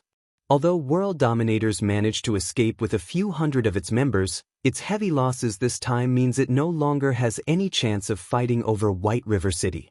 Without this old nemesis of ours, Ouroboros has a greater chance of becoming the overlord of White River City. Gentle Snow rolled her eyes at the giggling Zhao Yueru. The girl actually dared describe her in such a way. However, Zero Wing's performance had truly surpassed her expectations. Although Zero Wing had a mere 3,000 or so members on their side, in the face of World Dominator's overwhelming numbers, Zero Wing had lost only a paltry 1,000 or so members. This was definitely a brilliant battle record. If the beginning of this battle had not been so intense, the peak of mortality occurring during this period of time, Zero Wing would have lost at most 500 or 600 members in this entire battle. Meanwhile, World Dominators had lost over 10,000 players. One could just see how powerful Zero Wing was after the end of the battle. Both sides started distributing the spoils of war, even leaving aside the equipment that was originally dropped by both sides. The number of weapons and equipment dropped by the 10,000 plus players from World Dominators remained quite considerable very quickly. Aqua Rose and Gentle Snow agreed to split the loot in a 2-to-8 ratio based on the total value of all the equipment dropped. Zero Wing would receive 20% of the total loot, while Ouroboros would receive 80%.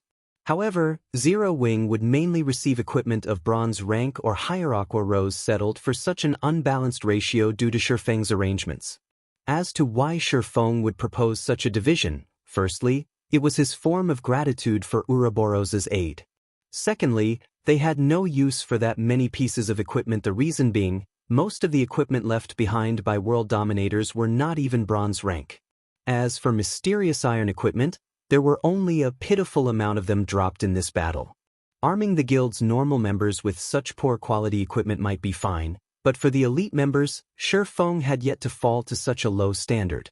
Hence, he was satisfied as long as he could obtain some bronze-ranked weapons and equipment to arm the newcomers of the guild. Meanwhile, after the battle involving tens of thousands of players ended, the independent players who had been observing it uploaded recordings of the entire battle to the forums.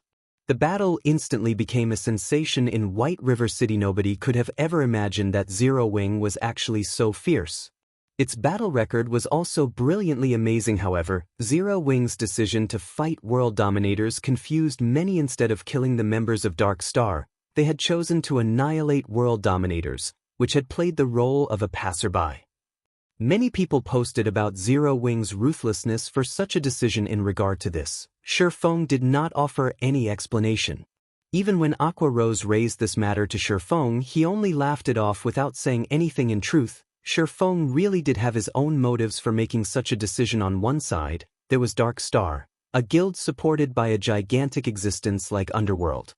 On the other, there was World Dominators, a first-rate guild with an extraordinary background. If these two guilds cooperated to suppress Zero Wing, such an alliance would be detrimental to Zero Wing's development in White River City. Even with the help of Ouroboros, after Feng found out that these two guilds had joined hands, the first thing he thought to do was to annihilate World Dominators in White River City. Although World Dominators was a first-rate guild, their main force was not based in Star Moon Kingdom. There were countless cities in God's domain. After World Dominators spread its forces widely, it had only a few experts in each city. The guild would only make a small investment in a small city like White River City. However, everything would change if World Dominators truly had a good chance of becoming the overlord of White River City. At such a time, the guild would definitely increase its investments greatly, and then World Dominators' power in White River City would grow several-fold, making it even harder to deal with. In the past, Blood Halberd had achieved amazing feats in White River City. He also had the help of a first-rate expert like Lonely, so he had managed to develop the guild to the point where it had the possibility of becoming the overlord of White River City. As a result, World Dominators had boosted the number of experts and funding it sent over, in order to solidify its influence over White River City. Thus, the guild's power in White River City greatly increased, and it became even more powerful than the current Ouroboros. Now that World Dominators had decided to oppose Zero Wing, Feng definitely could not allow it to develop in White River City. Otherwise, they would have to face a powerful foe in the future. This was also the reason why Feng Xianyang decided to annihilate Zero Wing without hesitation, after Feng rejected Feng Xuanyang's proposal. Although Feng Xuanyang's decision was due in part to his vicious personality, the more important reason was how very great a potential a guild that possessed a guild residence had. If he did not destroy Zero Wing while the guild was still in its infancy, he would be raising a tiger to serve as his future enemy. Feng's actions were exactly the same as Feng Xuanyang's. He was killing a powerful opponent that was still in its cradle. Meanwhile, world dominators starting a fight with Ouroboros at a place with only one escape route was the perfect chance for Feng to do so. Naturally, Feng would not let such a rare chance get away. Shortly after the battle with world dominators ended, Fire Dance and the others also arrived at the location Feng had appointed guild leader. We've already arrived at the location you specified. What are we supposed to do next? Fire Dance said in the team chat after confirming her group's location. Chapter 308, Black Flame and Yi Feng. Good, I'll head over there now, Feng said. Standing atop a tree, he inspected his surroundings before jumping off the tree and proceeding towards the meeting point. Now that Fire Dance and the others had accomplished the difficult first step, what remained depended solely on luck. If his plan worked, then Fire Dance's group would succeed in escaping. As for directly confronting Dark Star, choosing to face over 3,000 elites from Dark Star was simply suicidal. Someone's coming over. While Feng was traversing the forest, his keen five senses suddenly picked up on movement a short distance away. He promptly jumped up onto a tree towards the west side of the forest. A team of over 100 elite players was currently searching the vicinity as they moved. The majority of these players were red names, creating a very eye-catching sight. Moreover, none of them tried to hide their presence, which made it very easy for Feng to discover them. Uncle Southwolf, Zero Wing has played a significant role in the war between Ouroboros and world dominators this time. We also can't overlook the combat power Zero Wing displayed. It is definitely not as simple as it appears in the video recordings of their battle. If Zero Wing had not suddenly ambushed world dominators from behind, world dominators would not have lost so overwhelmingly. Now, world dominators in White River City is only an empty shell of its past self. Blood Halberd is also continuously lambasting Lone Tyrant with a barrage of curses. However, since Lone Tyrant does not dare to become hostile with Blood Halberd, he has no choice but to suffer in silence. Black Flame is truly decisive with his actions. Not only did he eliminate world dominators from White River City, he has also severed a large portion of Dark Star's support. In addition, the post he made before declaring war on Dark Star has led to the war between Zero Wing and world dominators receiving widespread attention. Using only 3,000 players to defeat a first-rate guild like world dominators, with such a brilliant battle record, Zero Wing has instantly risen to fame from this single battle, killing 3 birds with 1 stone. Even I am starting to admire this person named Black Flame. The commentary of the female summoner walking beside Southwolf on Zero Wing's battle was eloquent. She spoke as if she knew every little detail of Feng's plan. This girl was around 20 years old. She had a pair of beautiful eyes that was both bright and dazzling, making it difficult to discern the girl's thoughts. Her cherry lips were currently tilted up slightly, while her eyelids were curved into small crescents. The girl exuded a calm and mysterious aura. During the few occasions when she giggled, she would also reveal a noble and elegant temperament that drew the attention of others despite themselves. Yolan, you are Underworld's female Zhuge. How can you uplift others' prestige while downplaying your own worth? That Black Flame simply got lucky. He definitely isn't as smart as you make him out to be. Southwolf felt that Yulan overestimated Black Flame, who Southwolf believed was simply an arrogant and despotic person. Meanwhile, Zero Wing's victory in the war this time and the subsequent trouble that visited Dark Star were simply coincidences. There was nothing worthy of their concern. Maybe I am overthinking things. Yulan laughed, having no intention of refuting Southwolf's words. Although Zero Wing has risen to fame with this single battle and they have also managed to cause us some trouble, their core team is still trapped in this Silverleaf forest. We have them completely surrounded now.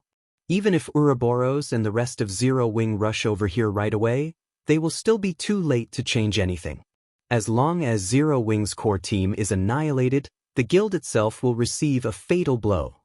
At that time, we'll see how Black Flame can continue acting rampantly. South Wolf scoffed proudly. Zero Wing had only managed to garner the reputation it had today due to their continuous monopoly of the top 10 positions on the ranking list of White River City.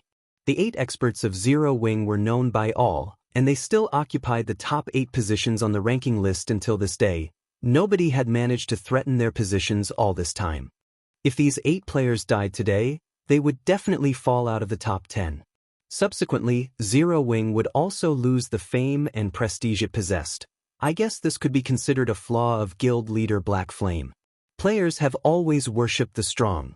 Although occupying the top position on the ranking list would bring him great benefits, if he fails to maintain this position, it would instead become a sword that will stab him in the heart.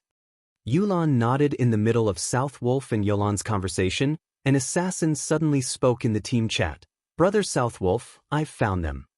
Assassins were not only proficient in the art of assassination, they were also proficient in the art of tracking. Hence, assassins were definitely the best choice when hunting for players' good. Even the heavens are aiding me. I will bring an end to Zero Wing. Blade, immediately inform guild leader Tyrant of this and have them come quickly. We'll go ahead and delay Fire Dance's group. The moment everyone arrives will be their time of death. South Wolf laughed. It is a pity Yi Feng isn't with them. Otherwise, I will definitely make him regret making a mockery out of Underworld. Regardless, I will use the deaths of Zero Wing's core team members as a greeting gift to him. Yi Feng? Uncle South Wolf, are you referring to the God-ranked expert of White River City, that Yi Feng? Yulan suddenly grew interested. What dog's fart expert? If he had not hidden himself, I would have already made him kneel and beg for forgiveness by now, South Wolf said in disdain. Yulan entered a deep contemplation after hearing South Wolf's words. Suddenly, a smile appeared on her face and a hint of joy glimmered in her eyes. It was as if she had found a new toy to play with. Laughing lightly, she said, "First, there is Black Flame, and now there is Yi Feng, a God-ranked expert. Zero Wing is truly an interesting existence." Just as South Wolf's group was closing in on Fire Dance and the others, Feng hid himself within the dense treetops, waiting for South Wolf's group to approach him. Guild leader, we're ready, Fire Dance said through the team chat. Good. Fire Dance, you and the other assassins sneak over to their healers and prepare an ambush. Make sure to maintain a certain distance from their group and be careful of detection. Although it is unlikely that any of them have learned a stealth erasing skill, we cannot rule out even the slightest possibility. Wait until they have entered Blackie's attack range, then make your move. No matter what, do not let them discover our tracks, Feng said quietly. After Feng had discovered South Wolf's group, he had immediately contacted Fire Dance and ordered them to ready themselves to get rid of these players. Feng had chosen to do so mainly because it was of utmost importance that Dark Star not find out where they were going. South Wolf's elite team consisted of over 100 players. All of them possessed relatively good quality equipment. Although there were a few bronze equipment mixed in, most of them were using mysterious iron equipment. This team was definitely one of Dark Star's core teams. Conversely, although Feng had only around 30 players on his side, every one of them was an expert. It was not exactly impossible for them to eliminate these 100+ elite players in a short amount of time. Not to mention, Feng still had plenty of basic frost grenades and Tier 1 magic scrolls on him. Naturally, he had distributed quite a lot of them to Fire Dance and the others. In addition, if they could kill all these elite players, the deaths would cause significant damage to Dark Star, so why not? Leave it to me. Saying so, Fire Dance immediately led 5 assassins and snuck over. Although South Wolf's group consisted of 100+ elite players, their levels were only around level 17, with level 19 being the highest. Meanwhile, Fire Dance was currently level 21.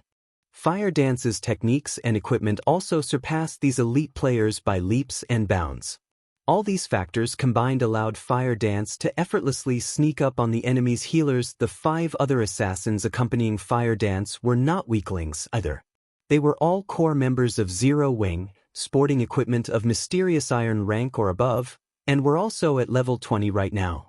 When they snuck up on the healers of Dark Star, none of them were detected, so when South Wolf and his group walked into Blackie's attack range, they all remained unaware of the looming danger kill. Feng commanded through the team chat, and immediately, everyone sprang into action. Chapter 309, Boss Ranked MT. The 10 healers from Dark Star did not detect the presence of the 6 figures swiftly closing in on them at all. Fire Dance was extremely quick. She crossed the distance of 8 yards within an instant. The level 19 cleric that Fire Dance approached had no clue whatsoever. The cleric did not sense even a threat of danger as a snowy cold dagger stabbed into the back of his head. Before the cleric could even feel pain, another dagger, this one scorching hot, slashed his neck. After placing the level 19 cleric in a fainted state, Fire Dance immediately followed up with a flurry of attacks. Backstab, Shadow Strike, Quadruple Assassinate. A series of frightening damages appeared above the cleric's head. Fire Dance was currently using the pair of fine gold ranked daggers she had received from Feng. In addition, the equipment she wore consisted of fine gold and even dark gold items. For her, dealing with a cloth armor class like a cleric was a piece of cake. She instantly killed the level 19 cleric, who did not possess even 1,800 HP. The other 5 assassins that moved with Fire Dance performed similarly well, killing their targets almost as quickly as Fire Dance had hers. They actually dared to lay an ambush on us. What a bunch of suicidal fools. Everyone, do not panic. Guardian Knights, cast Protection Blessing on the healers. Rangers, mark those fools immediately, absolutely do not let them disappear again. Elementalists, use Ice-type magic to restrict their movements. Everyone else, charge at them. South Wolf quickly issued commands after discovering the deaths of 6 of their healers, a cold sneer on his face. The shield warriors and berserkers closest to the healers reacted quickly. They used charge on the 6 enemy assassins in an attempt to save the remaining healers in their team. Simultaneously, the Guardian Knights of Dark Star cast Protection Blessing on the 4 remaining healers, reducing the physical damage they received by 50%. One could not help but admit that the Dark Star elites were truly skilled players. Their response made it practically impossible for Fire Dance's group to kill the remaining 4 healers. Now, in the face of the shield warriors and berserkers' charge, and also the barrage of frost arrows sent by the elementalists, Fire Dance and her fellow assassins promptly used wind steps, gaining more than a second's worth of invincibility, thanks to the skill's effect. All 6 of them then turned around and ran, leaving behind only the corpses of the 6 healers they killed as they plunged into the forest. Despicable assassins, chase after them. Make sure you don't lose track of them. South Wolf bellowed, anger filling his heart. Their team consisted of 100+ elite players.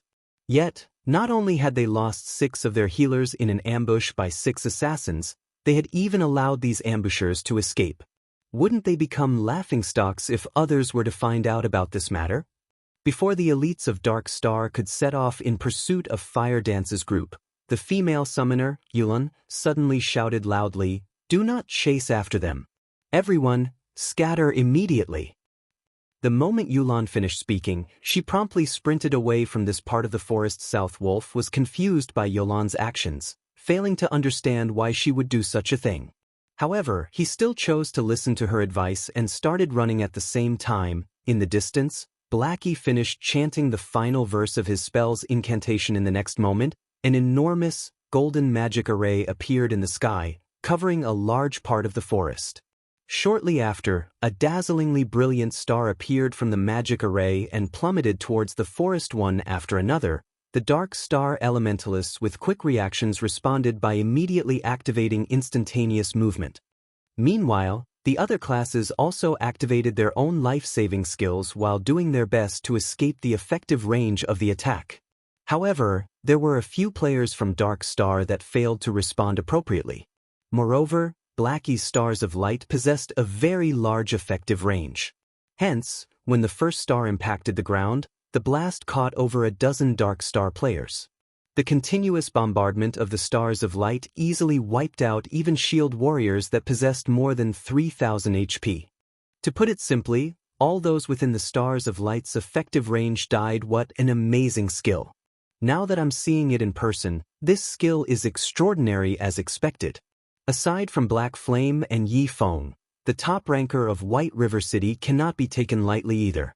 Although Yulan had managed to avoid the bombardment of the Stars of Light, She still could not help but marvel at the terrifying destructive power of the Skiliolon. If not for your reminder, we would have lost more than just a dozen or so members. At this moment, Southwolf had yet to recover from his shock. After all, he had originally been standing at ground zero of the attack.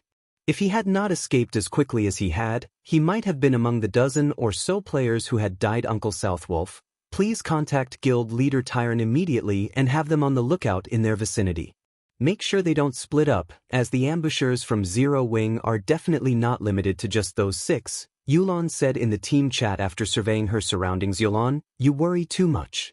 Although we have lost some of our people, this team of ours consists entirely of Dark Star's elite. Fire Dance's group has only around 30 or so members remaining.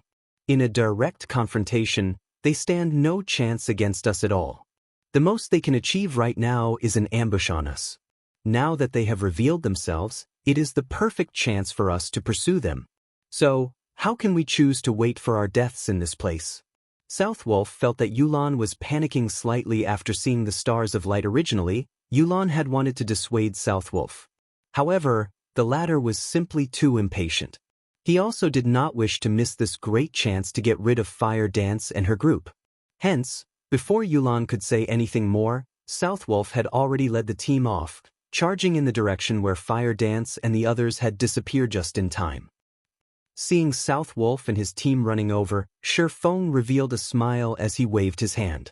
At Feng's gesture, Kola and the other plate armor classes immediately charged forward to meet with the Dark Star members. The moment Southwolf's group noticed the dozen or so Zero Wing members charging at them, they too did not hesitate to hasten their steps, their eagerness to get rid of Kola and the others showing clearly in their eyes. Kola was the chief MT of Zero Wing, and his current level was at level 21.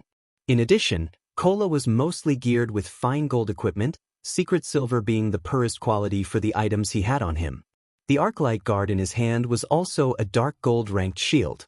With such good items, Kola's HP exceeded the 3,900 threshold, and his defense was likewise frightening. When a flame explosion sent by one of Dark Star's elementalists landed on him, the spell barely managed to deal slightly over -300 damage. The caster of the spell goggled from shock when he saw such a low damage, his eyes nearly popping out of their sockets. Meanwhile, an arrow shot by a ranger from Dark Star dealt only around -100 damage. The attack could barely be considered a scratch on Colado. Make matters worse, Kola also excelled at dodging. In the face of a sky filled with spells and arrows, Kola actually managed to dodge over half of these attacks. Meanwhile, standing at the rear, Violet Cloud merely had to gesture with her delicate hand, casting a basic recover on Kola. Instantly, the spell fully restored the 400+ HP Kola lost, returning the Guardian Knight to full health. Moreover, recover was a skill that restored the target's HP once every 3 seconds for a duration of 15 seconds. Seeing this scene, everyone from Dark Star was immediately dumbfounded. What kind of healer is she? I am a cleric as well, yet my recover can restore only around 200 HP each time. She's already comparable to the top 5 healers of Dark Star. A cleric for Dark Star commented in shock. Originally, they were already having a hard time trying to kill Kola. Now that there was also an amazing healer supporting him from behind, it was simply impossible for them to kill him. Shortly after both sides started confronting each other, the players from Dark Star suddenly discovered a shocking matter. Kola's HP had actually risen past 5,000. Moreover, the heals he was receiving had also increased from the original 400+ to 500+, making him even more impossible to kill. Unknown to the members of Dark Star, Kola's sudden upgrade was all due to the Arclight Guard's passive skill, Sound of Life. Every time Kola received an attack, he would receive a stack of Power of Life. Each stack of Power of Life increased Kola's maximum HP by 3% and the healing he received by 2% for 1 minute, and Kola could accumulate a maximum of 10 stacks of Power of Life. Hence, Kola suddenly became much more powerful. Kill him. All ranged classes focus fire on him. Southwolf knew that if Kola did not die, it would be a huge blow to the team's morale. Therefore, killing Kola had priority immediately. Half a dozen berserkers surrounded Kola, while the ranged damage dealers sent a continuous stream of attacks at him. They no longer treated Kola like a player but a boss monster. In response to their actions, Cola simply smiled in disdain. He then activated Protection Blessing, reducing the damage he received by 50% now. The highest damage the players from Dark Star managed to inflict on Cola did not exceed -200 points. A majority of the attacks were even below -100 damage. In the face of Cola's 5,000+ HP, such damages were simply insignificant. However, due to the large number of attacks, Cola's HP quickly fell below the 50% threshold. Right then, Violet Cloud took action again. She casually cast Guardian Shield and Recover on Cola. At Violet Cloud's current level, her Guardian Shield would provide her target with a buff that could absorb over -700 damage. She followed up with Healing Light in the next moment. A healing value of +1,600 appeared above Cola's head, in addition to the 500+ HP regenerated with Recover. Cola's HP instantly went back up to full again. Chapter 310, Reversal.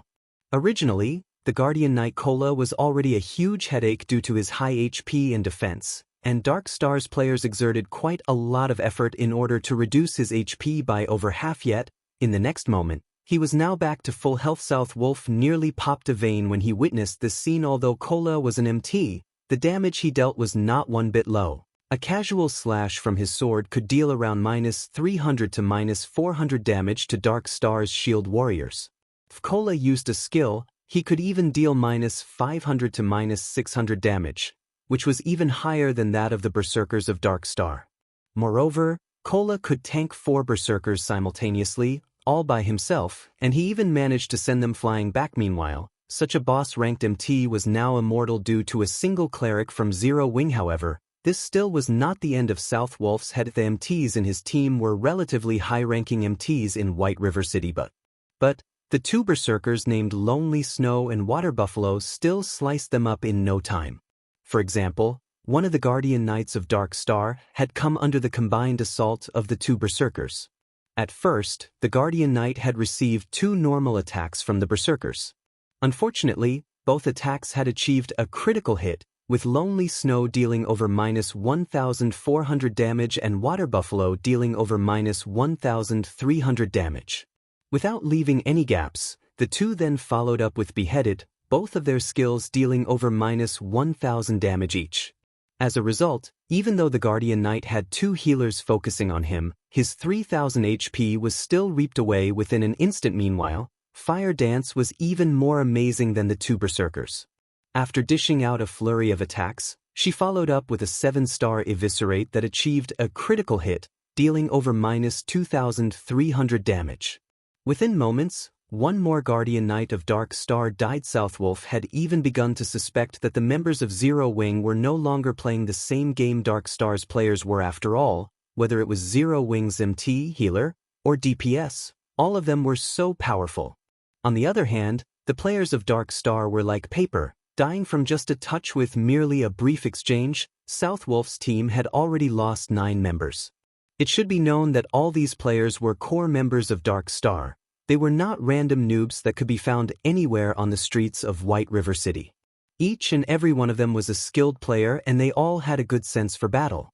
Although they were not comparable to experts, neither were they far from one.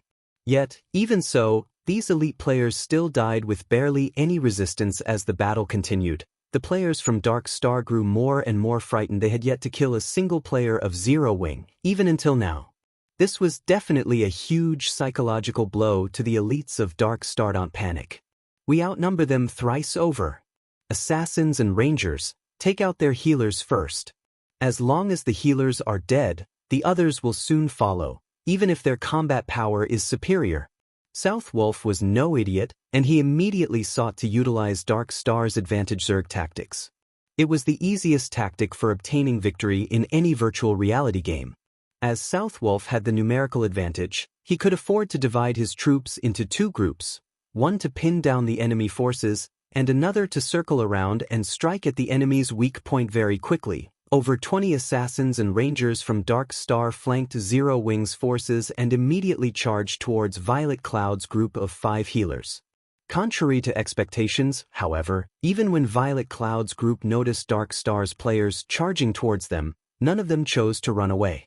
Instead, they continued healing their allies at the front, paying no attention to their attackers at all in regard to the healer's lack of reaction. Dark Star's players did not give it too much thought. They simply continued charging forward, having concluded that Zero Wings healers had already given up on escaping when there was only a short distance of 8 yards between the assassins and Violet Cloud's group. An intermediate frost grenade suddenly landed, exploding in the midst of the assassins. Dark Star's rangers, who stood 30 yards away, also received an intermediate frost grenade of their own in the blink of an eye. Both groups were frozen solid. A damage of -400 also appeared above each of their heads. Although the 8 assassins immediately used Vanish to escape the freezing effect, they were still unable to advance as an ice wall appeared, blocking the path between them and Violet Cloud's group. Meanwhile, the person responsible for casting this ice wall was one of the 5 demon generals that Feng had recruited. Ice Queen Su Qianliu. Ice Wall was the perfect skill for this scenario without magic immunity. If the assassins were to charge into the ice wall, their movement speeds would slow to a crawl. At that time, their fates would be as good as sealed. Although Ice Wall had a short duration of only 2 to 3 seconds, it still provided the healers with a brief, but important, moment of respite. As for the Rangers of Dark Star, none of them had any skills that could be used to dispel the effects of control skills, and neither did any of them possess any life-saving skills. Hence, they could do nothing but stand there and watch. At this moment, Feng used silent steps and suddenly appeared behind these frozen rangers. To Feng, a group of immobile players was entirely negligible. Feng was currently at level 23. He was also equipped with the newly acquired 7 Luminaries ring, and had recently received the golden Stigmata. His overall attributes surpassed these elite players many-fold.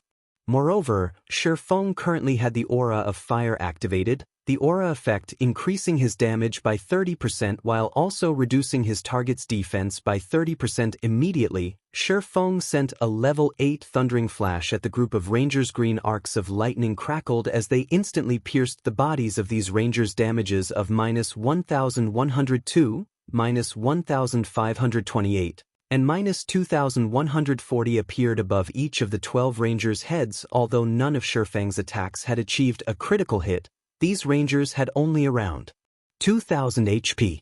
Meanwhile, Feng's thundering flash had dealt more than -4,700 damage in total, far surpassing the rangers' maximum HP. The members of Dark Star saw Feng killing all those rangers with a single strike each, and every one of the witnesses was completely dumbfounded, their jaw hanging wide open. South Wolf nearly had his eyes pop out of their own sockets. The 12 rangers simultaneously collapsed to the ground, their actions in complete unison. In the next moment, piles of weapons and equipment were scattered around their bodies. In this chaotic battlefield, this scene was both striking and shocking. The 12 rangers were all either level 18 or level 19 players.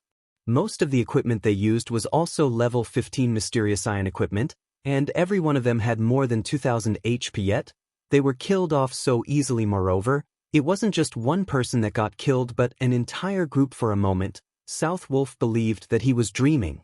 He even considered giving one of his subordinates a slap and then asking said subordinate if it hurt, to confirm whether or not this was a dream. As for the assassins of Dark Star who had been waiting for the ice wall to disappear, after witnessing this unforgettable scene, they had completely forgotten their original task of dealing with Violet Cloud's group of healers. They idly stood there as they watched their ranger companions die, their minds empty of all thought. They then swallowed a big gulp of saliva as they suddenly recalled an important matter. With the number of murders they had committed so far, if they died as well, not only would they lose 2 to 3 levels, they would even lose all the equipment on their bodies. Watching from a distance, Blackie was similarly astonished by the instant deaths of the 12 elite players. However, he had long since grown inured to Feng's horror-inducing feats, so he quickly regained his composure and threw a basic frost grenade at the still-dazed assassins of Dark Star, freezing them once more. This time, none of the assassins could use Vanish to remove the freezing effect on them. Hence, they could only obediently stay frozen, following which, Blackie chanted an incantation and used Hell Flame. One could easily imagine the might of a Hell Flame that was powered by the epic-ranked staff Mavis's Guard. Damages of over -1,000 points immediately appeared above these assassins' heads, and within 3 seconds, All of these assassins turned into ashes, leaving behind a pile of shining weapons and equipment. However, this was still not the end. After Feng had dealt with Dark Star's Rangers, he then cast Firestorm, the activatable skill of the aura of fire, at the heart of the battlefield. Firestorm inflicts 500% damage within a range of 10 by 10 yards for 5 seconds. Cooldown, 5 minutes. In terms of damage, Firestorm did not lose out to Stars of Light by much. However, it had a much smaller effective range. Currently, Cola was surrounded by plenty of Dark Star's elite players. Before anyone could react, a storm of flames suddenly emerged above them, and the HP of all of Dark Star's players within 10 yards of Cola fell at a crazy rate. Although Shield Warriors and Guardian Knights were classes with high HP and defense, Feng's equipment was simply too amazing, which resulted in his current attack power being well over 800 points.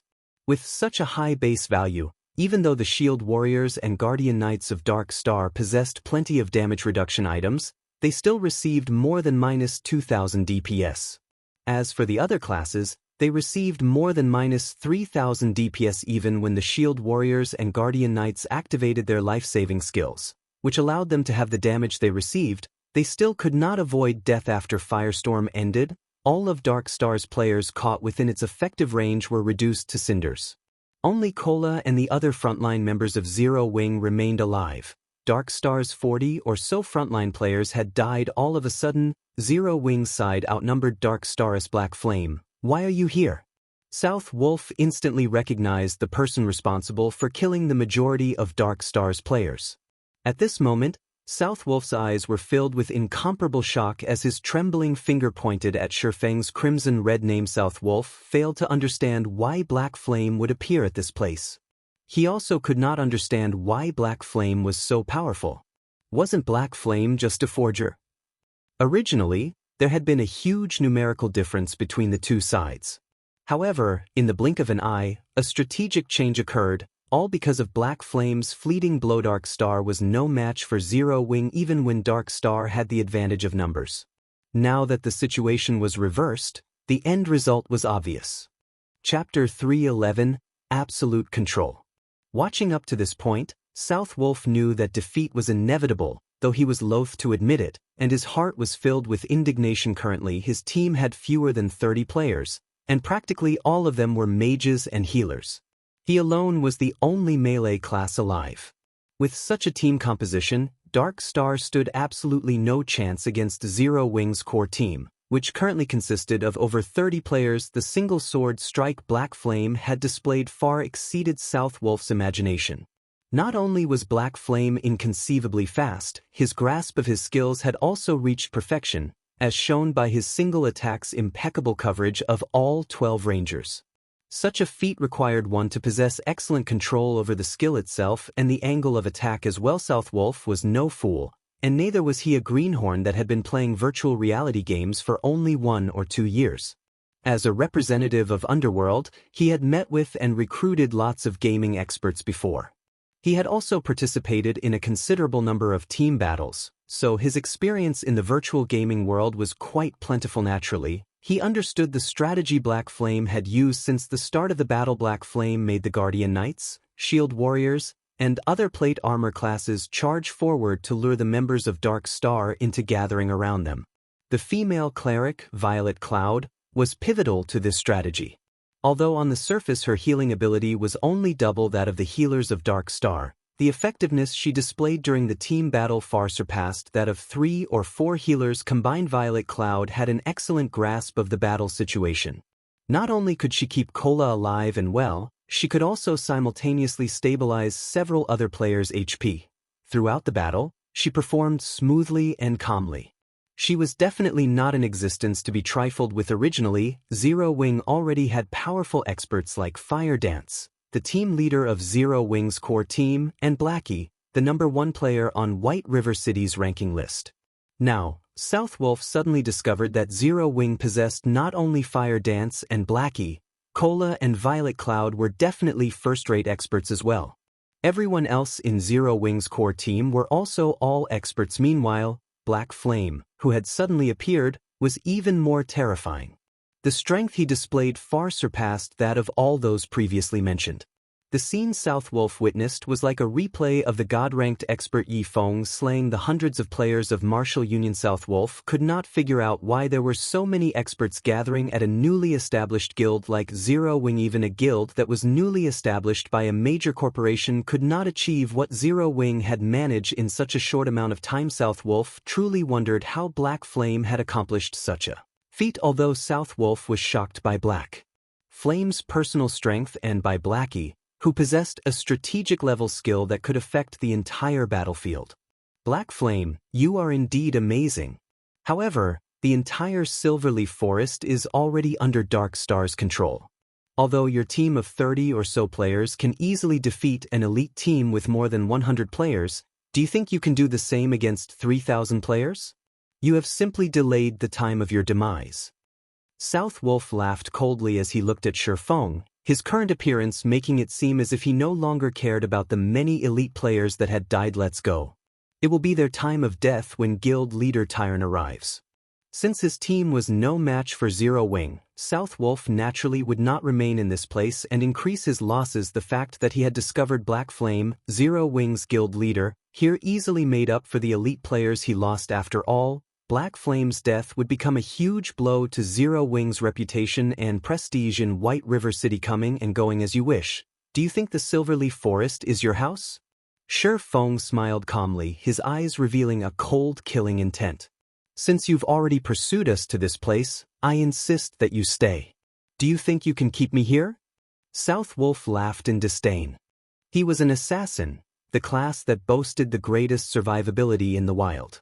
If he hid himself in the dense forest, nobody would be able to find him. Can try. If any single one of you manages to escape today, then I will let you go. Feng waved, and all 30+ members of Zero Wing immediately charged forward, starting their hunt of Southwolf and the surviving players of Dark Star. The reason why Southwolf had never participated in the battle before was to leave a path of retreat for himself. This was a habit of his. After all, once he entered combat status, he could no longer use stealth. At that time, he would only be left with Vanish to enter stealth mode. However, Vanish was a life-saving skill, so it should only be used at the most crucial of moments. Looking at the enemy players charging at him, Southwolf revealed a disdainful expression. Just as he was about to use stealth and hide himself in the dense forest. What's going on? Southwolf suddenly discovered that he could not use the skill. Like a prisoner deprived of his freedom, Southwolf frantically called out his skill bar to look for the cause of this situation. Boss Southwolf, we can't use our skills. What are we supposed to do now? The elementalists of Dark Star asked. Frightened originally, they had intended to cast Ice Wall to delay Zero Wing's charge. Now, however, none of them could use any of their skills, and an elementalist that could not use skills was like a lamb to the slaughter. Aside from sacrificing their lives to earn a few extra seconds for their allies, they were helpless. Run first, talk later. Southwolf was confused about this situation as well, and he suspected that something must have gone wrong with the system.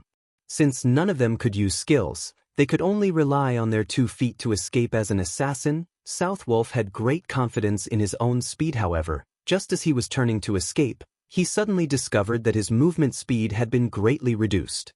Everyone else from Dark Star faced a similar situation as well. Just what is going on? Southwolf started panicking as the players of Zero Wing raced closer and closer to them. However, he was simply helpless in the situation. In the next moment, Southwolf noticed a black figure dashing past Cola and the others. Like a mad gale, the figure instantly caught up with the escaping players of Dark Star. This person was none other than Feng himself. At present, Feng's agility exceeded 240 points, and there were also the bonuses provided by the equipment he wore. In terms of movement speed, Feng was definitely ranked at the apex of Star Moon Kingdom. Feng used silent steps and appeared behind Southwolf like a ghost. He then said softly, "I've already said that you can't escape." Previously, while Feng was conversing with Southwolf, he had secretly switched the aura of fire on the 7 Luminaries ring to the aura of time. Meanwhile, the aura of time reduced the movement speed and attack speed of enemies within a 100-yard radius by 20% and increased the cooldown of their skills by 20%. When its activatable skill, absolute time, was used, it would even prevent enemies within a range of 50 by 50 yards from using any skills or tools for 20 seconds. After Feng used absolute time to envelope this entire area, everybody from Dark Star could not use any skills or tools for 20 seconds. Dark Star's current surviving members mostly consisted of mages and healers, so this restriction had truly rendered them completely helpless. One could say that the moment Southwolf's team stepped into this region of the Silverleaf Forest, their lives passed into Feng's hands. Just what did he do? Southwolf's heart was filled with shock when he noticed Feng appearing behind him before Southwolf could even ponder on the subject. Feng's abyssal blade had already left its scabbard. Countless silver lights pierced the numerous vital points on Southwolf's body. Southwolf had only leather armor, so every one of Feng's attacks managed to cause over -500 damage, while critical hits dealt over -1000 damage. On the other hand, the mysterious iron-ranked chest piece Southwolf wore was like a piece of tofu. Not only was it easily pierced by Feng's abyssal blade, each attack it received greatly diminished the armor's durability. Just 3 strikes had nearly reduced it to scrap. Already Feng's attacks were lightning fast, and he had brandished his sword 8 times in a single series. By the time Southwolf had recovered from shock, his 2000+ HP was completely gone. Suddenly, Southwolf's field of vision turned gray, while his body fell to the ground involuntarily. Even as he died, shock and confusion still filled his face as Southwolf had not participated in any of the battles so far. His name remained white all this time. After he died, only one piece of equipment dropped by his body. He also lost